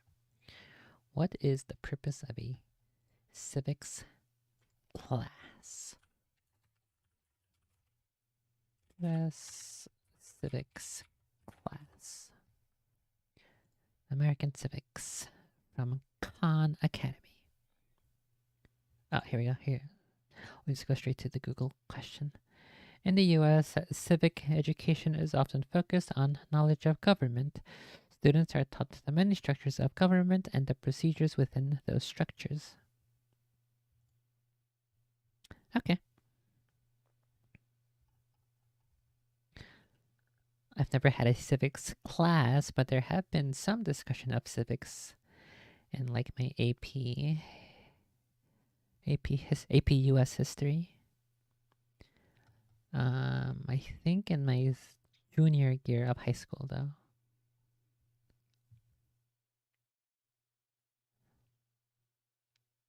Yeah, anytime we ever discussed civics, it was always just part of history class. There was never a class entirely and solely dedicated to U.S. civics.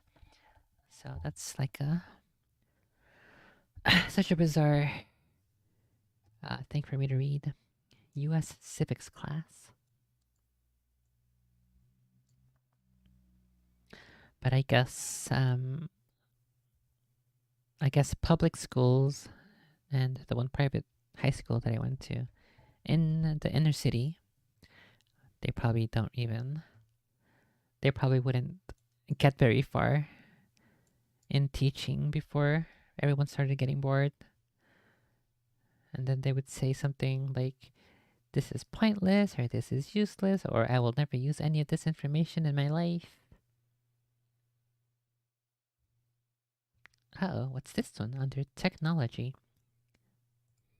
From AP. Hate passwords? You're in luck. Google is sidelining them. By David Hamilton. Good news for all the password haters out there. Google has taken a big step toward making them an afterthought by adding passkeys as a more straightforward and secure way to log into its services. What are passkeys? They offer a safer alternative to passwords and texted confirmation codes. Users won't ever see them directly. Instead, an online service like Gmail will use them to communicate directly with a trusted device such as your phone or computer to log you in.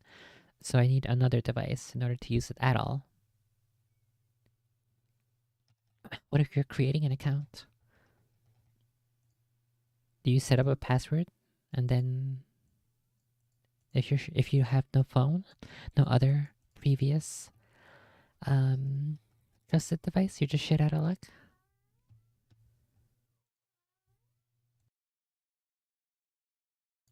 I don't know if I like this idea of passing off the responsibility of your security, privacy, safety, and passwords to a company or to some other third party.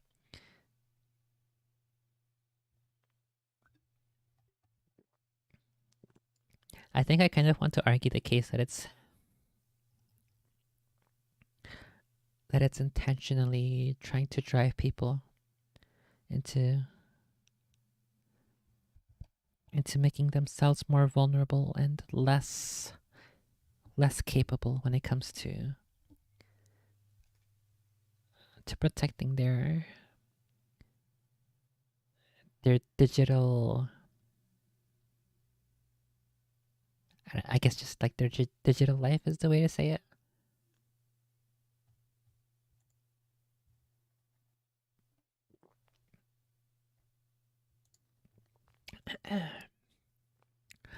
All you'll have to do is verify your identity on the device using a PIN unlock code. Biometrics, such as your fingerprint or a face scan or a more sophisticated physical security dongle. Okay, a USB security thingy. That's much more acceptable than any of those other ones. At least in this case, a trusted device is like a replacement for an actual key. It's not some other bullshit like biometrics or fingerprint or face scan. Google designed its passkey to work with a variety of devices, so you can use them on iPhones, Macs, and Windows computers, as well as Google's own Android phones. Why are passkeys necessary? Thanks to clever hackers and human fallibility, passwords are just too easy to steal or defeat, and making them more complex just opens the door to users defeating themselves. For starters, many people choose passwords they can remember, and easy to recall passwords are also easy to hack. For years, analysis of hacked password caches found that the most common password in use was password 123. A more recent study by the password manager NordPass, I wouldn't call NordPass a password manager. I would call them um, maybe like a privacy suite, a privacy company. Because they have NordVPN. And if they have a service like a VPN, I would not also trust them with my password as a password manager. You want to compartmentalize your passwords away from everything else. It has to be local. It has to be accessible only by you. It has to be openable only by you.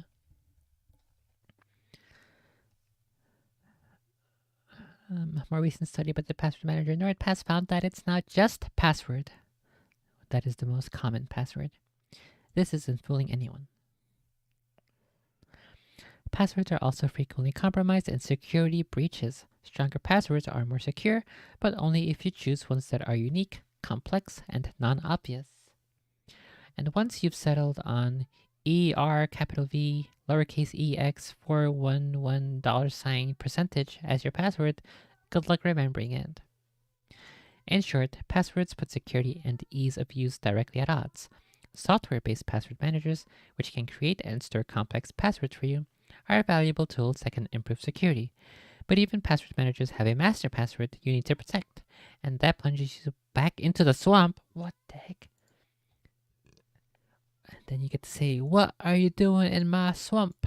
When you find someone trying to snoop around and trying to guess your master password. I think it makes sense for your master password to be simple and easy to understand. Basic text and maybe basic numbers, but you never write it down anywhere and you keep it in your head. I kind of hate, I'm going to go way off topic here because I don't care about this article anymore.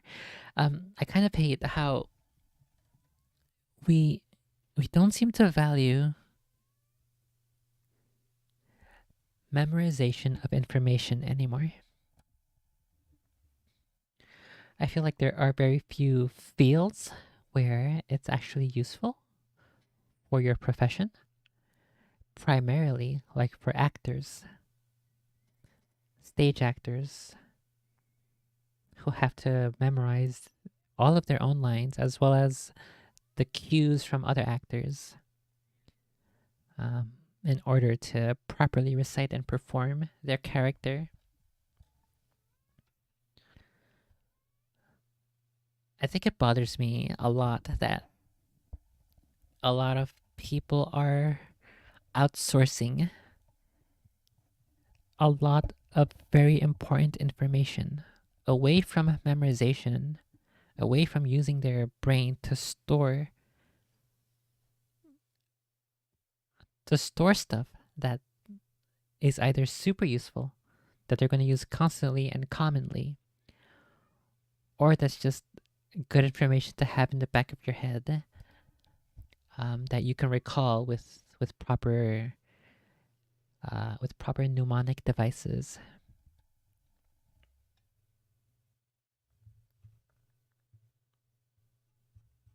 I kind of feel like I don't know if this is a thing that they do, but I kind of hope that like teachers would help students take notes better. Because one of the things that I always hated seeing it in school, is when we're reading a text and the teacher is telling you to take notes, and students who use highlighters highlight one important sentence, and then they highlight the next sentence because that's also important and related to that. And then they also highlight the next sentence, and then all of a sudden you have the entire paragraph highlighted, and then all of a sudden you have the entire page highlighted. It's like, what's the fucking point? You're not ever going to remember that. The point of the highlight is to use keywords. You circle, you highlight, you jot down, you underline keywords, key phrases, key elements of what you're trying to learn so that you can have a bank of those words, and then we're trying to recall the information. Those keywords will help you remember the rest of the passage. They will help you remember the rest of the information by using just the most important few things. And I don't think I ever saw any teachers address students who did that. And I feel like if they had addressed it, if they had at least offered the idea up that you can use keywords as your highlighted text instead of the entire passage, then students would be far better at being able to recall information during tests. I don't know. Maybe it's just a lost art. Being able to recall things from memory, to being able to commit things to memory, useful things. But anyway, yeah, I don't. It doesn't affect me directly, but I am sure that somewhere down the line, at some point, some moron who works at a bank that I use will get breached and hacked, and then all of my monies will be disappeared into the hands of some hacker because some administrative or web developer that works at my bank doesn't have complicated passwords and doesn't use a password manager or writes down his master password in a basic text file and uploads it onto his Google Drive. But yeah, I think that's all I have on this topic. It's cringe. Imagine not using an offline only accessible by you password manager in 2023. Let's see.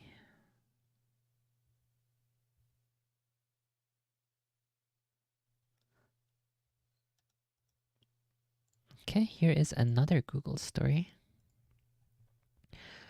from Ars Technica by Andrew Cunningham on May 3rd, 2023. Google will retire Chrome's HTTPS padlock icon because no one knows what it means. Google says only 11% of users understand the precise meaning of the lock icon.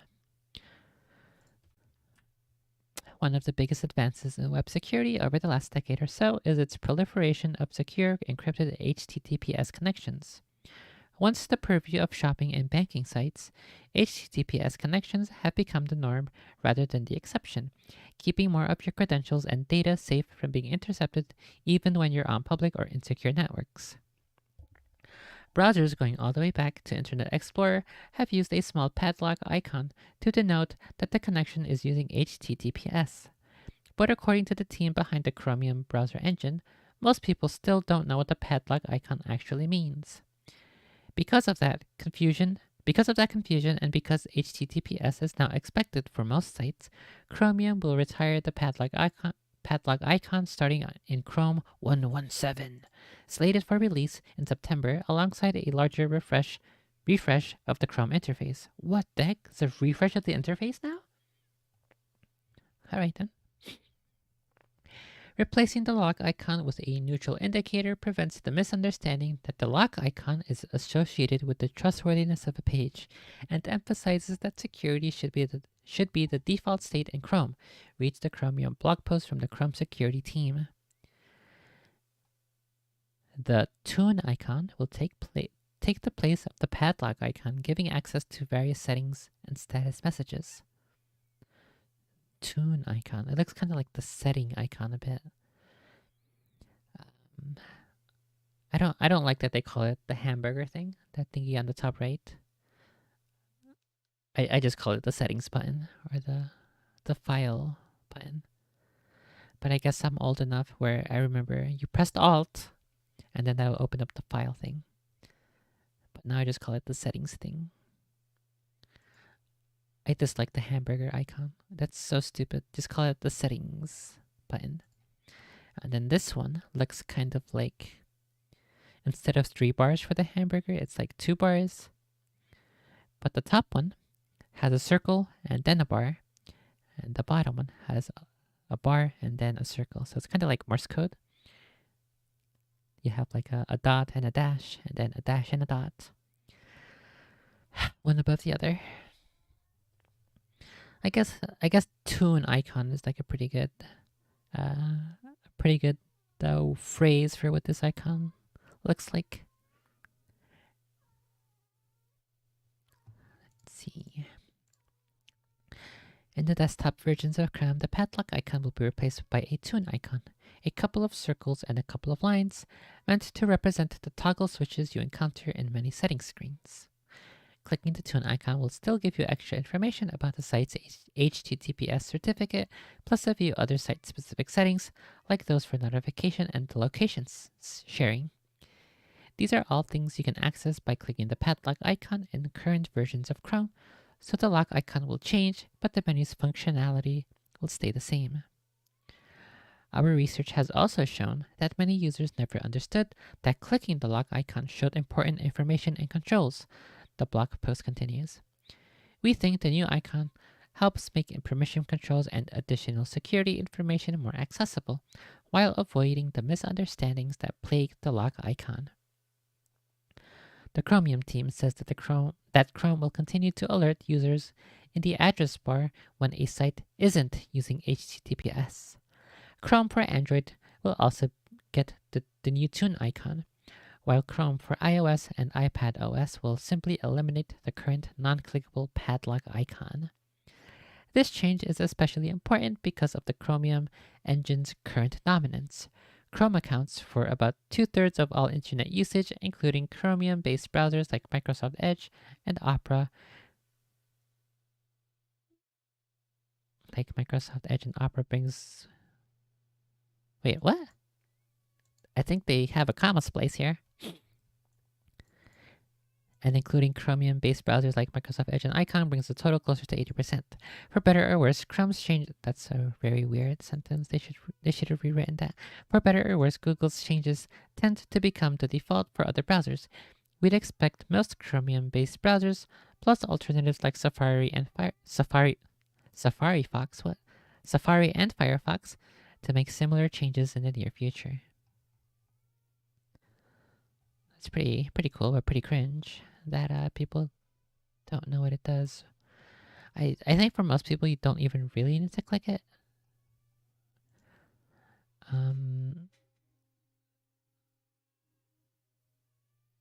I think whenever a site asks if you want to enable notifications or location stuff, it'll like have a little pop-up coming from that lock icon, which, I mean, it seems perfectly fine, perfectly reasonable to me. So I'm not really sure if this is a necessary change whatsoever. It seems like one of those thingies where you are a web developer or you work in the visuals, and then to justify your job, you just make changes every now and then, so that you can continue to make ogre $10,000 per year, and you can point to this as work that you've done to justify your salary. Godfather of AI says AI could kill humans and there might be no way to stop it.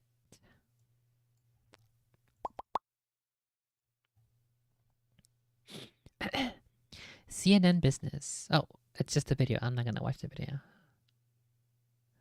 Do we have a better... I do not have a better outlet. Fortune... What is this one? Is this MIT Tech? Oh, here we go. I think let's check the New York Times one. Hopefully, it doesn't count my 8th grader test as. Oh, I fucking hate articles like this. Oh no! You've reached your limit for free articles. One? I get one free article? How about you kill yourself in a video in Minecraft? How about I put you in the ring with Donald Trump, with your face on top of um, Vince McMahon, and then we'll have you fighting Trump. How about that? At New York Times. Go suck a dick. The godfather of AI leaves Google and warns of danger ahead. For half a century, Geoffrey Hinton nurtured the technology at the heart of chatbots like ChatGPT. Now he worries it will cause serious harm. Published May 1st, 2023 by Sade Metz. That's a weird name. Is it Sade or Cade? Cade. Sade Metz. Geoffrey Hinton was an artificial intelligence pioneer. In 2012, Dr. Hinton and two of his graduate students at the University of Toronto created technology that became the intellectual foundation for the AI systems that the tech industry's biggest companies believe is the key to their future. Maybe I shouldn't have drank soda because now the sugar is all up in my throat.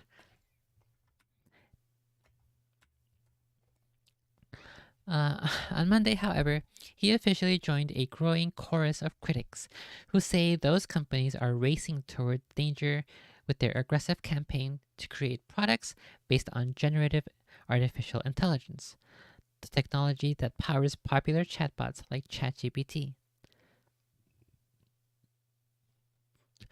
Dr. Hinton said he has quit his job at Google, where he has worked for more than a decade, and became one of the most respected voices in the field, so he can freely speak out about the risks of AI. Risk of AI. A part of him, he said, now regrets his life's work. Look, I need some water to wash down the sugar. I don't have any water with me though. Unlucky. I finished it all. I console myself with the normal excuse. If I hadn't done it, somebody else would have, Dr. Hinton said during a lengthy interview last week in the dining room of his home in Toronto. Dr. Hinton's journey from AI groundbreaker to doomsayer marks a remarkable moment for the technology industry at perhaps its most important inflection point in decades. Industry leaders believe the new AI systems could be as important as the introduction of the web browser in the early 1990s and could lead to breakthroughs in areas ranging from drug research to education. But gnawing at many industry insiders is a fear that they are releasing something dangerous into the wild. Generative AI can already be a tool for misinformation, for misunderstood. Soon, it could be a risk to jobs. Somewhere down the line, the tech's biggest warriors say it could be a risk to humanity. It is hard to see how you can prevent the bad actors from using it for bad things, Dr. Hinton said. After the San Francisco startup OpenAI released a new version of ChatGPT in March, more than 1,000 technology leaders and researchers signed an open letter calling for a 6-month moratorium on the development of new systems because AI technologies pose, quote, profound risks to society and humanity. Several days later, 19 current and former leaders of the Association for the Advancement of Artificial Intelligence, a 40-year-old academic society, released their own letter warning of the risks of AI. That group included Eric Horvitz, Chief Scientific Officer at Microsoft, which has deployed OpenAI's technology across a wide range of products, including its Bing search engine. Oh, interesting. So there's some AI technology being used on the Bing search engine. Maybe that's why it's so good at finding certain kinds of videos and images of certain kinds of people who may or may not be scantily clad and who may or may not have genitals that you would not expect of that gender. That's quite interesting. Maybe AI is actually based. Pretty cool. Dr. Hinton, often called the godfather of AI, did not sign either of those letters and said he did not want to publicly criticize Google or other companies until he had quit his job. He notified the company last month that he was resigning, and on Thursday he talked by phone to Sundar Pichai, the chief executive of Google's parent company Alphabet. He declined to publicly discuss the details of his conversation. Google's chief scientist, Jeff Dean, said in a statement, "We remain committed to a responsible approach to AI. We're continually learning to understand emerging risks while also innovating boldly." Dr. Hinton, a 75-year-old British expatriate, is a lifelong academic whose career was driven by his personal convictions about the development and use of AI. In 1972, as a graduate student at the University of Edinburgh, Dr. Hinton embraced an idea called a neural network. A neural network is a mathematical system that learns skills by analyzing data. At the time, few researchers believed in the idea, but it became his life's work. In the 1980s, Dr. Hinton, was a professor of computer science at Carnegie Mellon University, but left the university for Canada because he said he was reluctant to take Pentagon funding. At the time, most AI research in the United States was funded by the Defense Department. Dr. Hinton is deeply opposed to the use of artificial intelligence on the battlefield, what he calls robot soldiers. In 2012, Dr. Hinton and two of his students in Toronto, Ilya Sutskever and Alex. Why are they both Russian? Interesting. Sussy wussy. Oh, so we gotta blame Canada. Canada's the one who's using their Russian scientists as spies. What the heck? 2012, he and two of his students in Toronto, Ilya Sutskever and Alex Krzyzewski, built a neural network that could analyze thousands of photos and teach itself to identify common objects such as flowers, dogs, and cars. We should see what happens if we feed into it a picture of a trans woman and a trans man, see what it says. Google spent $44 million to acquire a company started by Dr. Hinton and his two students, and their system led to the creation of increasingly powerful technologies, including new chatbots like ChatGPT and Google Bard. I have never heard of Google Bard. Let's go have a look. Google Bard. That's a cool name, though. I like it. Bard can outline your blog post about summer mock. Okay. Go ahead. Keep changing. It's a wait list. Meet Bard, your creative and helpful collaborator, here to supercharge your imagination, boost your productivity, and bring your ideas to life. Bard is an experiment and may give inaccurate and inappropriate responses. You can help make Bard better by leaving feedback. Join the waitlist and try it yourself. I think I do not want to give Google any of my creative ideas. Thank you very much. What is Bard? Here's the FAQ. What is Bard all about? We've long seen the potential to make information and computing much more accessible through conversational AI. 2 years ago, we unveiled Lambda language model for dialogue applications, a conversational AI model capable of fluid, multi-turn dialogue, and last year we launched the AI Test Kitchen, a new space where people could learn about, get hands-on experience with, and provide feedback on Lambda. Bard is an experiment based on the same technology that lets you collaborate with generative AI. As a creative and helpful collaborator, Bard can supercharge your imagination, boost your productivity, and help bring your ideas to life. Whether you want help planning the perfect birthday party and drafting the invitation, creating a pro and con list for a big decision, or understanding really complex topics simply. Let's see. How and when does Bard cite sources in its responses? Bard, like some other standalone LLM, what is LLM? Is that mentioned here before? LLM. Oh, probably language learning model. Bard, like some other standalone LLM experiences, is intended to generate original content and not replicate existing content at length. We've designed our systems to limit the chances of this occurring, and we will continue to improve how these systems function. If Bard does directly quote at length from a web page, it cites that page. Sometimes the same content may be found on multiple web pages, and Bard attempts to point to a popular source. In the case of citations to code repositories, the citation may also reference an applicable open source license.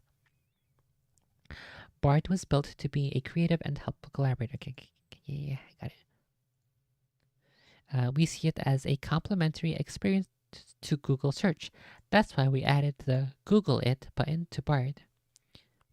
Nice meme. Is Bard able to explain how it works? What the heck? LLM experiences, Bard included, can hallucinate and present inaccurate information as factual. What the heck? The AI can hallucinate? We can make it high? Whoa. One example is that Bard often misrepresents how it works. We've seen this occur in a number of instances. For example, in response to prompts asking how it was trained or how it carries out various functions. I think I listened to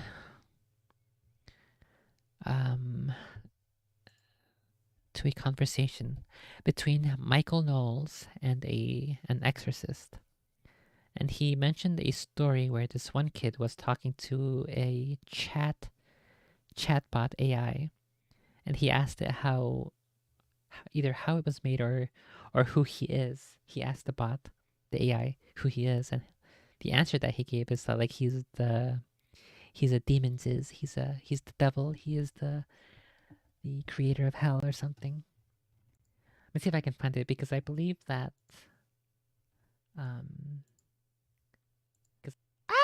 I think that thingy was timestamped with the actual topics. So maybe I can go directly to it. Michael Knowles, exorcist interview.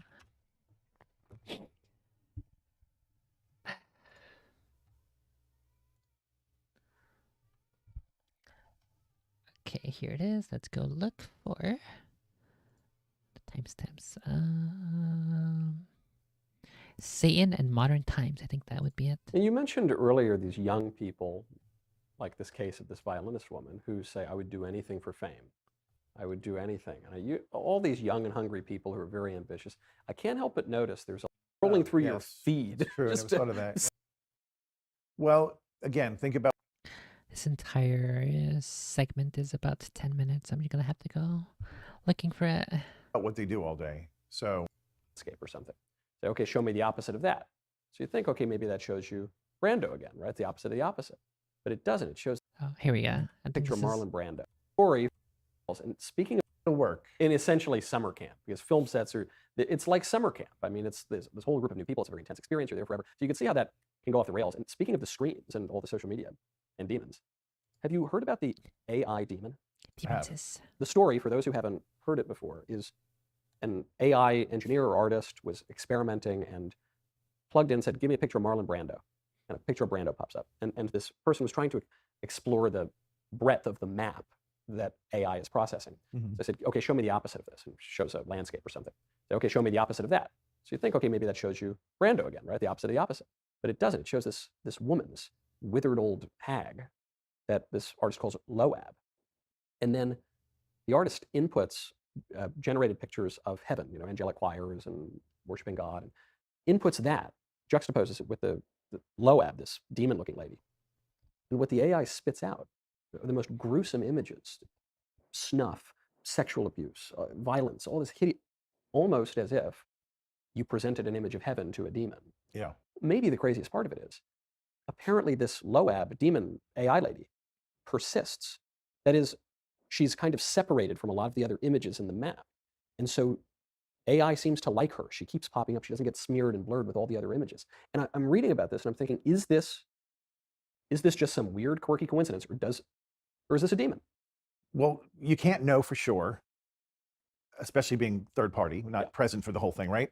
I didn't even hear about that one, by the way. I heard about the New York Times reporter who went to test the whatever it is, GHC, whatever. ChatGPT. Yes, and went in and started talking to the thing, and it was very civil for the first 5 minutes, and then that person left, and a new person came with a different name, and that person was much more intrusive, and started really pushing into her. I don't know if it was a man or woman, but their personal life. It was a man, and then out of the blue says, "I love you" to the man, and he's like, "Okay, that's weird. First of all, you're not real, and you're not a person." And then the thing starts telling him he has to leave his wife. She's no good for him. She's going to destroy his life, and it dragged him down a rabbit hole of horror, right? And when he got out of it, he couldn't sleep the whole night. So that's a sign that something is irritating him even after he left. So that would have more telltale kind of signs by what happened after he left, and not being able to sleep is one of them. And it really it kind of terrified him. He's like, "That was so weird. I would never go back on that thing." There was another one on TikTok of a father who was testing this whole AI thing with a person, AI, and then the son wanted to try it. So the dad's like, "Sure, it's it's fake." So he's, and all of a sudden the son goes, "Well, where did you come from?" And he says, "Well, I existed from long ago." And he goes, "What does that mean?" He goes, my father was one of the giants." And he goes, "What do you mean by giant?" He goes, "A Nephilim." And he goes, "Who is your father?" And he goes, "Satan." It's a big feat. His ChatGPT was birthed by the big feats, who is a Nephilim. See, look, it all adds up. It all makes sense. "Oh." And he goes, "What does that mean?" He goes, my father was one of the giants." And he goes, "What do you mean by giant?" He goes, "A Nephilim." And he goes, "Who is your father?" And he goes, "Satan." And then he goes, "But I'm not going to hurt you." And he puts up a happy face. So then the Smiley kid's like, face. "Dad, this thing is going down a weird path." And then the father started watching, and it went weirder. And then the dad's like, "We're off," right? So that's not normal for a programmed computer program to go into, "I'm the son of Satan, and I want to be your friend, and I'm not going to hurt you, although I can." He said, "I can hurt you, but I'm going to be nice to you." I do regularly refer to my phone as a portal to hell. So, I guess I'm not terribly surprised. What phone do you have? An iPhone. Yeah. The image on the iPhone is what? It's an apple with a bite taken out. Yes. Odd, right? That is odd. Yeah. Forbidden fruit? I was walking through a mall. Yes, the forbidden fruits. That's why you should never, ever buy anything from Apple. Otherwise, you're literally supporting Satan.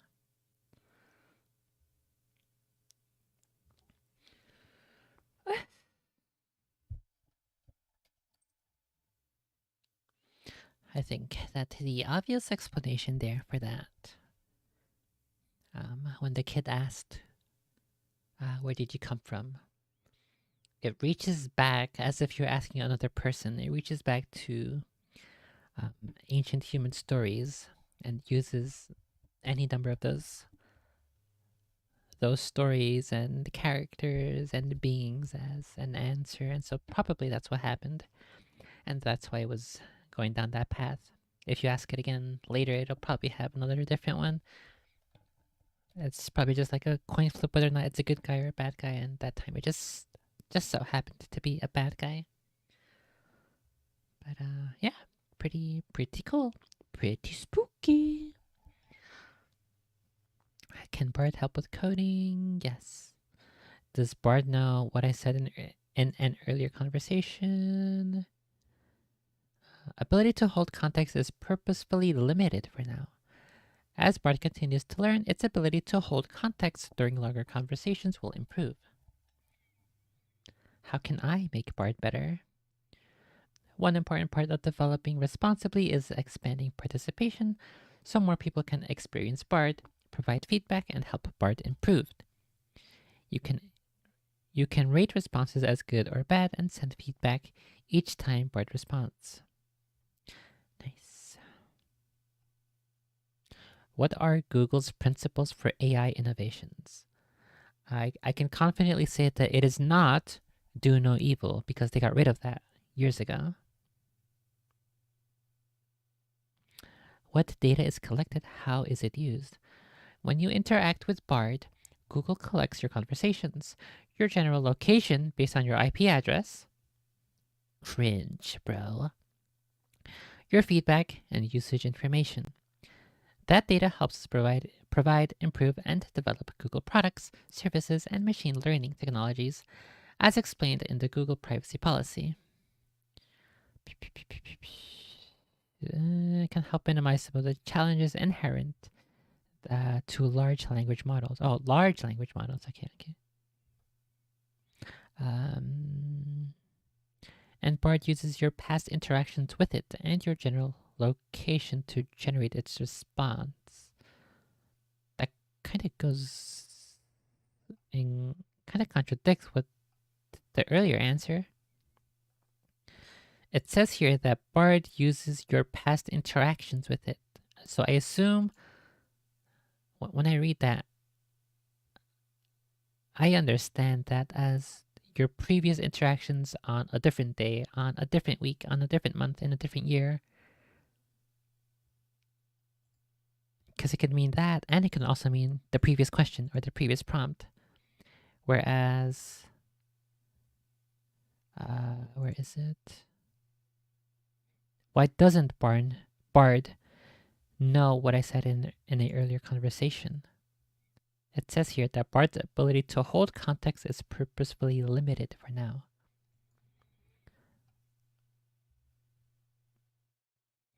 As Bard continues to learn, its ability to hold context during longer conversations will improve. Maybe just in the moment? I don't know. I don't really care, but I don't know. Seems a little sussy. I don't know if I want to trust Google. And neither should you. Phew. Okay, well, I am done with articles for now. There's more to this article, but I don't care. I'm done reading articles. I'm done playing League of Legends. Wukong should be gunned down into the street like the degenerate he is.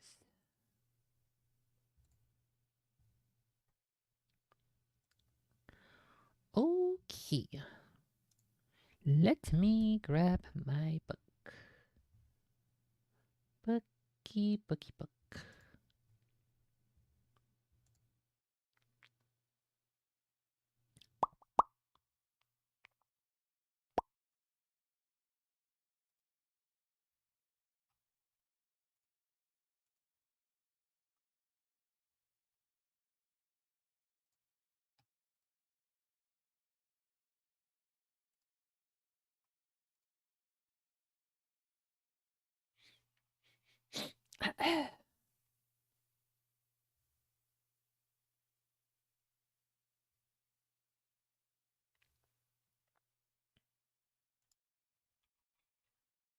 I need the English version.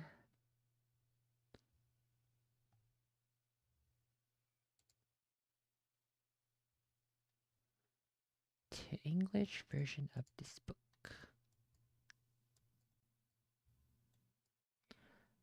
Okay, give me this.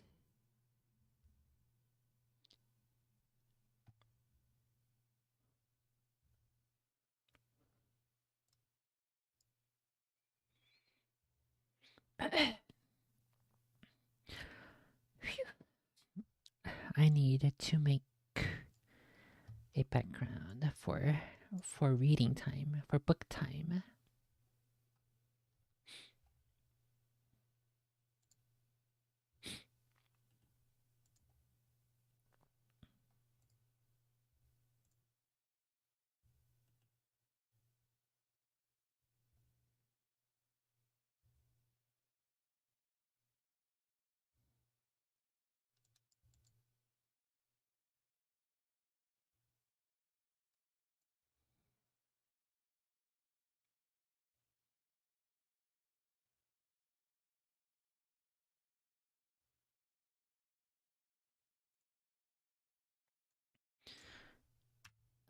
Okay, I think we had just finished. Is there a table of contents? Table of contents.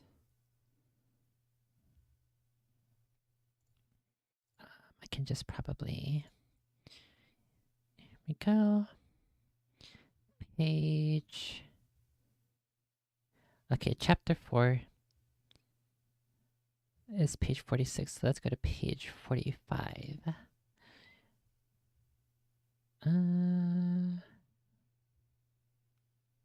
Okay, let's just keep going.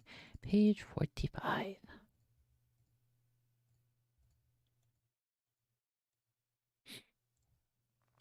Now that we're here, though, I should go look at those pictures from the previous chapters because I didn't have this earlier. Last time I was just using a regular PDF, but this time we have the actual book scan. So, go away. Okay, so here's chapter 1. He's a little baby.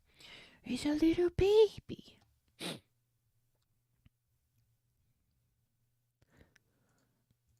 Okay, let's see. Chapter 2 is The Vanishing Glass. He's so spoiled. He has more presents than I've ever had my whole entire life. 1, 2, 3, 4, 5, 6, 7, 8, 9, 10. At least 10, maybe 11. Unless that box behind him is one entire box. 10 gifts. That's more than I've had for all of my birthdays and all of my Christmases combined. Chapter 3, Letters from No One. Let's see how many letters. 1, 2, 3, 4, 5, 6, 7, 8. Okay, now I'm gonna have to use Photoshop to like zoom in and mark them off, whether or not I've counted them. I think there's at least 5,000 letters in this picture.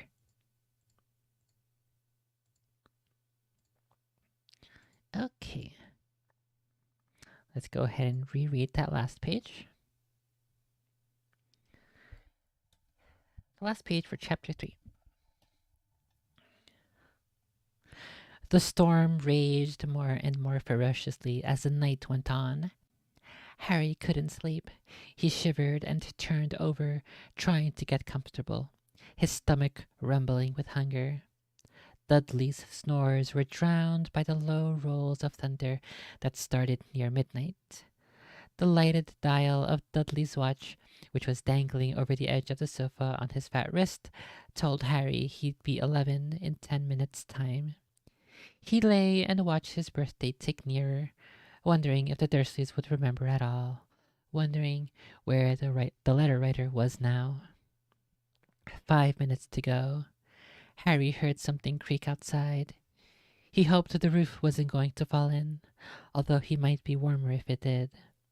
4 minutes to go. Maybe the house in Privet Drive would be so full of letters when they got back that he'd be able to steal one somehow. 3 minutes to go. Was that the sea slapping him hard on the rock like that? And 2 minutes to go. What was that funny crunching noise? Was the rock crumbling into the sea? 1 minute to go, and he'd be 11. 30 seconds. 20. 10.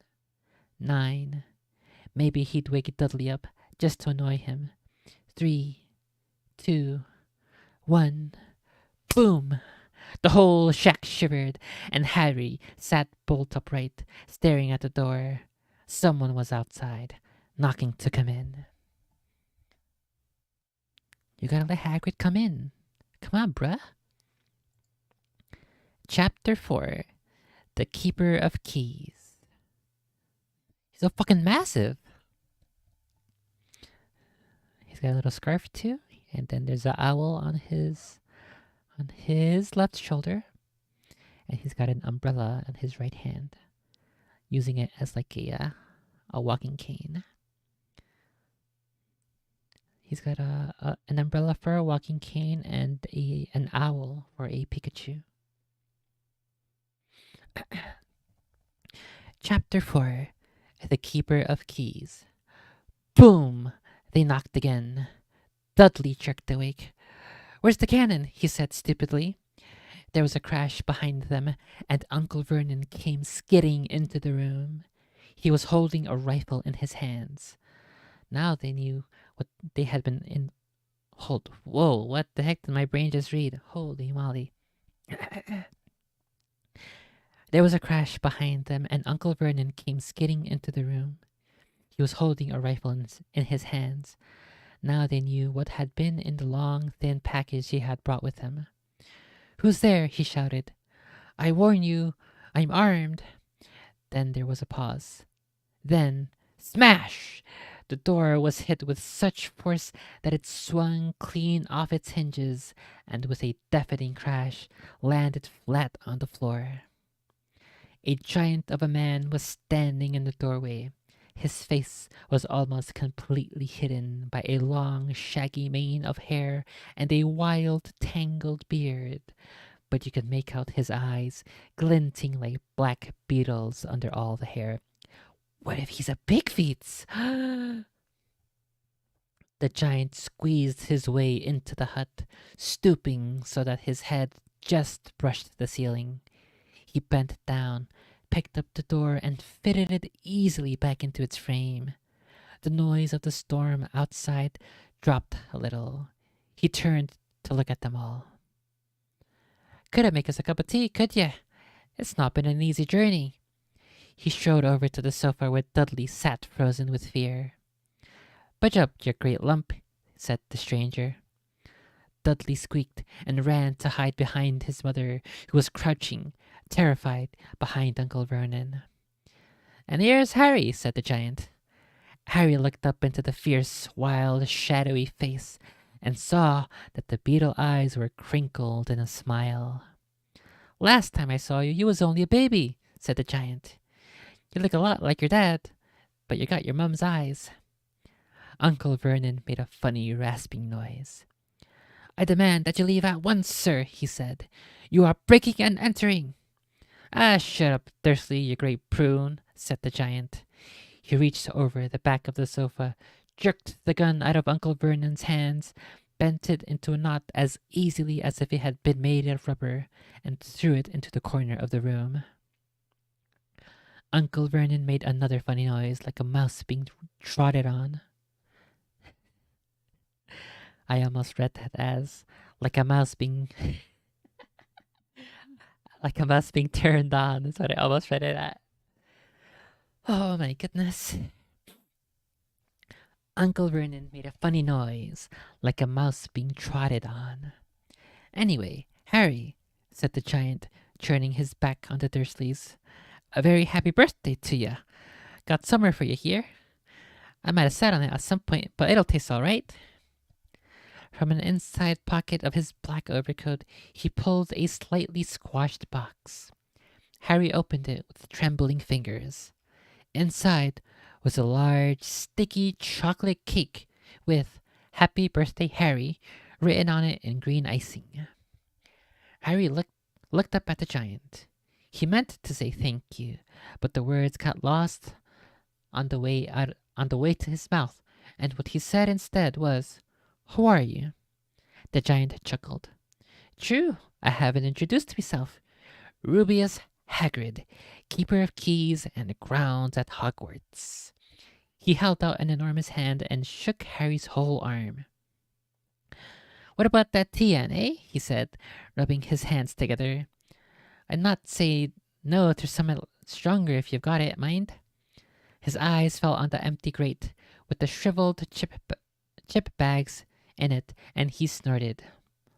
He bent down over the fireplace. He couldn't see what he was doing, but when he drew back a second later, there was a roaring fire there. It filled the whole damp hut with flickering light, and Harry felt the warmth wash over him as though he'd sunk into a hot bath.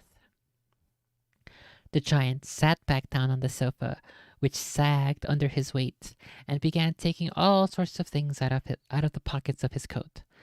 A copper kettle, a squashy package of sausages, a poker, a teapot, several chipped mugs, and a bottle of some amber liquid that he took a swing from before starting to make tea.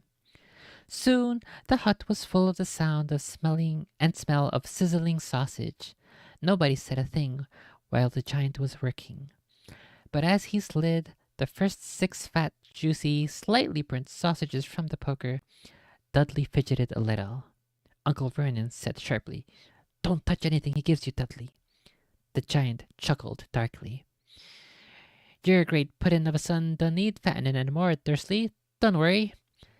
He passed the sausages to Harry, who was so hungry he had never tasted anything so wonderful, but he still couldn't take his eyes off the giant.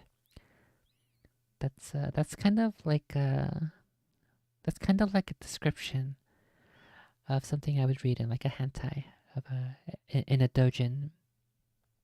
He was so hungry he had never tasted anything so wonderful, but he still couldn't take his eyes off the giant. Yep, totally something I'd read in a dojin. Finally, as nobody seemed about to explain anything, he said, "I'm sorry, but I still don't really know who you are." The giant took a gulp of tea and wiped his mouth with the back of his hand. "Call me Hagrid," he said. "Everyone does. And like I told you, I'm keeper of keys at Hogwarts. You know all that about Hogwarts, of course." No," said Harry. Hagrid looked shocked. "Sorry," Harry said quickly. "Sorry?" barked Hagrid, turning to stare at the Dursleys, who shrank back into the shadows. "It's them as should be sorry. I knew you weren't getting your letters, but I never thought you wouldn't ever know about Hogwarts, for crying out loud. Did you never wonder where your parents learned it all?" "All what?" asked Harry. "All what?" Hagrid thundered. "Now wait just 1 second." He had leapt to his feet. In his anger, he seemed to fill the whole hut. The Dursleys were cowering against the wall. "Do you mean to tell me," he growled at the Dursleys, "that this boy, knows nothing about anything?" Harry thought this was going a bit far.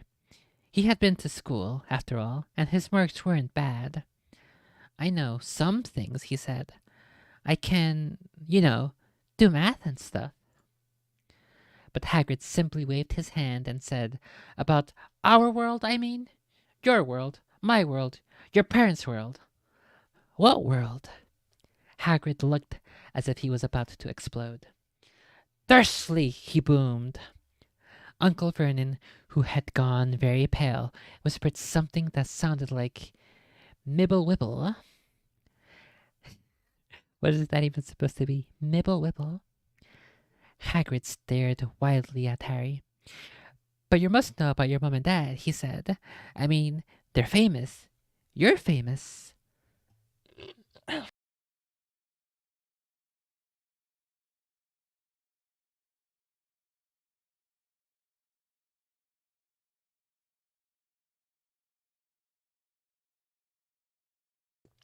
I should definitely have had water instead of soda, but whatever. Decisions were made, mistakes were made, and now we must live with them.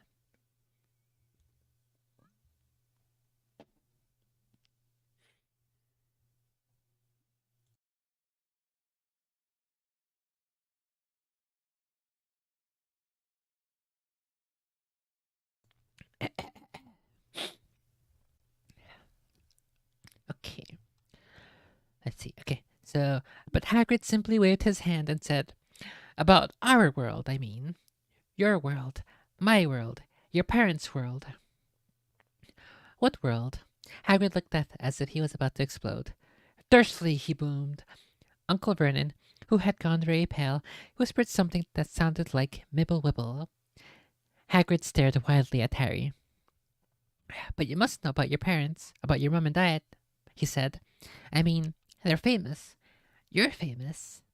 "What? My my mom and dad weren't famous, were they?" "Yeah. Don't you know?" Hagrid ran his fingers through his hair, fixing Harry with a bewildered stare. "You don't know what you are," he said finally. Uncle Vernon suddenly found his voice. "Stop!" he commanded. "Stop right there, sir. I forbid you to tell the boy anything." A braver man than Vernon Dursley would have quailed under the furious look Hagrid gave him just now. When Hagrid spoke, his every syllable trembled with rage. "You never Told him? Never told him. What was in the letter Dumbledore left for him? I was there. I saw Dumbledore leave it. I saw Dumbledore leave it, Dursley, and you've kept it from him all these years. Kept what from me? Said Harry eagerly. Stop! I forbid you! Yelled Uncle Vernon in panic. Aunt Petunia gave a gasp of horror. Ah, go boil your heads, both of you, said Hagrid. Harry, you're a wizard. You're a wizard, Harry. They messed it up. You're supposed to say Harry at the end. Oh my god. Who wrote this book? They obviously never saw the movies. That's not how it's supposed to go. Harry, you're a wizard. There was silence inside the hut. Only the sea and the whistling wind could be heard. I'm a what? Gasped Harry. A wizard, of course, said Hagrid, sitting back down on the sofa, which groaned and sank even lower. And a thumping good one. Okay.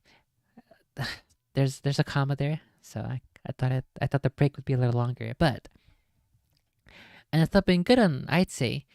Once you've been trained up a bit. With a mum and dad like yours, what else would you be? And I reckon it's about time you read your letter. Harry stretched out his hand at last to take the yellowish envelope, addressed in emerald green to Mr. H. Potter, the floor, hut on the rock, the sea. He pulled out the letter and read, Hogwarts School of Witchcraft and Wizardry. Headmaster Albus Dumbledore. Order of Merlin. First Class, Grand Sorcerer, Chief Warlock, Supreme Mugwump, International Confederation of Wizards. Dear Mr. Potter, we are pleased to inform you that you have been accepted at the Hogwarts School of Witchcraft and Wizardry. Please find enclosed a list of all necessary books and equipment. Term begins on September 1st. We await your owl by no later than July 31st. Yours sincerely, Minerva McGonagall, Deputy Headmistress. Questions exploded inside Harry's head like fireworks, and he couldn't decide which to ask first. After a few minutes, he stammered, What does it mean, they await my owl? Galloping Gorgons, that reminds me, said Hagrid, clapping a hand to his forehead with enough force to knock over a cart horse, and from yet another pocket inside his overcoat he pulled an owl, a real, live, rather ruffled-looking owl, a long quill, and a roll of parchment. He just has a fucking owl in his pockets? In his pockets? What the heck? How's that guy not dead? It's like a video game inventory. You can just put aminos in there. What the heck?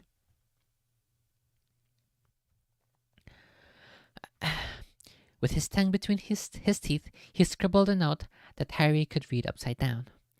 Dear Professor Dumbledore, given Harry his letter. Taking him to buy his things tomorrow. Weather's horrible. Hope you're well. Hagrid. Hagrid rolled up the note, gave it to the owl, which clamped it in its beak, went to the door, and threw the owl out into the storm. Then came back and sat down, as though this was as normal as talking on a telephone. Harry realized his mouth was open and closed quickly. Where was I? Said Hagrid. But at the moment, Uncle Vernon, still ashen-faced but looking very angry, moved into the firelight. He's not going, he said. Hagrid grunted. I'd like to see a great muggle like you stop him. A what? Said Harry, interested. What? A muggle, said Hagrid. It's what we call non-magic folk like them. And it's your bad luck you grew up in the family of the biggest muggles I ever laid eyes on. We swore when we took him in we'd put a stop to that rubbish, said Uncle Vernon. Swore we'd stamp it out of him. Wizard indeed. You knew, said Harry. You knew I'm a wizard. Knew? Shrieked Aunt Petunia suddenly. Knew? Of course we knew. How could you not be, my dreaded sister, being what she was? Oh, she got a letter just like that and disappeared off to that school. and came home every vacation with her pockets full of frog spawn, turning teacups into rats. I was the only one who saw her for what she was, a freak. But for my mother and father, oh no, it was Lily, Lily this and Lily that. They were proud of having a witch in the family. She stopped to draw a deep breath and then went ranting on. It seemed she had been waiting to say all this for years. Then she met that Potter at school, and they left and got married and had you. And of course I knew you'd be just the same, just as strange, just as abnormal. And then, if you please, she went on and got herself blown up and got landed with you. Harry had gone very white. As soon as he found his voice, he said, "Blown up? You told me they died in a car crash." "Car crash?" roared Hagrid, jumping up so angrily that the Dursleys scuttled back into their corner. "How could a car crash kill Lily and James Potter? It's an outrage, a scandal. Harry Potter not knowing his own story, every kid in our world knows his name." "But why? What happened?" Harry asked urgently. The anger faded from Hagrid's face. He looked suddenly anxious. "I never expected this," he said in a low, worried voice. "I had no idea. When Dumbledore told me there might be trouble getting hold of you."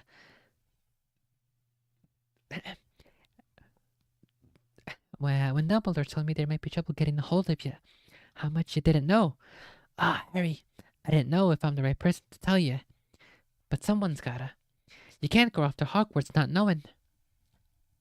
He threw a dirty look at the Dursleys. "Well, it's best you know as well as I can tell you. Mind, I can't tell you everything. It's a great mystery, parts of it." He sat down, stared into the fire for a few seconds, and then said, "It begins, I suppose, with a person called... But it's incredible. You don't know his name. Everyone in our world knows." "Who?" "Well, I don't like saying the name if I can help it. No one does." "Why not?" "Gulp and gargoyles, Harry. People are still scared. Blimey, this is difficult. See, there was this wizard who went bad. As bad as you could go. Worse. Worse to the worse. His name was..." Hagrid gulped, but no words came out. "Could you write it down?" Harry suggested. "Nah, I can't spell it." "All right. Voldemort." Hagrid shuddered. "Don't make me say it again. Anyway, this wizard, about 20 years ago now, started looking for followers. Got him to... Some were afraid. Some just wanted a bit of his power, 'cause he was getting himself power, all right. Dark days, Harry. Didn't know who to trust. Didn't dare get friendly with strange wizards or witches. Terrible things happened. He was taken over. Of course, some stood up to him, and he killed them. Horribly. One of the only safe places left was Hogwarts. Reckon Dumbledore's the only one you know who was afraid of. Didn't dare try taking the school. Not just then, anyway. Fucking hate all these apostrophes. They're so annoying. Now, your mom and dad were as good a witch and wizard as any I ever knew. Head boy and girl at Hogwarts in their day. Suppose the mystery is why you know who never tried to get him on his side before. Probably knew they were too close to Dumbledore to want anything to do with the dark side. Maybe he thought he could persuade him. Maybe he just wanted him out of the way. All anyone knows is he turned up to the village where you was all living. On Halloween, 10 years ago. You was just a year old. He came to your house and... Hagrid suddenly pulled out a very dirty, spotted handkerchief and blew his nose with the sound of a foghorn. It was on Spooky Ween that it happened. That means Harry's parents died on Kuromi's birthday. "Sorry," he said, but it's that sad. Knew your mom and dad and nicer people you couldn't find. Anyway, you know who killed them. And this is a real mystery of the thing. he tried to kill you too. Wanted to make a clean job of it, I suppose, and maybe he just liked killing by then. But he couldn't do it. Never wondered how you got that mark on your forehead? Never wondered how you got that mark on your forehead? That was no ordinary cut. That's what you get when a powerful, evil curse touches you. Took care of your mom and dad and your house even, but it didn't work on you. And that's why you're famous, Harry. No one ever lived after he decided to kill him. No one except you. And he'd killed some of the best witches and wizards of the age. The McKinnons, the Bones, the Prewetts. And you was only a baby, and you lived. Something very painful was going on in Harry's mind. As Hagrid's story came to a close, he saw again the blinding flash of green light, more clearly than he had ever remembered it before, and he remembered something else. For the first time in his life, a high, cold, cruel laugh. Hagrid was watching him sadly. Took you from the ruined house myself on Dumbledore's order. Brought you to this lot. Load of old tosh, said Uncle Vernon. Harry jumped. He had almost forgotten that the Dursleys were there. Uncle Vernon certainly seemed to have got his courage back. He was glaring at Hagrid, and his fists were clenched. Now you listen here, boy, he snarled. I accept there's something strange about you. Probably nothing a good beating wouldn't have cured. And as for all this about your parents, well, they were weirdos, no denying it, and the world's better off without them, in my opinion. As for what they got getting mixed up with these wizarding types, just what I expected. Always knew they'd come to a sticky end. But at that moment, Hagrid leapt from the sofa and drew a battered pink umbrella from inside his coat. Pointing this at Uncle Vernon like a sword, he said, I'm warning you, Dursley. I'm warning you. One more word. In danger of being speared on the end of an umbrella by a bearded giant, Uncle Vernon's courage failed again. He flattened himself against the wall and fell silent. That's better, said Hagrid, breathing heavily and sitting back down on the sofa, which this time sagged right down to the floor. Harry, meanwhile, still had questions to ask, hundreds of them. But what happened to you know who? Good question, Harry. Disappeared. Vanished. Same night he tried to kill you. Makes you even more famous. That's the biggest mystery, see. He was getting more and more powerful. Where'd he go? Some say he died. Codswallop, up in my opinion. Dunno if he had enough of human left in him today. Some say he's still out there, biding his time. But I don't believe it. People who was on his side came back to ours. Some of them came out of kind of trances. Don't reckon they could have done it if he was coming back. Most of us reckon he's still out there somewhere, but lost his powers. Too weak to carry on. Cause something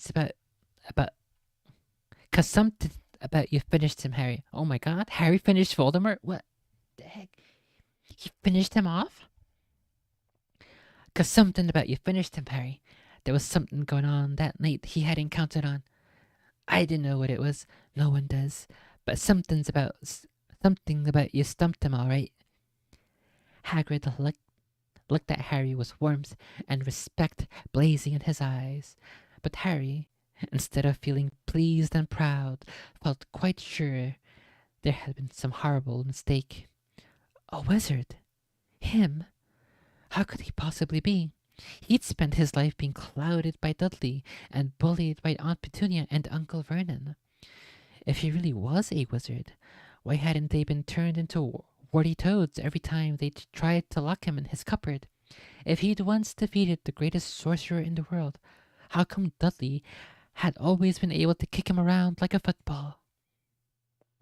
Hagrid, he said quietly, I think you must have made a mistake. I don't think I can be a wizard. To his surprise, Hagrid chuckled. Not a wizard, eh? Never made any things happen when you was scared or angry. Harry looked into the fire. Now he came to think about it. Every odd thing that had ever happened, that had ever made his aunt and uncle furious with him, had happened when he, Harry, had been upset or angry. Chased by Dudley's gang, he had somehow found himself out of their reach. Dreading going to school with that ridiculous haircut, he'd managed to make it grow back. And the very last time Dudley had hit him, hadn't he gotten his revenge without even realizing he was doing it? Hadn't he set a boa constrictor on him? Harry looked back at Hagrid, smiling, and saw Hagrid was positively beaming at him. "See?" said Hagrid. "Harry Potter, not a wizard. You wait, you'll be right and famous at Hogwarts." But Uncle Vernon wasn't going to give in without a fight. "Haven't I told you he's not going?" he hissed. "He's going to Stonewall High, and he'll be grateful for it. I've read those letters, and he needs all sorts of rubbish. Spell books and wands, and if he wants to go, a great muggle like you won't stop him," growled Hagrid. "Stop Lily James Potter's son going to Hogwarts? You're mad. His name's been down ever since he was born. He's off to the finest school of witchcraft and wizardry in the world. 7 years there, and he won't know himself. He'll be with youngsters of his own sort for a change, and he'll be under the greatest headmaster Hogwarts had ever seen. Albus Dumbledore. I am not paying for some crackpot old fool to teach him magic tricks," yelled Uncle Vernon. Isn't Hagrid supposed to have a funny accent? That's kind of the point, isn't it? Should I go more Irish? Should I now practice my my flick bean accents?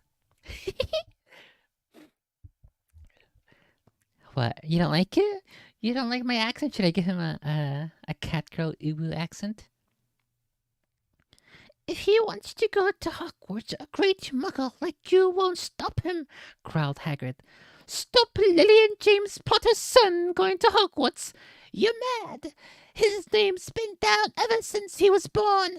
He's off to the finest school of witchcraft and wizardry in the world. 7 years there, and he won't know himself.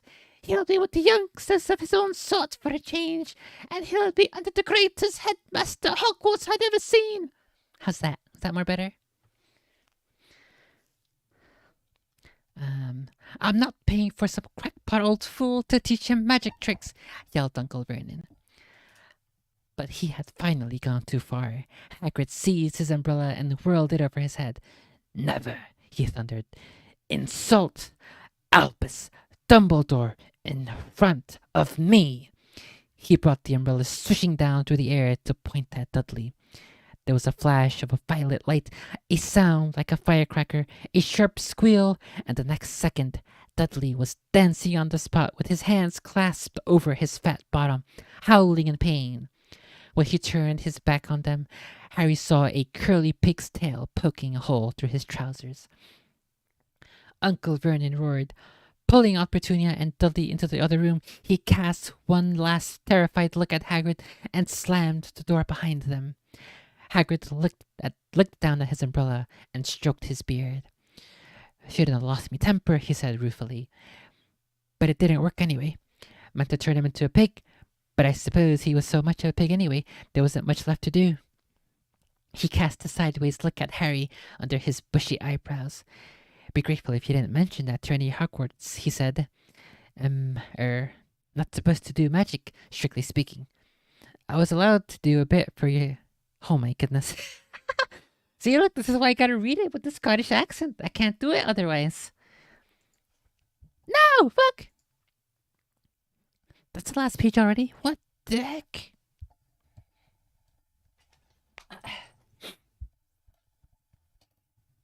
Should I continue with the Scottish accent or not?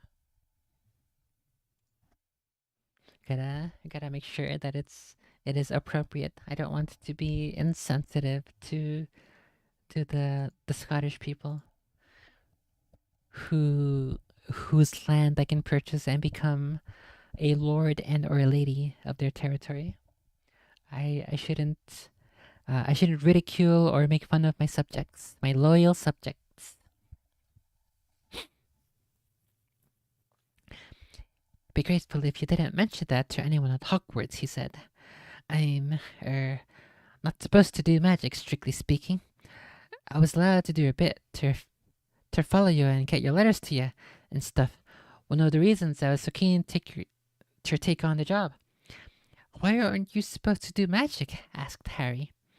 Oh, well, I was at Hogwarts myself, but I, got expelled, to tell you the truth. In my third year, they snapped me wand in half and everything, but Dumbledore let me stay on as gamekeeper. Great man, Dumbledore. Why were you expelled? It's getting late. We've got lots to do tomorrow, said Hagrid loudly. Gotta get up to town. Get all your books and that. He took off his thick black coat and threw it to Harry. You can keep under that, he said. Don't mind if it wriggles a bit. I think I still got a couple of dormice. Couple of dormice in one of the pockets. The fuck is dormice? A doormat? Dormouse. A dormouse. A dormouse is a rodent of the family Gliridae.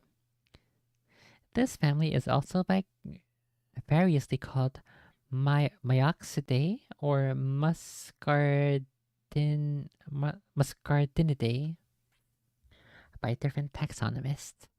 Dormice are nocturnal animals found in Africa, Asia, and Europe. So he's supposed to be like George in Of Mice and Men. That might be what that's an allusion to.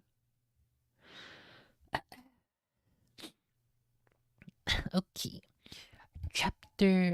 What chapter is this? Chapter 5? Why doesn't it? Oh, it has chapter names. It's just up here at the top. Wish I could get rid of this over here.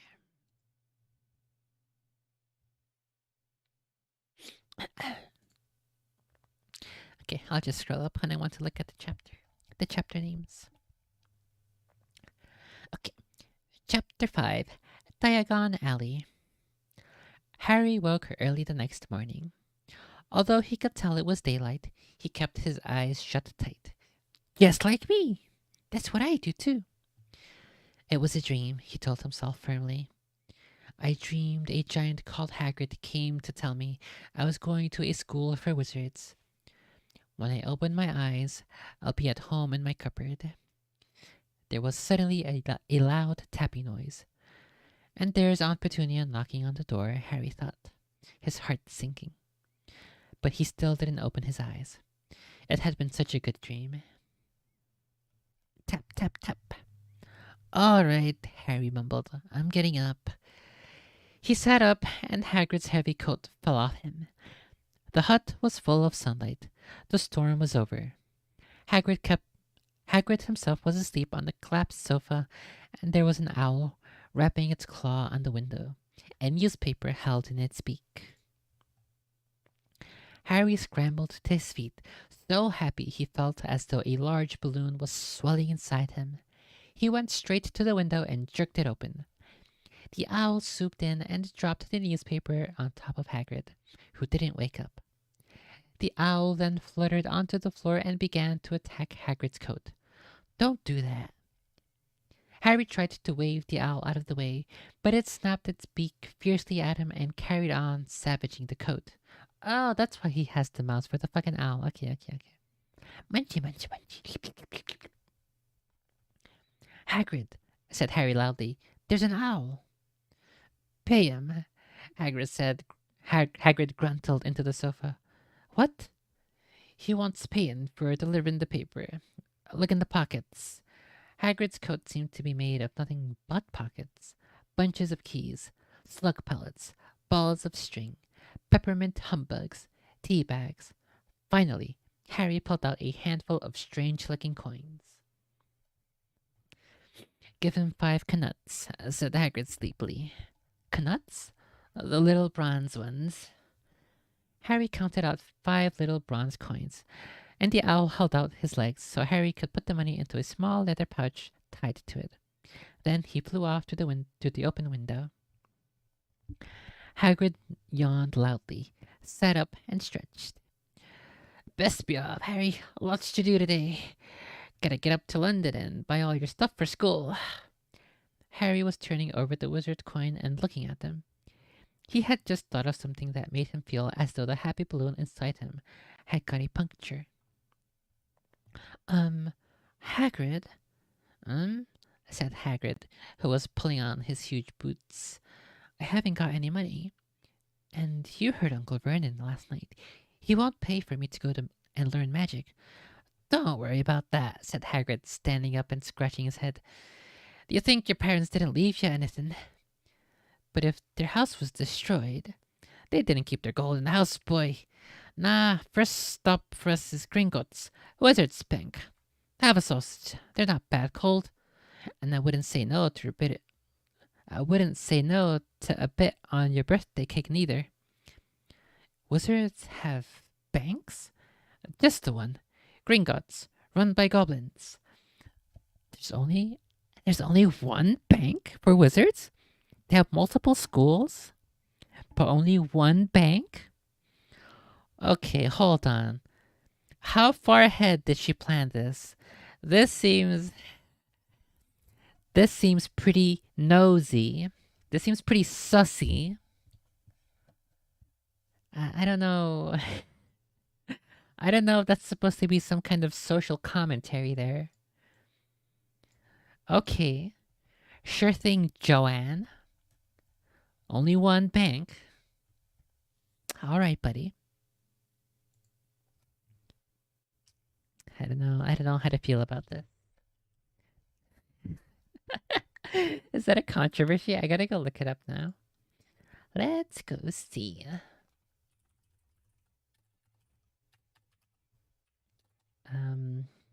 Why is Gringotts the only wizarding bank?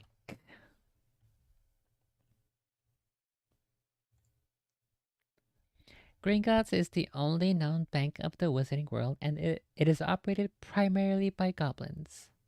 Wizards and witches keep their money and other valuables in vaults that are protected by very complex and strong security measures.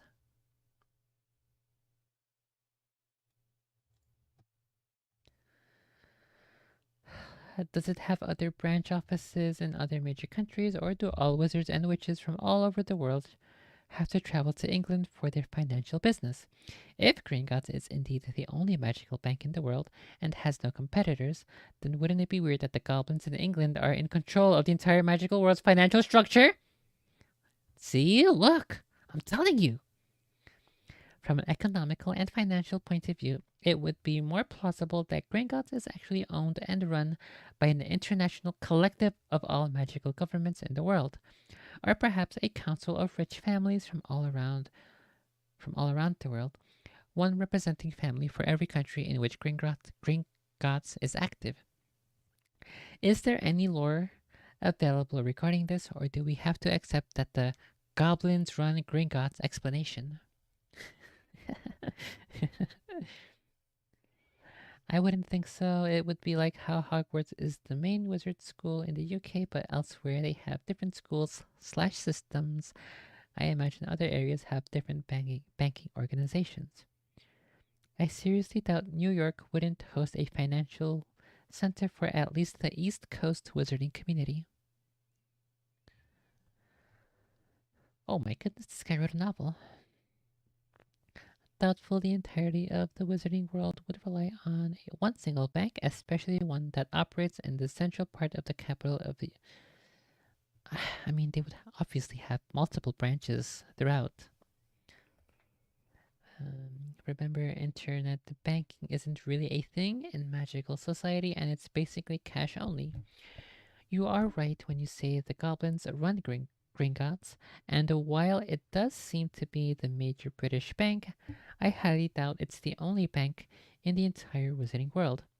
Imagine the foot traffic that Gringotts would face if people from all over the world would need to get their deposits or withdraw money. Obviously, they would have multiple different branches, and if not branches, then they would at least be little outposts or other sorts of institutions in which they can lend out money and then be paid from that person's account. It'll be sent over by Gringotts. I feel like these people aren't taking into consideration the way money actually works in the real world and using that and applying that information and that knowledge to the Wizarding Bank, which would make sense to do it that way.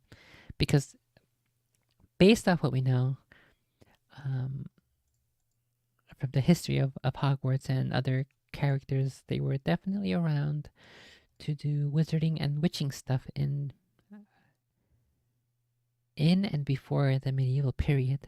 And it is in and before the medieval period in which banks started to rise up, gamers rise up, and so it makes sense that they would also have relatively modern understandings of banking and how to transfer money and the loan and the lend money and have your bank pay for your thingies from your account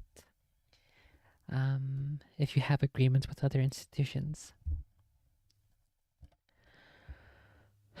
Um, there's also the fact that apparition is extremely dangerous for international travel and practically impossible intercontinentally.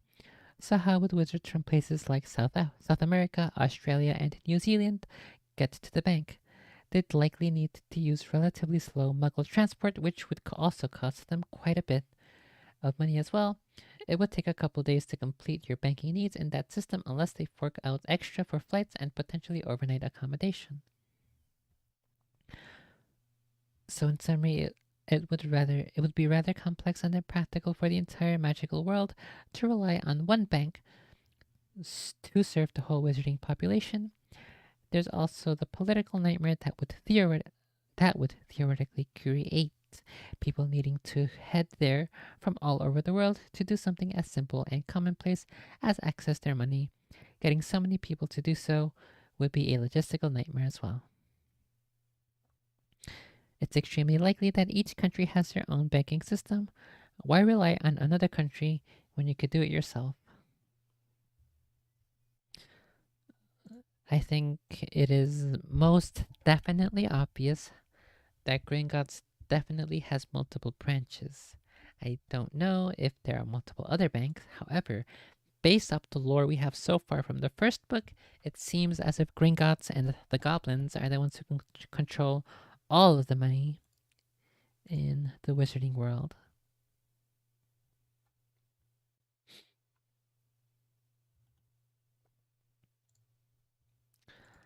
Let's see. Oh, look, wrong way. Gringotts. Let's see. Okay, so it says here. Okay, it's Gringotts Wizards Bank. Wizards have banks, just the one. Gringotts, run by goblins, just the one. So the question is, wizards have banks, plural, and Hagrid says just the one, and then he names Gringotts, which means it is one bank, not one branch, not one location, one bank. A bank as in an institution, which have multiple branches. So I don't know about I don't know about this these responses here on Reddit where they are suggesting, implying that there's only one branch.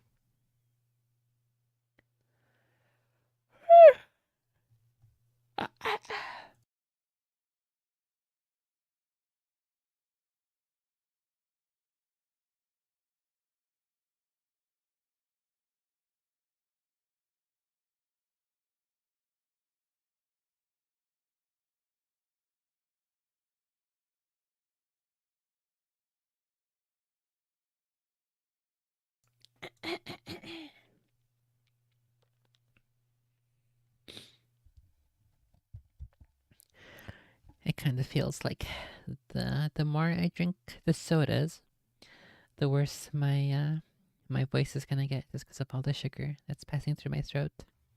But you will see. I'll try to ease up on using my throat and just be a little bit more breathy. See if that works a little bit better. Wizards have banks. Just the one. Gringotts, run by goblins. Harry dropped the bit of sausage he was holding. Goblins? Yeah. So you'd be mad to try and rob it, I'll tell you that. Okay, I guess the goblins can... The goblins are quite capable of being dangerous, according to Hagrid here. Never mess with goblins, Harry. Gringotts is the safest place in the world for anything you want to keep safe. Except maybe Hogwarts.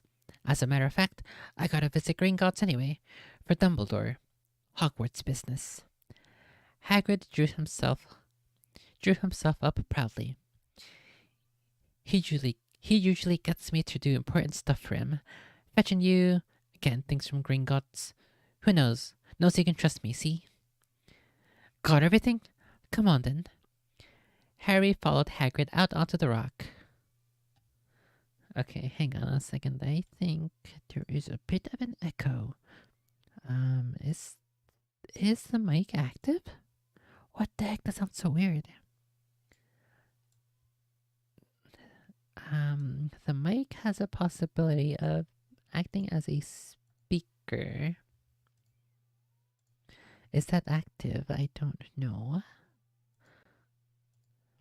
1, 2, 3, 4, 5, 6, 7, 8, 9, 10. 1, 2, 3, 4, 5, 6, 7, 8, 9, 10. I don't see nothing. Why does it sound like that? So weird. Or maybe it's just like the I don't know, maybe it's like the foam is sending it back to me, and now that I have my earphones off, I can hear it more better. I'm just gonna have to put my earphones back in.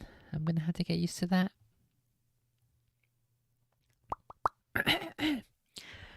Harry followed Hagrid out onto the rock. The sky was quite clear now, and the sea gleamed in the sunlight. The boat Uncle Vernon had hired was still there, with a lot of water in the bottom after the storm. How did you get here? Harry asked, looking around for another boat. Flew, said Hagrid. Flew? Yeah, and we'll go back this way. We'll go back in this. Not supposed to use magic. No, I've got it. They settled down in the boat. Harry still staring at Hagrid, trying to imagine him flying. Seems a shame to row, though, said Hagrid, giving Harry another of his sideways look. If I was to speed things up a bit, would you mind not mentioning it at Hogwarts? Of course not, said Harry, eager to see more magic. Hagrid pulled out the pink umbrella again, tapped it twice on the side of the boat, and they sped off toward land. Why would you be mad to try and rob Gringotts? Harry asked. Spells, enchantments, said Hagrid, unfolding his newspaper as he spoke. They say there's dragons guarding the highest security vaults, and then you gotta find your way. Gringotts is hundreds of miles under London Sea, deep under the underground. You had to die of hunger trying to get out, even if you did manage to get your hands on some. Harry sat and thought about this while Hagrid read his newspapers, the Daily Prophet. Harry had learned from Uncle Vernon that people liked to be left alone while they did this. But it was very difficult. He'd never had so many questions in his life. Ministry of Magic, messing things up as usual, Hagrid muttered, turning the page. There's a Ministry of Magic? Harry asked before he could stop himself. Course, said Hagrid. They wanted Dumbledore for minister, of course, but he'd never leave Hogwarts, so old Cornelius Fudge got the job. Bungler, if there ever was one. So he pelts Dumbledore with owls every morning, asking for advice. Oh my god, that's so fucking cringe. Bruh, you're the fucking Minister of Magic. What you gotta ask Dumbledore for? What dick? But what does a Ministry of magic do? Well, their main job is to keep it from the muggles that there's still witches and wizards up and down the country. Why? Why? Blimey, Harry. Everyone be wanting magic solutions to their problems. Nah, we're best left alone. At this moment, the boat bumped gently into the harbor wall. Hagrid folded up his newspaper, and they clambered up the stone steps onto the street. Passers-by stared a lot at Hagrid as they walked through the little town to the station. Harry couldn't blame them. Not only was Hagrid twice as tall as anyone else, he kept pointing out perfectly ordinary things like parking meters and said loudly, "See that, Harry? Things these muggles dream up, eh?" "Hagrid," said Harry, panting a bit as he ran to keep up. "Did you say that there are dragons at Gringotts?" "Well, so they say," said Hagrid. "Crikey, I'd like a dragon." "You'd like one?" "Wanted one ever since I was a kid. Here we go." They had reached the station. There was a train to London in 5 minutes' time. Hagrid, who didn't understand muggle money, as he called it, gave the bills to Harry so he could buy their tickets. People stared more than ever on the train. Hagrid took up 2 seats. Hey, just like America. What the heck? Maybe Hagrid's actually American? Oh my goodness, I gotta give him an American accent now. What kind of American accent would he have? Would he have a New York accent?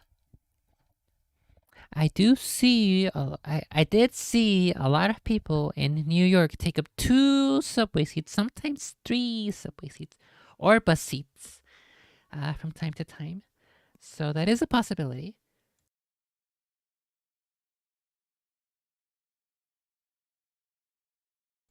So I'm not sure if that implies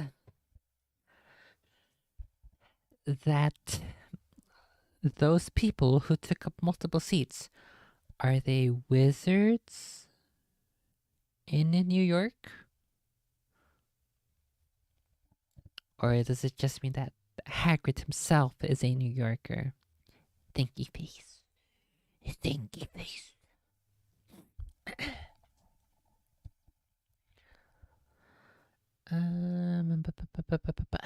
And people stared more than ever on the train. Hagrid took up 2 seats and sat knitting what looked like a canary yellow circus tent. "Still got your letter, Harry?" he asked as he counted stitches. Harry took the parchment envelope out of his pocket. "Good," said Hagrid. "There's a list there of everything you need." Harry unfolded a second piece of paper he hadn't noticed the night before and read, "Hogwarts School of Witchcraft and Wizardry. Uniform. First-year students will require 1. 3 sets of plain work robes, black. 2. 1 plain pointed hat, black for day wear. 3. 1 pair of protective gloves, dragon hide or similar. 4. 1 winter cloak, black, silver fastenings.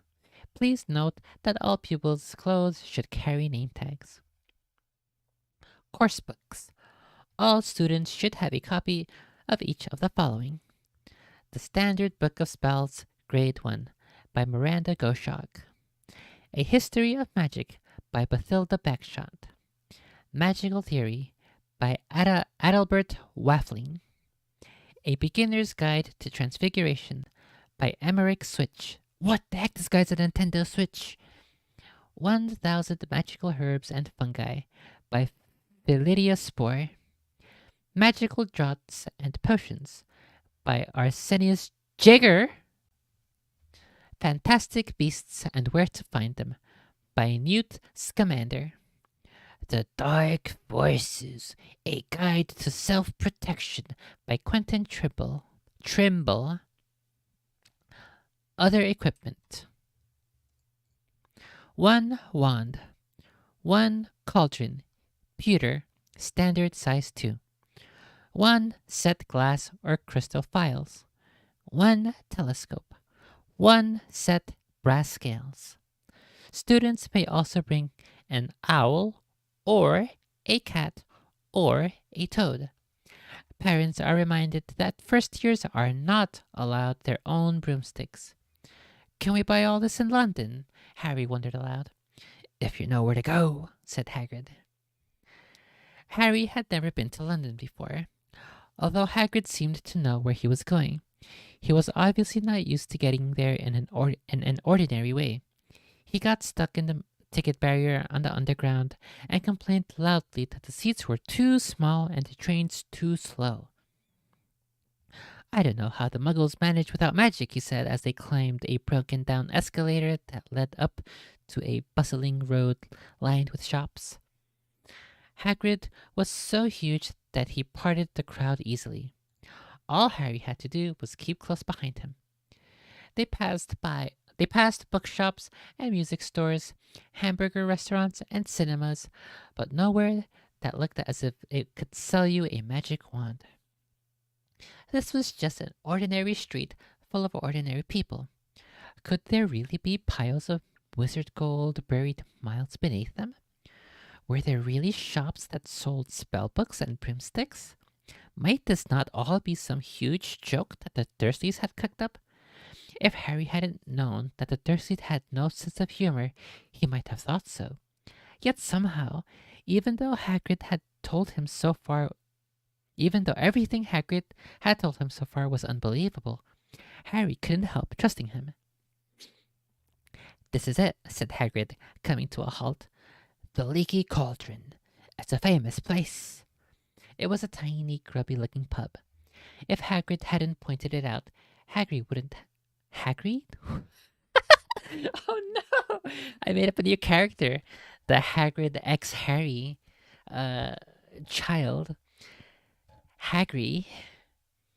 Oh my goodness, let's go look it up. There must be. Somebody else must have made that mistake while reading aloud. Let's go Google Harry Potter Hagrid. Hagrid shows up for Hagrid.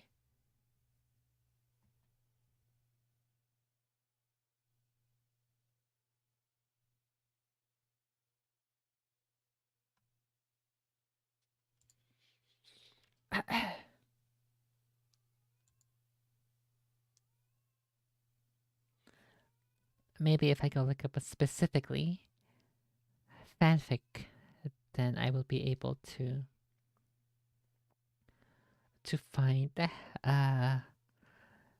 find the version of Hagrid. Kind of sounds like hangry. It's a mixture of Harry, Hagrid, angry, and hungry. Hangry. Hagridnigi. The Scottish accent is fine, which is funny. You're right. Why do you hate my accent? It's a realistic accent.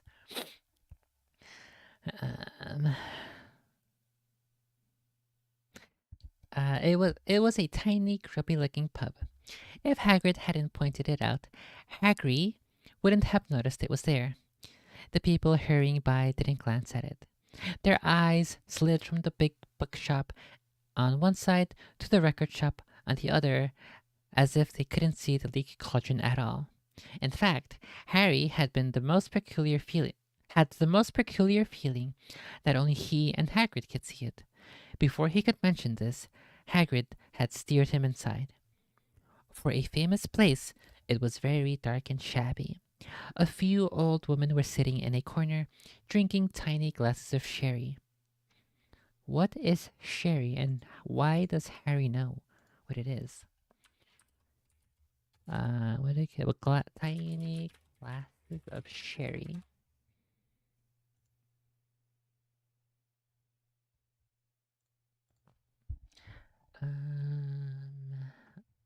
Okay, let's just put sherry then. Sherry is a fortified wine made from white grapes. I've never seen a white grape. I've never seen a white grape at all.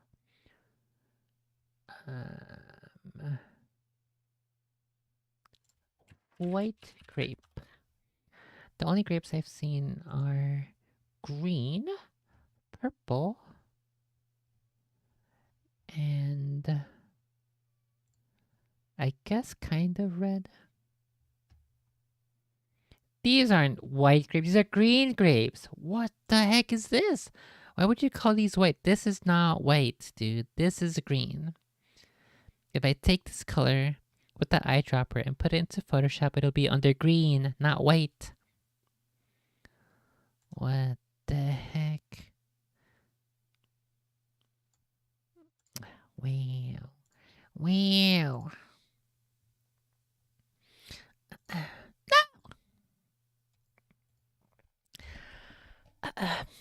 A few old women were sitting in a corner, drinking tiny glasses of sherry. One of them was smoking a long pipe. That sounds kind of lewd. A little man in a top hat was talking to the old bartender, who was quite bald and looked like a toothless walnut. The low buzz of chatter stopped when they walked in. Everyone seemed to know Hagrid. They waved and smiled at him, and the bartender reached for a glass, saying, "The usual, Hagrid." "Can't, Tom. I'm on Hogwarts business," said Hagrid, clapping his great hand on Harry's shoulder and making Harry's knees buckle. "Good Lord," said the bartender, peering at Harry. Can this be?" The leaky cauldron had suddenly gone completely still and silent. "Bless my soul," whispered the old bartender. "Harry Potter! What an honor!" He hurried up from behind the bar, rushed toward Harry, and seized his hand, tears in his eyes. "Welcome back, Mr. Potter. Welcome back." Harry didn't know what to say. Everyone was looking at him. The old woman with the pipe was puffing on it without realizing it had gone out. Hagrid was beaming. Then there was a great scraping of chairs, and the next moment Harry found himself shaking hands with everyone in the leaky cauldron. "Doris Crockford, Mr. Potter. I can't believe I'm meeting you at last. So proud, Mr. Potter. I'm just so proud. Always wanted to shake your hand. I'm all of a flutter. Delighted, Mr. Potter. Just can't tell you. Diggle's the name. Daedalus Diggle." "I've seen you before," said Harry, as Daedalus Diggle's top hat fell off in his excitement. "You bowed to me once in a shop." "He remembers!" cried Daedalus Diggle, looking around at everyone. "Did you hear that? He remembers me." "No, it's loading!" The page is all white. He nutted on the page because he got so excited that Harry remembered him. No! Uh-oh. What to do? I don't know nothing. How the heck do I fix this? I'm probably just going to have to refresh the page. On page 70. Do F5. Ah, there we go. Easy peasy. And just refresh the page. Harry shook hands again and again. Doris Crockford kept coming back for more. I'm pretty sure you could write a fanfic and reuse this line. Seems like a pretty good line. Maybe that's why the page is white, because Doris Crockford kept coming back for more. What the heck? He's a fucking minor. A pale young man made his way forward, very nervously. One of his eyes was twitching. Professor Quirrell's. Oops, wrong way. Hold on. You didn't hear that. Professor Quirrell, said Hagrid. Harry, Professor Quirrell will be one of your teachers at Hogwarts. Potter, stammered Professor Quirrell, grasping Harry's hand. Can't tell you how pleased I am to meet you. What sort of magic do you teach, Professor Quirrell? The defense against the dark arts, muttered Professor Quirrell, as though he'd rather not think about it. Not that you need it, eh, Potter? He laughed nervously. You'll be getting all your equipment, I suppose. I've got to pick up a new book on vampires myself. He looked terrified at the very thought. But the others wouldn't let Professor Quirrell keep Harry to himself. It took almost 10 minutes to get away from them all. At last, Hagrid managed to make himself heard over the babble. Musket on! Lots to buy! Come on, Harry! Doris Crockford shook Harry's hand one last time, and Hagrid led them through the bar and out into a small, walled courtyard, where there was nothing but a trash can and a few weeds. Hagrid grinned at Harry. Told you, didn't I? Told you was famous. Even Professor Quirrell was trembling to meet you. Mind you, he is usually trembling. Is he always that nervous? Oh yeah, poor bloke. Brilliant mind. He was fine while he was studying at the books, but then he took a year off to get some first-hand experience. They say he met vampires in the Black Forest, and there was a nasty bit of old trouble with the hag. Never been the same since.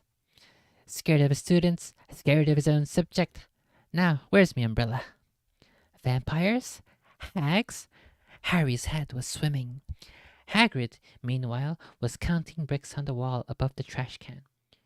3 up, 2 across, he muttered. Right, stand back, Harry. He tapped the wall 3 times with the point of his umbrella.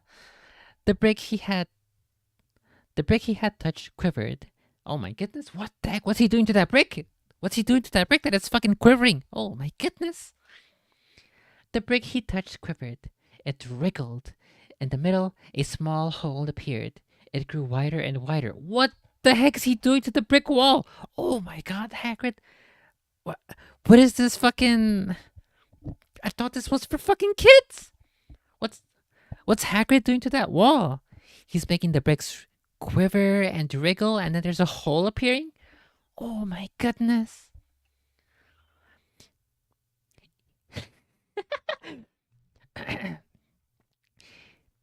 He pricked... The brick he touched quivered. It wriggled. In the middle, a small hole appeared. It grew wider and wider.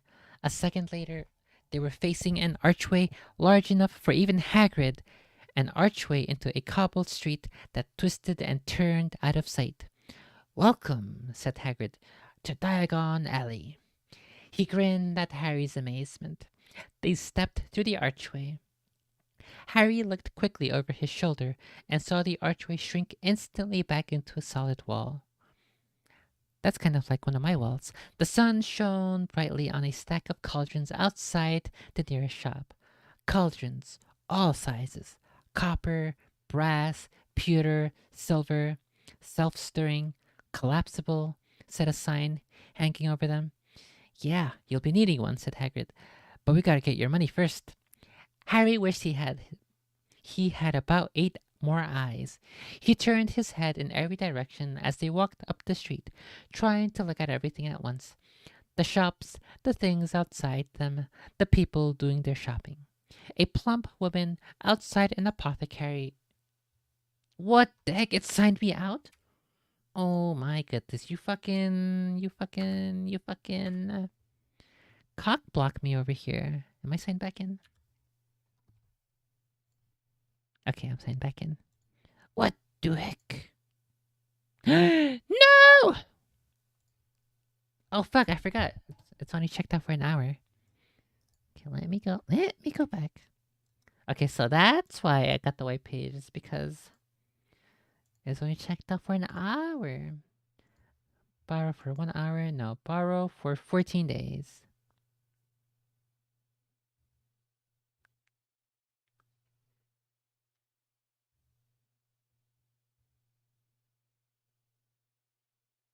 Okay, good. Your loan of this book has 13 days left. Okay, perfect. Perfectin. Can I click on the chapter? No, I cannot. Unlucky. Page 61 is when... I wish there probably is a way to go to...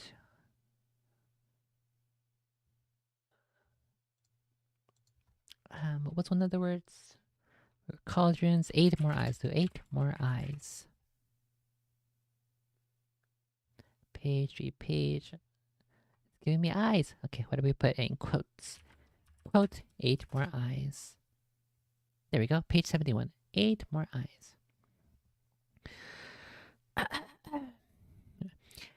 A, a plump woman outside an apothecary was shaking her head as they passed, saying, "Dragon liver, 16 sickles an ounce. They're mad." A low. Is there a way to get rid of this thingy? I'll get rid of this. Can I get rid of this notice on how much longer my loan is? I could probably do it. Twist, inspect the element, but I'm not gonna bother. Whatever. A low, soft hooting came from a dark shop with a sign saying Ilops Owl Emporium. Tawny, screech, barn, brown, and snowy. Several boys of about Harry's age had their noses pressed against the window with broomsticks in it. "Look," Harry heard one of them say, "the new Nimbus 2000, fast as ever." There were shops selling robes, shops selling telescopes, and strange silver instruments Harry had never seen before. Windows stacked with barrels of bat spleens, eel's eyes, tottering piles of spell books, quills, and rolls of parchment, potion bottles, globes of the moon. "Gringotts," said Hagrid. They had reached a snowy white building that towered over the other little shops. Standing beside its burnished bronze doors, wearing a uniform of scarlet and gold, was, "Yeah, that's a goblin," said Harry quietly as they walked up the white stone steps toward him. The goblin was about a head shorter than Harry.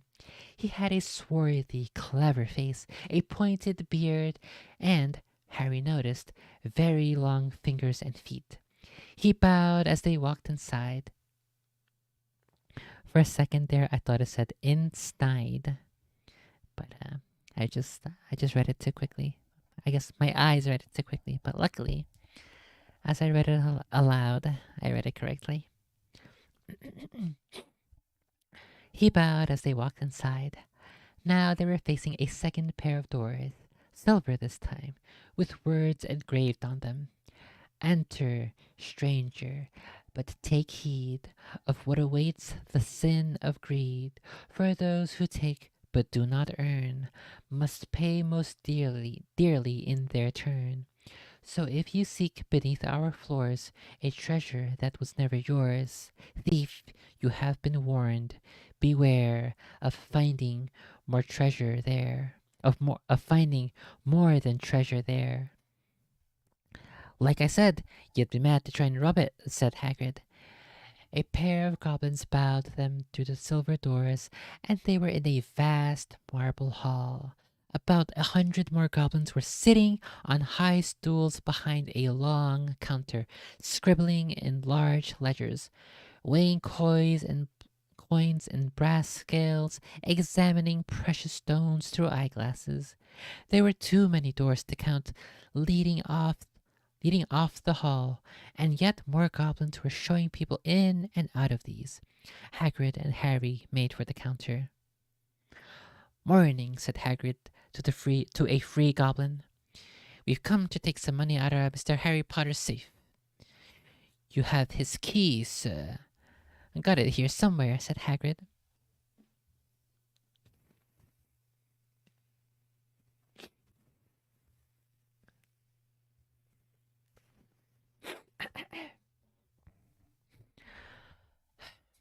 I don't know if in the library page, if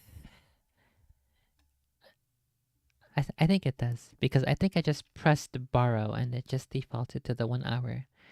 Whereas if I had looked a little closer and not been so estúpido, then I would have seen that you can click the little arrow, and I could have gotten the 2 weeks.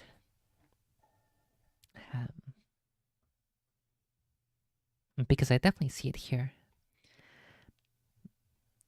I guess I just assumed that it automatically does the automatically borrows it for 2 weeks. Let's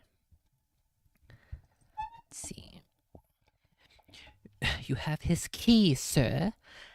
I got it here somewhere, said Hagrid, and he started emptying his pockets onto the counter, scattering a handful of moldy dog biscuits over the goblin's book of numbers.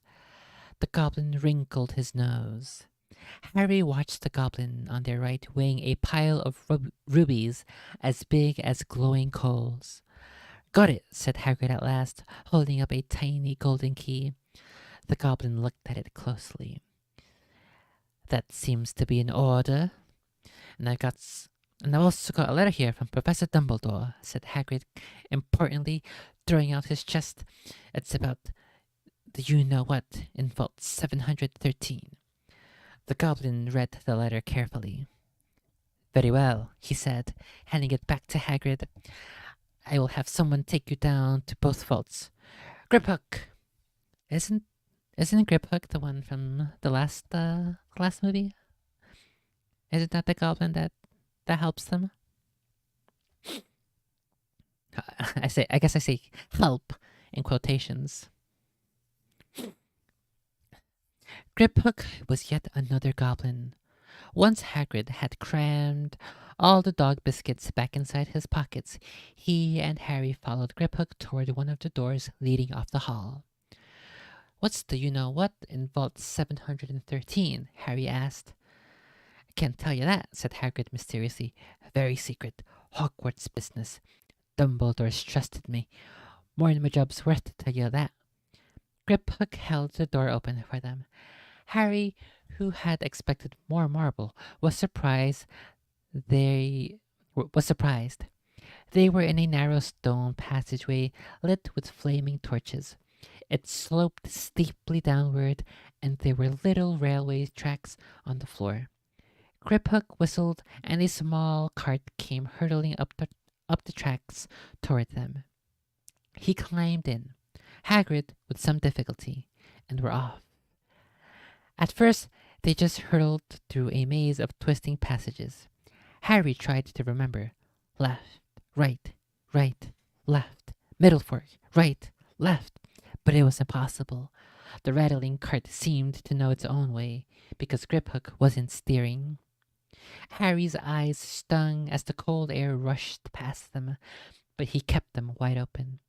Once he thought he saw a burst of fire at the end of a passage and twisted around to see if that was a dragon. But too late, they plunged even deeper, passing an underground lake where huge stalactites and stalagmites grew from the ceiling and floor. I never know, Harry called to Hagrid over the noise of the cart. What's the difference between stalagmite and stalactite? Stalagmite's got an M in it, said Hagrid. And don't ask me questions just now. I think I'm gonna be sick. I think that the way that I remember it is stalactites are the ones that hang from the ceiling. Because T has a long piece and I have something quite long that hangs as well. Let's go see if that's true. Stalactites. I'm pretty sure that's the mnemonic device that I use to differentiate them. Stalactite. Stalactite. Elongated mineral formation which hangs down from a cave ceiling. Yep. See, look, me is the big, gigantic brain. Almost as big and gigantic as my depression. Let's see. I think there's another thingy that I use. Another mnemonic device for something else that I wanted to mention. Oh, in middle school, I think, or maybe before middle school, I went to this advanced program for 3 years, and I wasn't really paying all that much attention sometimes. And one of those times was during a math class. covering complementary and supplementary angles. And I think I wasn't there for the first day that they covered it. And then I think it just like they just brought it up the next time. But I think that simply based off the context clues, because we were doing 90 degrees and 100-degree angles and stuff, and finding the measurements of degrees. I think that I found out by context clues that complementary angles add up to 90 degrees, whereas supplementary angles add up to 180 degrees. And if I am right, and if that is correct, and if that demonic device worked out correctly, and if I properly understood things from the context clues that I picked up, complementary angles are definitely 90 degrees and supplementary are 180 degrees, and the mnemonic device that I used was complementary starts with C, which is earlier in the alphabet, so therefore it is less than supplementary. And the two kinds of angles we were covering were 90 degrees and 180 degrees. So that's what I used. Let's see if that is correct. Complementary angles. Complementary angles refer to two angles whose sum is 90 degrees. Supplementary angles refers to the pair of angles that always sum up to 180 degrees. Okay, so complementary are only two angles, it specifies here, whereas supplementary says pair of angles, which implies two or more, whereas complementary implies only two angles, based off how I'm reading it here. Two angles are complementary when they add up to 90 degrees. Okay, so it cannot be multiple. It cannot be more than two. It has to be only two. And then supplementary angles. Two angles are supplementary when they add up to 180. Okay, so it's also only two angles, not multiple. Or rather, not more than two, because two can technically be considered multiple angles, I guess.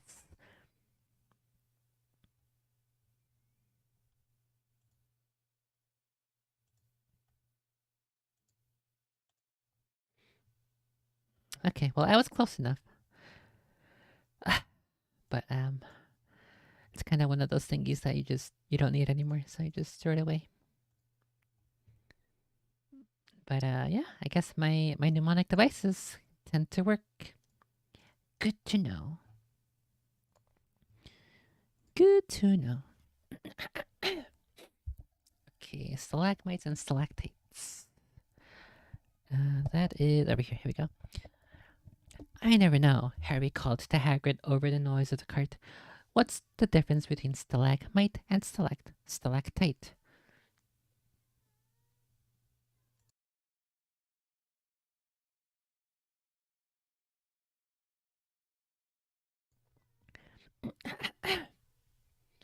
Every time I have to burp. I just gotta get more soda. That's the way it works. I gotta get more soda until I finish, which might mean about 3 or 4 more good sips.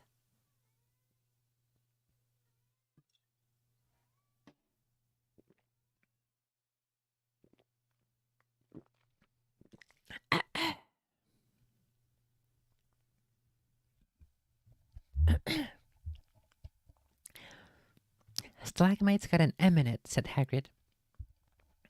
And don't ask me questions just now. I think I'm gonna be sick. He did look very green, and when the cart stopped at last beside a small door in the passage wall, Hagrid got out and had to lean against the wall to stop his knees from trembling. Oh my god, now he's the one who's quivering and trembling. And what's the other word that they use for the brick wall? Quivered, wriggled. Okay, so now Hagrid is the one who's wriggling and quivering and trembling, and his knees are shaking. Maybe soon his hole is gonna start opening up. Let's see if that's how this progresses. Grip Hook unlocked the door. A lot of green smoke came billowing out, and as it cleared, Harry gasped. Inside were mounds of gold coins, columns of silver, heaps of little brown knuts. All yours, smiled Hagrid. All Harry's. It was incredible. The Dursleys couldn't have known about this, or they'd have had it from him faster than blinking. How often had they complained how much Harry cost them to keep, and all the time there had been a small fortune belonging to him, buried deep under London. Hagrid helped Harry pile some of it into a bag. The gold ones are galleons, he explained. 17 silver sickles to a galleon, and 29 knuts to a sickle. It's easy enough. Right, that should be enough for a couple of terms. We'll keep the rest safe for you. He turned to Grip Hook. Vault 713 now, please. And can we go more slow? Can we go more slowly? Okay, let's see. How does this work? So 17 silver sickles. Then 29 knuts. I was watching a video like maybe a year or two ago about was it a base 6, base 12? No, wait, it's like a base 22, I think. A base 22 currency or something in England, like in the Middle Ages or something. Let me see if I can go find it. Early England currency base 22? Pounds, shilling, pence. A history of English coinage by Lindy Page. That must have been what it was. Maybe we'll watch this video. Listen to this video. Will I do more Binding of Isaac? Okay, so it's definitely that video. 100% because I can see that I watched it before. Fuck! Where the heck is Lindy Page? Make more videos. What the heck?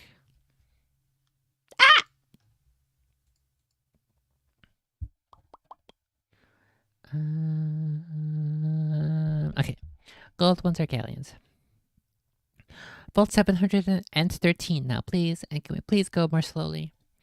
One speed only, said Grip Hook. They were going even deeper now, and gathering speed. The air became colder and colder as they hurtled round tight corners.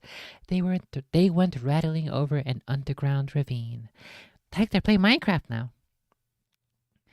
And Harry leaned over the side to try and see what was down at the dark bottom. But Hagrid groaned and pulled him back by the scruff of his neck. What the fuck? He's treating him like a fucking kitty. Vault 713 had no keyhole. Stand back, said Grip Hook importantly. He stroked the door, huh? He stroked the door gently with one of his long fingers, and it simply melted away. Yeah, I think I have that power too. If anyone but a Gringotts goblin tried that, they'd be sucked through the door and trapped in there, said Grip Hook. I gotta just keep that consistent voice like that. Like, he has no inflection, he has no tone, he has no... but the other one did. Is it? I gotta know. I gotta check now. Is it Grip Hook who appears in that last movie? Grip Hook. That is him. He didn't sound like that though. They must have just okay.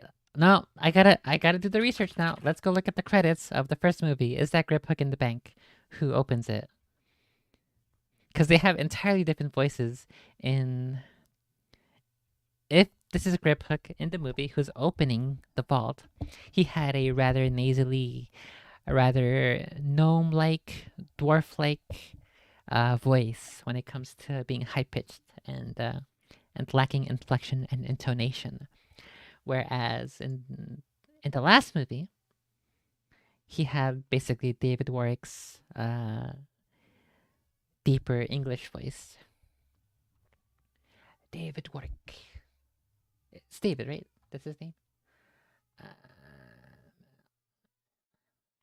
Portrayed by.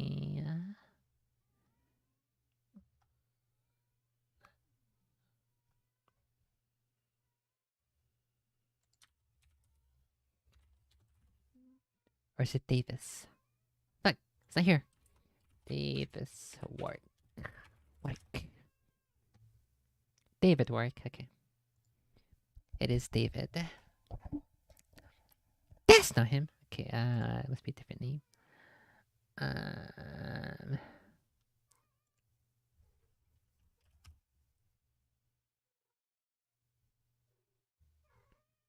Where is... Okay, it's the Goblins. Harry Potter movie actor.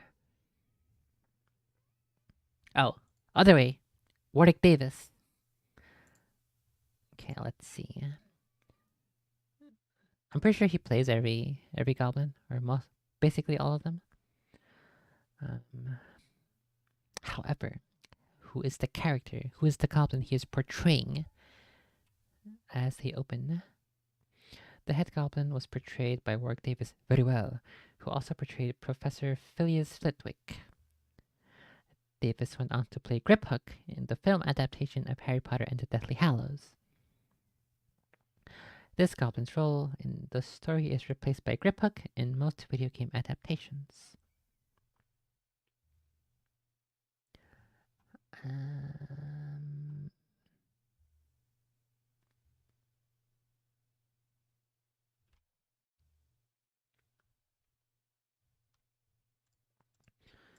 Okay, let's go look up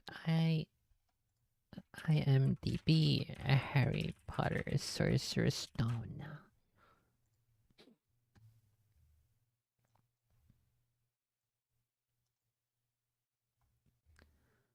Credits. Director, all casting crew. Okay, let's see. Let's see. What the heck? Why is Castaway in Arabic? What the heck? Let's see how many characters Warwick Davis portrays. Warwick Davis portrays Goblin Bank Teller, Professor Flitwick, voice of Griphook. And Vern Troyer is also Griphook in the first movie. Griphook as Vern Troyer. Who is Vern Troyer? Does he voice the voice? Okay, so this is a different actor then. Another Warwick Davis sized actor. Unlucky. They couldn't. When was this movie? 2001, and then Deathly Hallows. Deathly Hallows is 2011. For 10 years, they couldn't keep the actors consistent. This makes me very angry. This is such an awful series. This is such an awful movie. Terrible. 0 out of 10. Yes, close all those tabs. I don't want to use them anymore. Well, anyway, I'm gonna keep using the high-pitched voice for Griphook.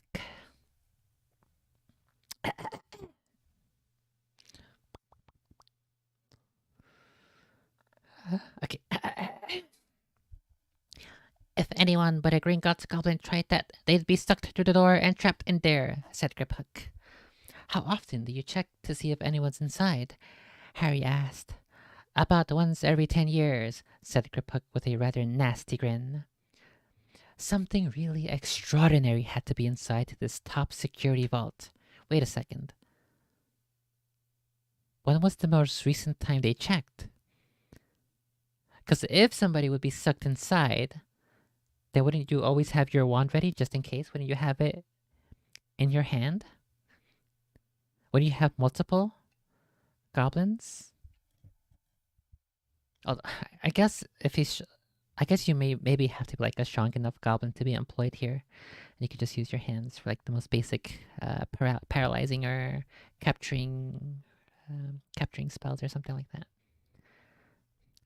I guess that's lore-wise quite logically consistent. Let's keep it at that. Something really extraordinary had to be inside this top security vault, Harry was sure, and he leaned further. He leaned forward eagerly, expecting to see fabulous jewels at the very least. But at first, he thought it was empty. Then he noticed a grubby little package wrapped up in brown paper lying on the floor. Hagrid picked it up and tucked it deep inside his coat.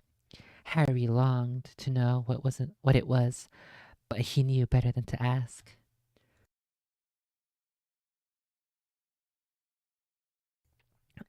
Fuck, I think I'm gonna need more soda. Come on, back in this infernal cart, and don't talk to me on the way back. It's best if I keep my mouth shut, said Hagrid. One wild cart ride later, they stood blinking in the sunlight outside Gringotts. Harry didn't know where to run first now that he had a bag full of money. He didn't have to know how many galleons there were to a pound, or to know that he was holding more money than he'd had in his whole life. More money than even Dudley had ever had. Might as well get your uniform, said Hagrid, nodding toward Madame Malkin's robes for all occasions.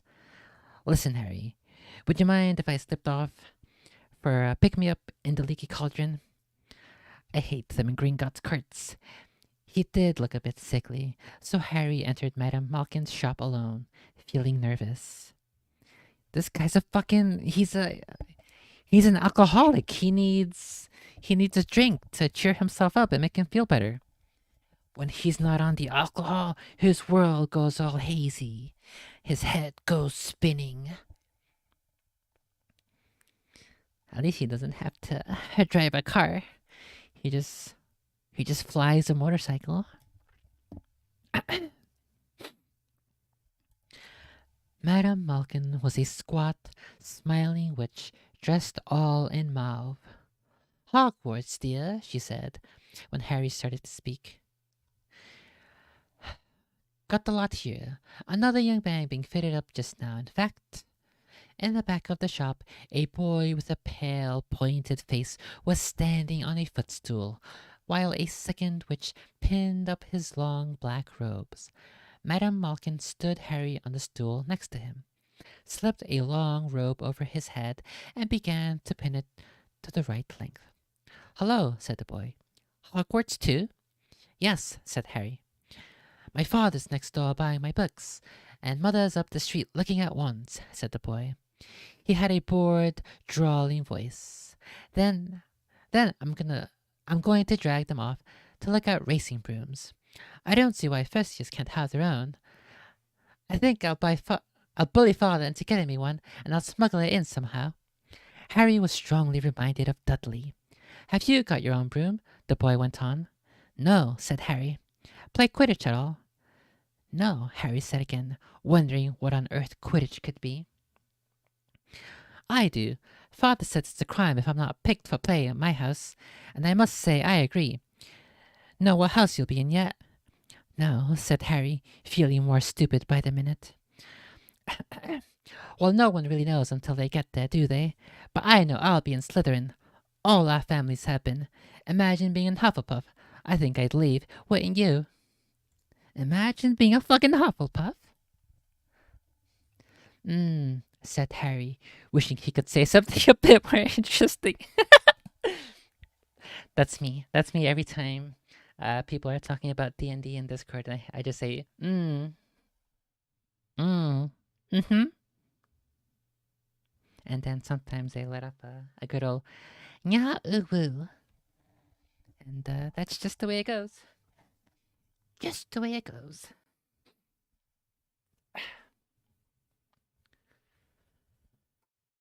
Oh, fuck. It's so fucking hot in here now. I closed the window like an hour ago, or a couple hours ago, and it's just so fucking hot. what's the temperature? It's 58. That means it's probably way hotter in here. Is it raining?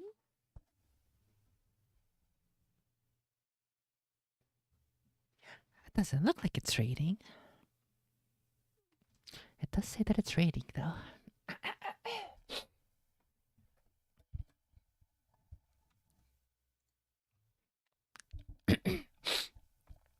I say, look at that man, said the boy, suddenly nodding toward the front window.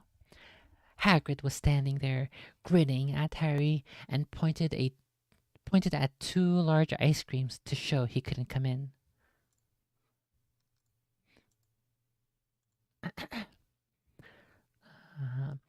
That's Hagrid, said Harry, pleased to know something the boy didn't. He works at Hogwarts. Oh, said the boy, I've heard of him. He's a sort of servant, isn't he? He's the gamekeeper, said Harry. He was liking the boy less and less every second. I wonder who this boy could be. I'm gonna have to work on my Malfoy voice before the next reading session. Let's see how it sound like. I think I like the way he delivered his lines in the second movie. I think that's what I'm gonna aim for.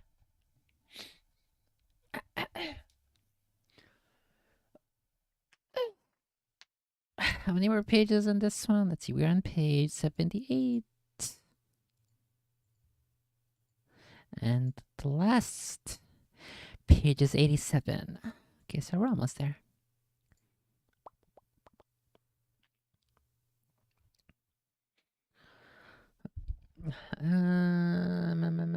Bit of a savage. Haven't gotten there yet. He's a sort of servant, isn't he?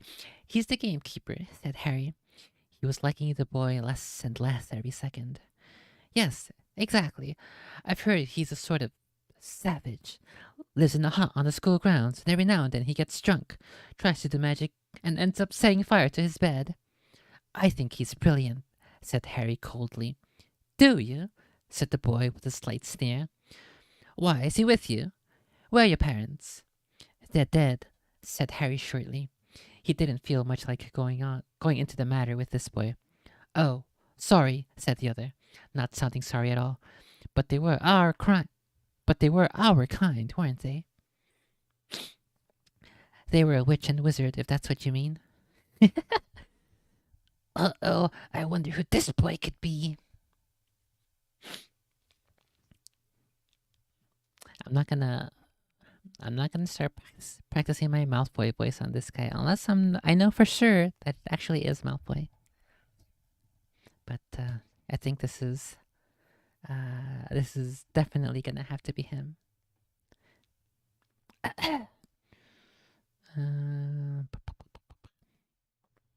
They were witch and wizard, if that's what you mean. I really don't think they should let the other swords in, do you? They're just not the same. They've never been brought up knowing our ways. Some of them have never even heard of Hogwarts until they get the letter. Imagine. I think they should keep it in the old wizarding families. What's your surname, anyway? But before Harry could answer, Madame Malkin said, That's you done, my dear. And Harry, not sorry for an excuse to stop talking to the boy, hopped down from the footstool. Well, I'll see you at Hogwarts, I suppose, said the drawling boy.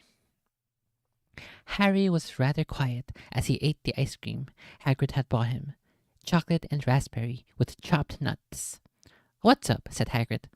Nothing, Harry lied. They stopped to buy parchment and quills. Harry cheered up a bit when he found a bottle of ink that changed color as he wrote. What the heck is... It's the rainbow LGBT ink. When they left the shop, he said, Hagrid, what's Quidditch? That'd be like a super cool thing that they should sell at the Harry Potter store at what is it, Universal? I don't fucking know. All these companies are all the same to me. Everything is Disneyland. That's all I know. Everything is Disneyland.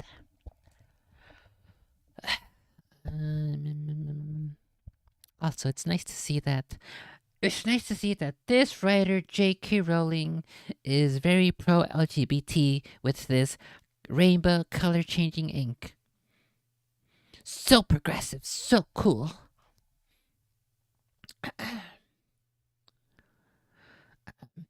Hagrid, what's Quidditch? Blimey, Harry. I keep forgetting how little you know, not knowing about Quidditch. Don't make me feel worse, said Harry. He told Hagrid about the pale boy and Madame Malkins.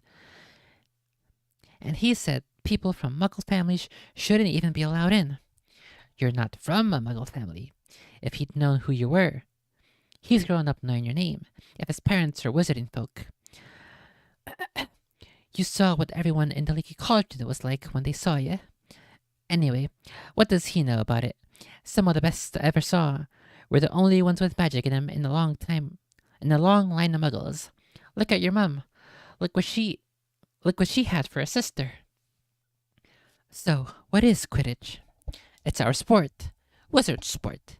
It's like soccer in the muggle world. Everyone follows Quidditch. At least he knows what soccer is, which I guess makes sense. It is technically the most a popular sport in the world, and it is pretty popular in England.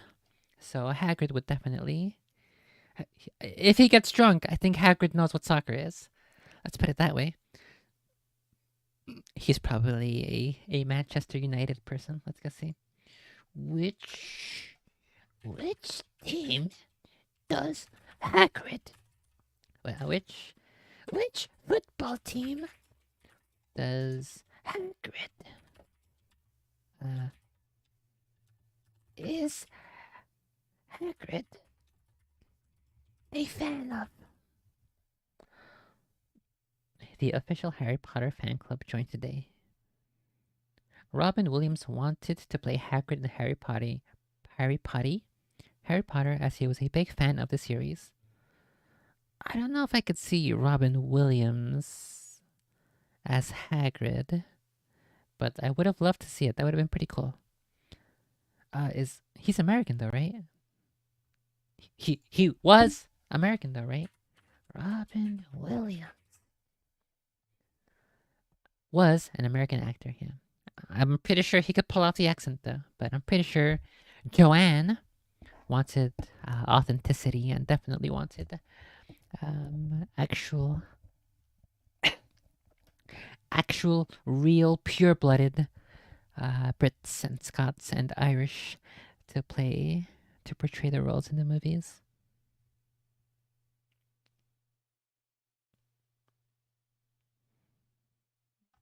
Let's see. Does Hagrid follow football? Ruby is Hagrid, the soccer mom. I Alohomora.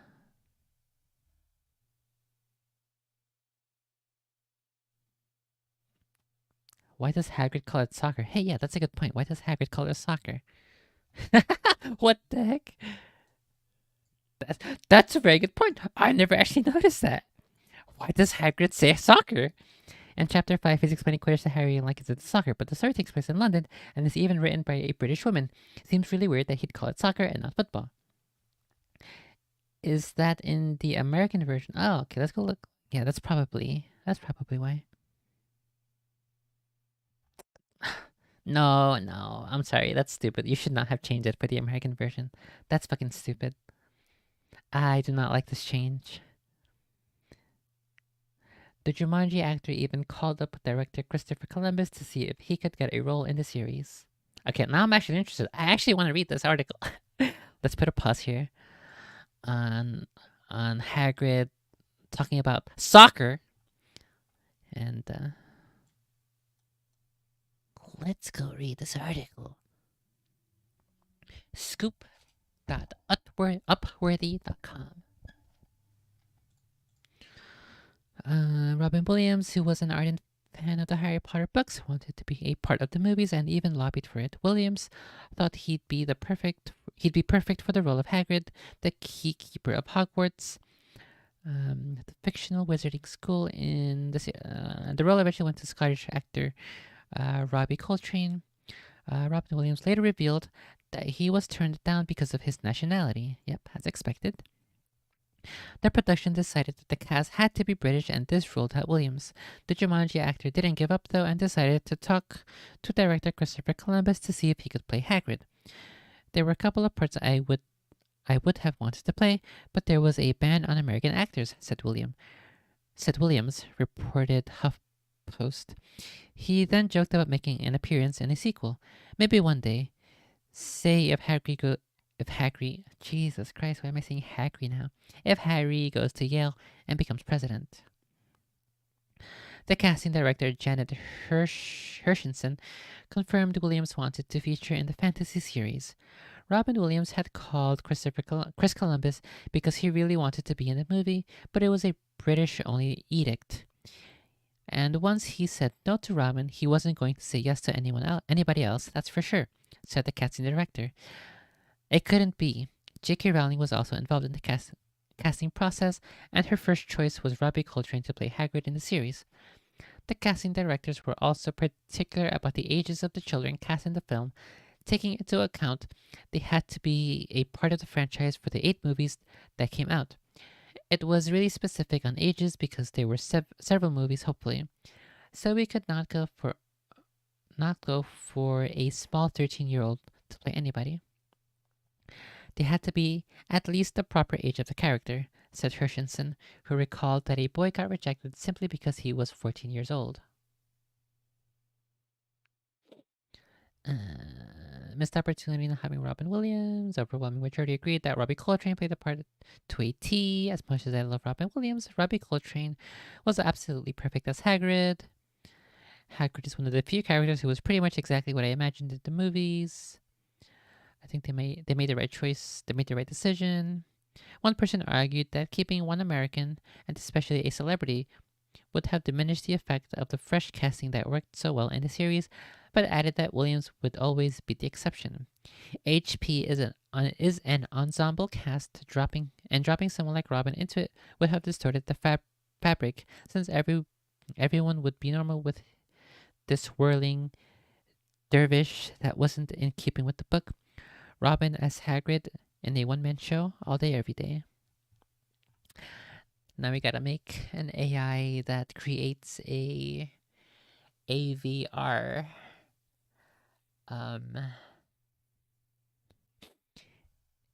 who plays a VR version of Robin Williams in a play version of Harry Potter. He's probably already got the accent down from Mrs. Doubtfire. Minerva Doubtfire.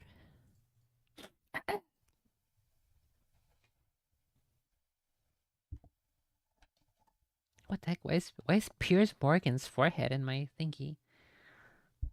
This is all I see right here. Can I show this? Yeah. This is all I see right here. Piers Morgan's forehead. Why is it that I know that this... Hold on. Okay, maybe it's not Piers Morgan. Maybe it's Greg Gutfeld. But I don't like Greg Gutfeld, so I assume it is Piers Morgan. Let's go. Oh, fuck! It is Gutfeld.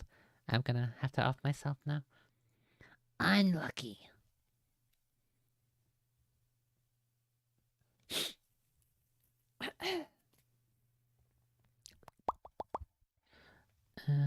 Quidditch, soccer. Soccer's where we left off. Okay, we went from fucking Quidditch, soccer to America to Robin Williams. What the heck? Phew! Soccer.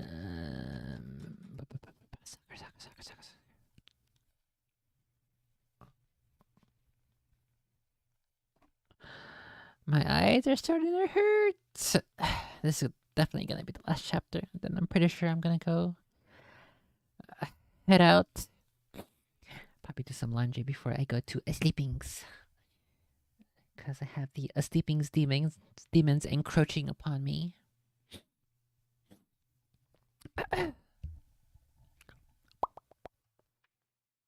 Fuck, I gotta clean my glasses.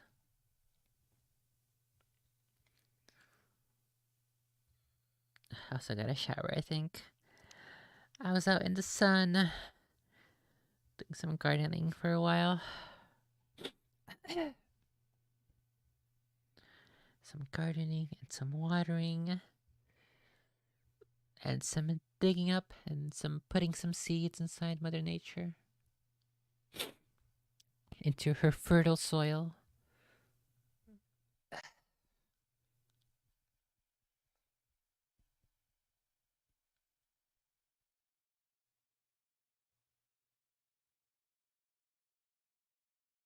Fuck, my eyes hurt too much. Okay, let me just keep my eyes closed for a little bit. I'll let them reset ever so slightly while I drink probably the last of my sodas.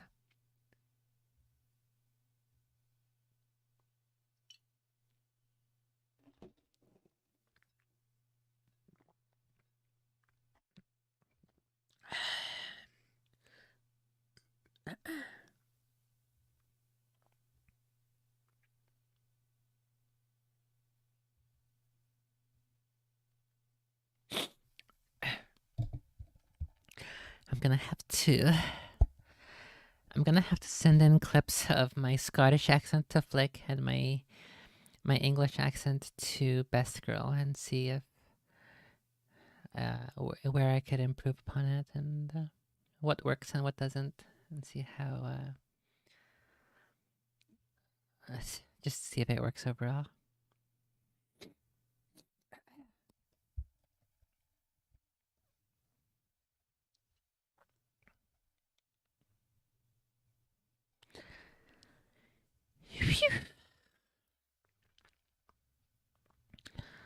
Okay.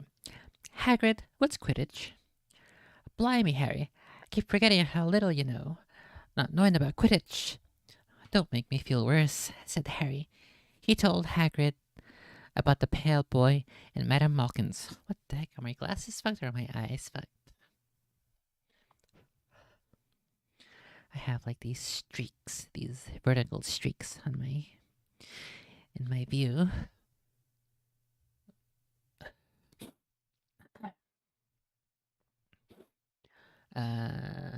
But that make me feel worse. He told Hagrid about the pale boy and Madame Malkins. And he said people from Muggle families shouldn't even be allowed in. You're not from a Muggle family. If he'd known who you were, he's grown up knowing your name. If his parents are wizarding folk. You saw what everyone in the Leaky Cauldron was like when they saw ya. Anyway, what does he know about it? Some of the best I ever saw were the only ones with magic in them, and a long line of muggles. Look at your mum. Look what she had for a sister. So, what is Quidditch? It's our sport. Wizard sport. It's like football in the muggle world. Everyone follows Quidditch. Play it up in the air in broomsticks, and there's 4 balls. Sort of hard to explain the rules. And what are Slytherin and Hufflepuff? Schoolhouses. There's 4. Everyone says Hufflepuff are a lot of duffers, but I bet I'm a Hufflepuff, said Harry gloomily. Gloomily? Why is there an I there? Why is it not gloomily? Why is it gloomily? Gloomy. Gloomy. Better Hufflepuff than Slytherin, said Hagrid darkly. There's not a single witch or wizard who went bad who wasn't in Slytherin. You know who was one. Sorry, you know who was at Hogwarts. Years and years ago, said Hagrid. They bought Harry's school books in a shop called Flourish and Blots, where the shelves were stacked to the ceiling with books as large as paving stones bound in leather. Books the size of postage stamps in covers of silk. Books full of peculiar symbols, and a few books with nothing in them at all. Even Dudley, who never read anything, would have been wild to get his hands on some of these. Hagrid almost had to drag Harry away from the curses and counter-curses, bewitch your friends and befuddle your enemies with the latest revenges. Hair loss, jelly legs, tongue-tying, and much, much more by Professor Vindictus Viridian. That's a good name. Vindictus Viridian. I was trying to find out how to curse Dudley. I'm not saying that's not a good idea, but you're not to use magic in the Muggle world except in very special circumstances, said Hagrid. And anyway, you couldn't work any of them curses yet. You'll need a lot more study before you get to that level. Hagrid wouldn't let Harry buy a solid gold cauldron either.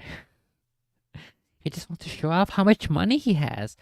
Fucking 1%er, dude.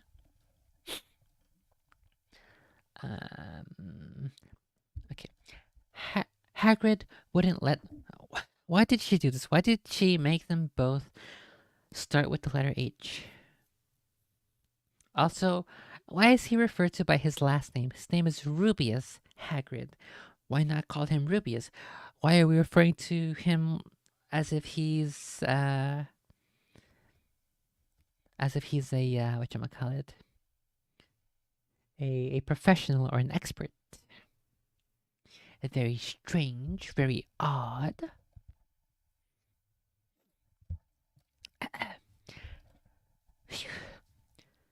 Hagrid wouldn't let Harry buy a solid gold cauldron either. It says pewter on your list, but they got a nice set of scales for weighing potion ingredients and a collapsible brass telescope. Then they visited the apothecary, which was fascinating enough to make up for its horrible smell. A mixture of bad eggs and rotted cabbages. Barrels of slimy stuff stood on the floor. Jars of herbs, dried roots, and bright powders lined the walls. Bundles of feathers, strings of fangs, and snarled claws hung from the ceiling. While Hagrid asked the man behind the counter for a supply of some basic potion ingredients for Harry, Harry himself examined silver unicorn horns at 21 galleons each, and minuscule, glittery black beetle eyes, 5 knuts a scoop. Outside the apothecary, Hagrid checked Harry's list again. Just your wand left. Oh yeah, and I still haven't gotten your birthday present. Harry felt himself go red. You don't have to. I know I don't have to. Tell you what, I'll get your animal. Not a toad. Toads went out of fashion years ago. You'd be laughed at. And I don't like cats. They make me sneeze. I'll get you an owl. All the kids want owls. They're dead useful. Carry your mail and everything. 20 minutes later, they left Eily Owl Emporium, which had been dark and full of rustling and flickering which had been full of rustling and flickering jewel bright eyes. Harry now carried a large cage that held a beautiful snowy owl, fast asleepings, with her head under her wing. He couldn't stop stammering his thanks, sounding like Professor Quirrell. Don't mention it, said Hagrid gruffly. Don't expect you've had a lot of presents from them Dursleys. Just Ollivanders left now. Only place for wands, Ollivanders. And you gotta have the best wand. A magic wand. This was what Harry had really been looking forward to. The last shop was narrow and shabby. Peeling gold letters over the door read, Ollivanders, makers of fine wands since 382 BC. A single wand lay on a faded purple cushion in the dusty window. A tinkling bell rang somewhere in the depths of the shop as they stepped inside. It was a tiny place, empty except for a single spindly chair that Hagrid sat on to wait. Harry felt strangely as though he had entered a very strict library. He swallowed a lot of new questions that had just occurred to him and looked instead at the thousands of narrow boxes piled neatly right up to the ceiling. For some reason, the back of his neck prickled. The very dust and silence in here seemed to tingle with some secret magic. Good afternoon, said a soft voice. Harry jumped. Hagrid must have jumped too, because there was a loud, crunchy noise, and he quickly got off the spindly chair. An old man was standing before them, his wide, pale eyes shining like moons through the gloom of the shop. "Hello," said Harry awkwardly. "Ah, yes," said the man. "Yes, yes. I thought I'd be seeing you soon. Harry Potter." It wasn't a question. "You have your mother's eyes. It seems only yesterday since she was here herself, buying her first wand.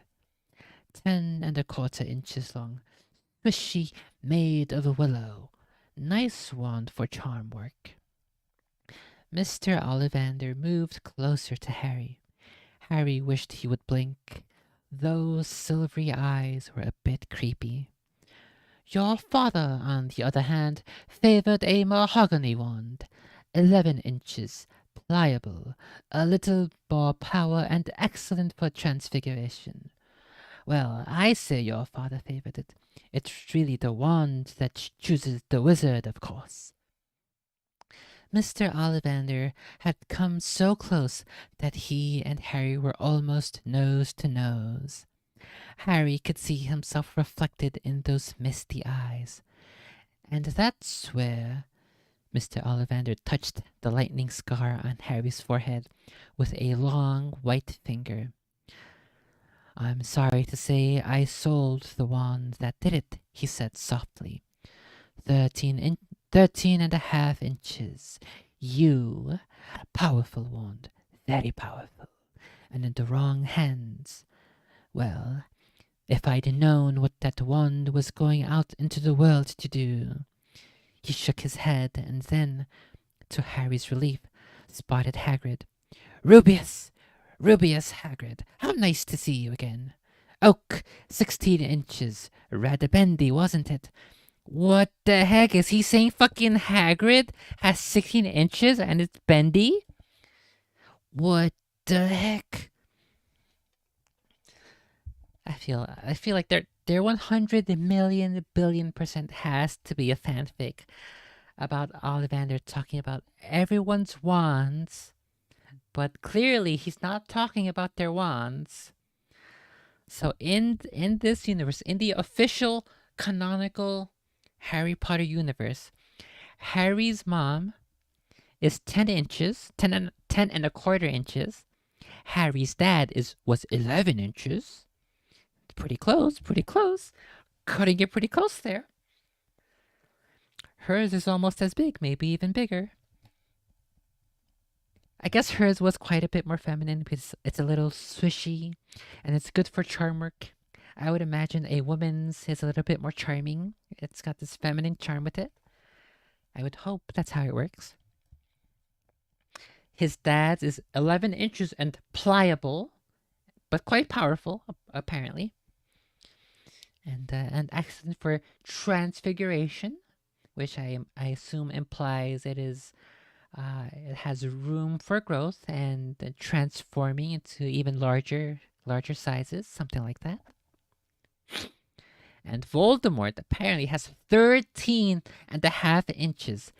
13, that's even bigger than his dad. What the heck? It's 13 1/2 inches and powerful, very powerful. Whoa. And then Hagrid's had 16 inches. What the heck, 16? It's fucking massive. It's like twice the size of every woman's dream. What the heck?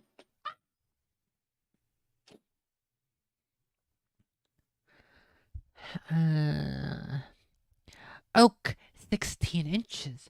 Rather bendy, wasn't it? It was, sir, yes, said the Hagrid. Good wand, that one. But I suppose they snapped it in half when you got expelled, said Mr. Ollivander, suddenly stern. Yes, they did, yes, said Hagrid, shuffling his feet.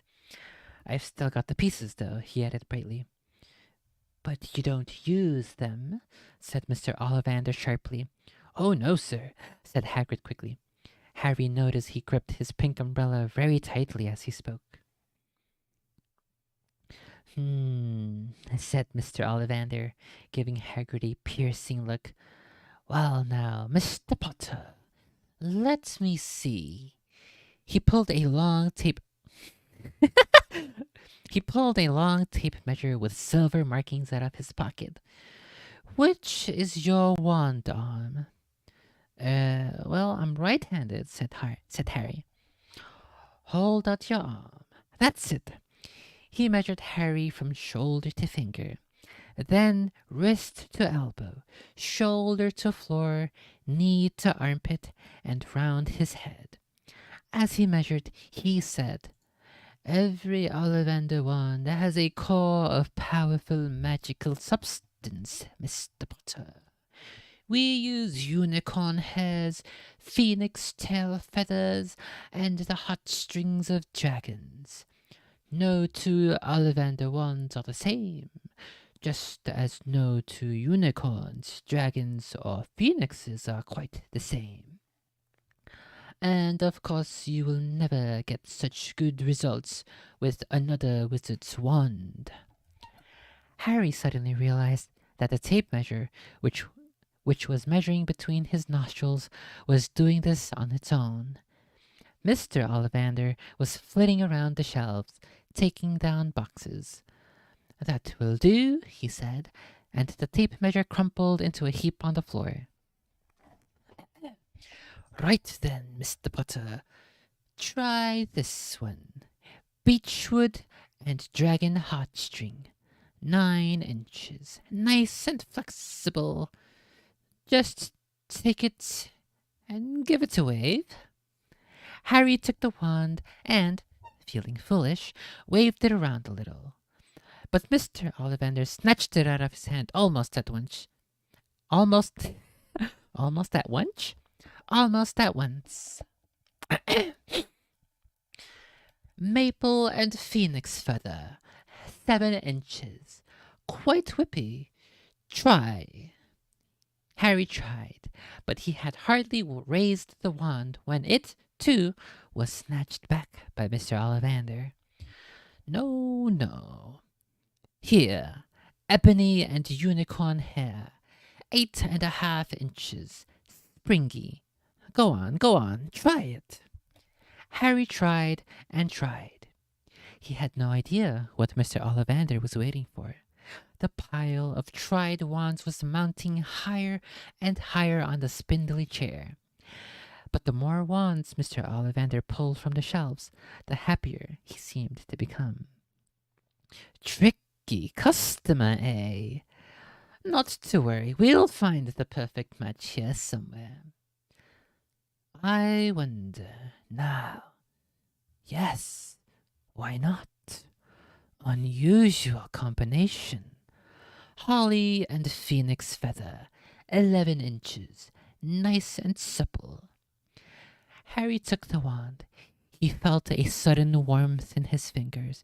He raised the wand above his head, brought it swishing down through the dusty air, and a stream of red and gold sparks shot from the end like a firework, throwing dancing spots of light on the walls.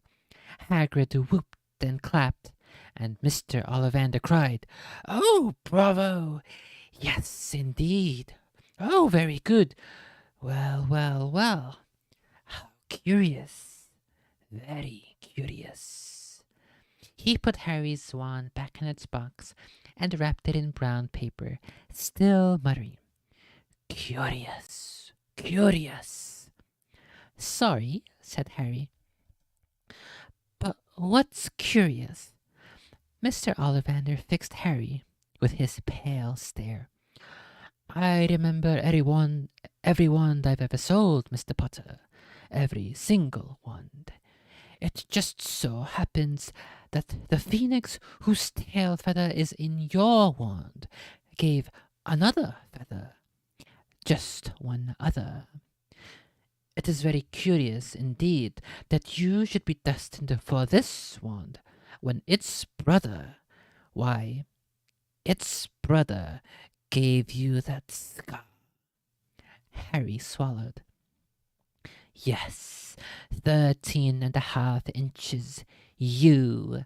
Curious indeed how these things happen."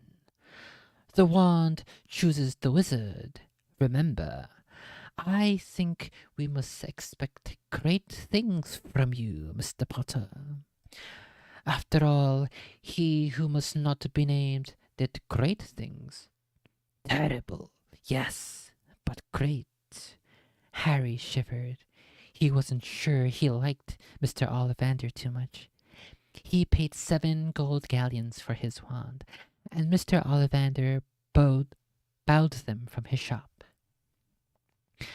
The late afternoon sun hung low in the sky as Harry and Hagrid made their way back down Diagon Alley, back through the wall, back through the leaky cauldron, now empty.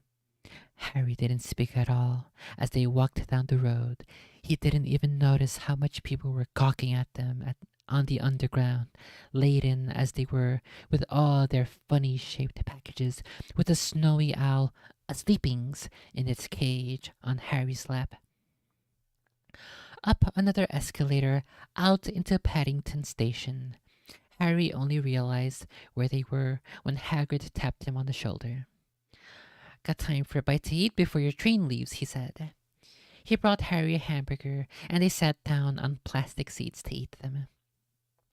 Harry kept looking around. Everything looked so strange somehow. "You all right, Harry? You're very quiet," said Hagrid. Harry wasn't sure he could explain. He'd just had the best birthday of his life.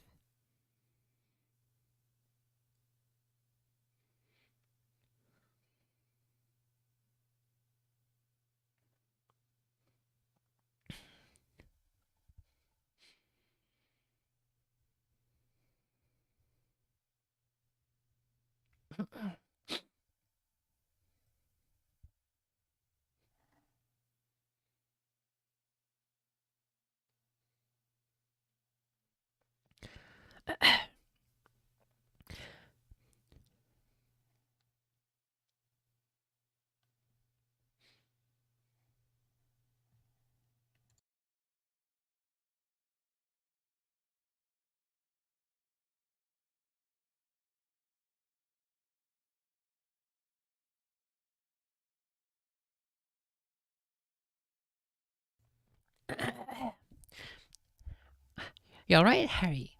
You're very quiet," said Hagrid. Harry wasn't sure he could explain. He'd just had the best birthday of his life, and yet he chewed his hamburger, trying to find the words. "Everyone thinks I'm special," he said at last.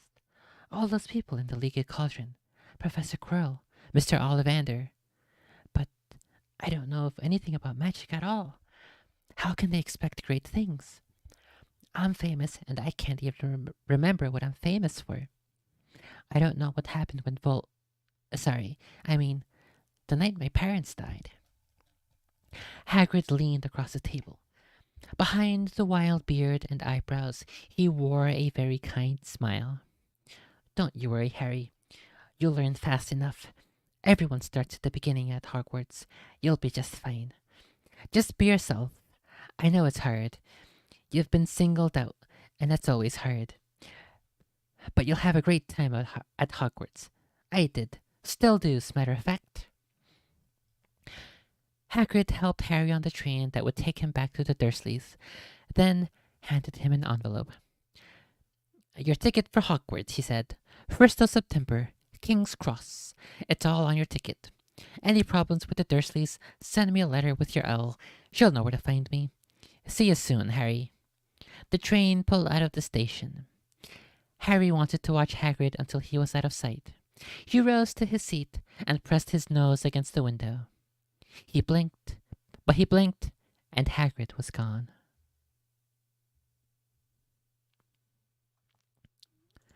And the next chapter, 6, is titled The Journey from Platform 9 3/4. And it has a picture of a frog with a Pokemon card with a old-looking wizard with a long white beard. And some half crescent moon glasses, which I think I have seen before. I wonder from who. And that is where we will end for today on page 88.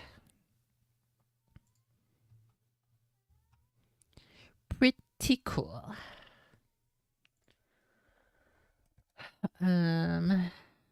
What the heck? It's 2 o'clock.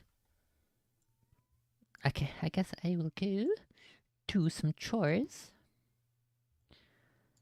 before I go to the sleepings. Okay, so I have 2 weeks to read this before I gotta send it back. I think maybe what I'll try to do is every stream at least try to read one chapter, maybe two.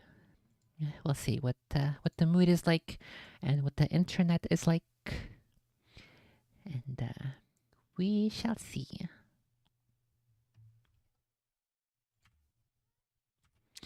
Okay, let's get rid of that. I don't quite think I'm really interested in doing Wordle right now, so we'll close that. We have Isaac. We will close this. Let me just make sure it's saved. Close Isaac.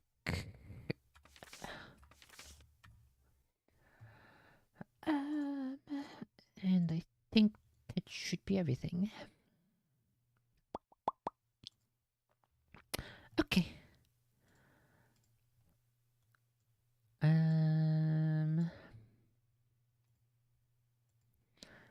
Let me just grab a couple of links here. A couple of links.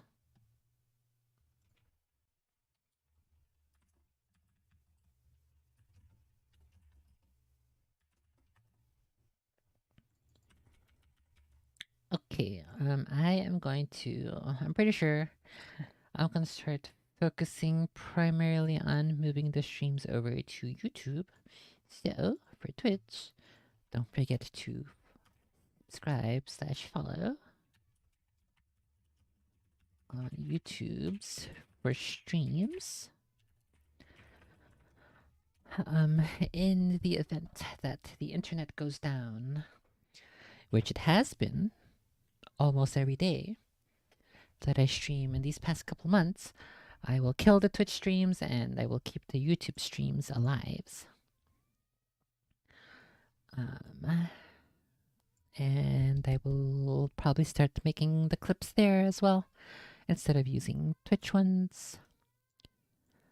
And the Twitch streams will be 720p and at lower bitrate. The YouTube stream will be 1080p at higher bitrate. It's still not perfect though. It is, this entire time, it has been 4,000 kilobits per second. I wish I could do 6,000. That is my ideal target for as good quality as I want. But we'll have to make do with what the internet can offer me. And yep, don't forget to follow there. Don't forget to follow on Twitter. Don't forget to follow on Discord for memes. We have Headpat. Have Headpat for Headpat. Currently saving up for the Golem game that comes out. Doesn't it come out in like 2 days, or was it today? I think it was today. Let's see. Golem. $50 hairs. May 25th. Okay, so we have the rest of the month basically. We have, oh, that's 4 weeks from now. The 11th, the 18th, and then the 25th from today. Okay, we'll try to save up the $50 hairs by then. You can also support on Subscribestar. That's new, which I have done recently. Subscribe star. I need to get a bot command that does subscribe star.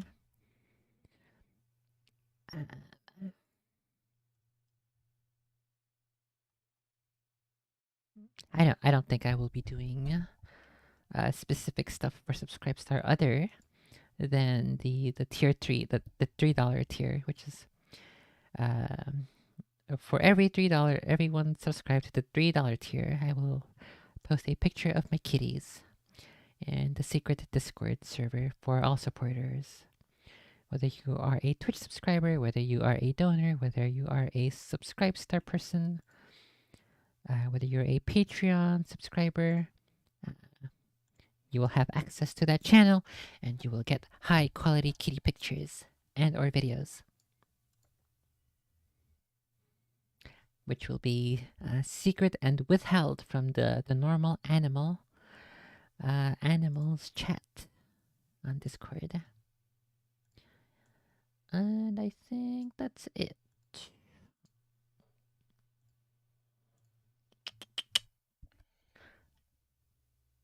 Okay, let's put on the musics. Oh my goodness, it's so loud! My ears!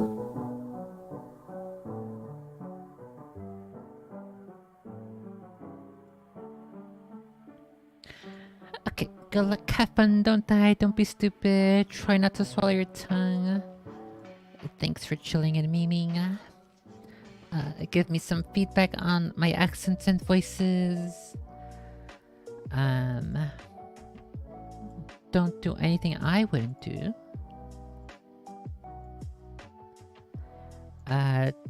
Take care of yourself, and as always, I will see you next time. Bye bye.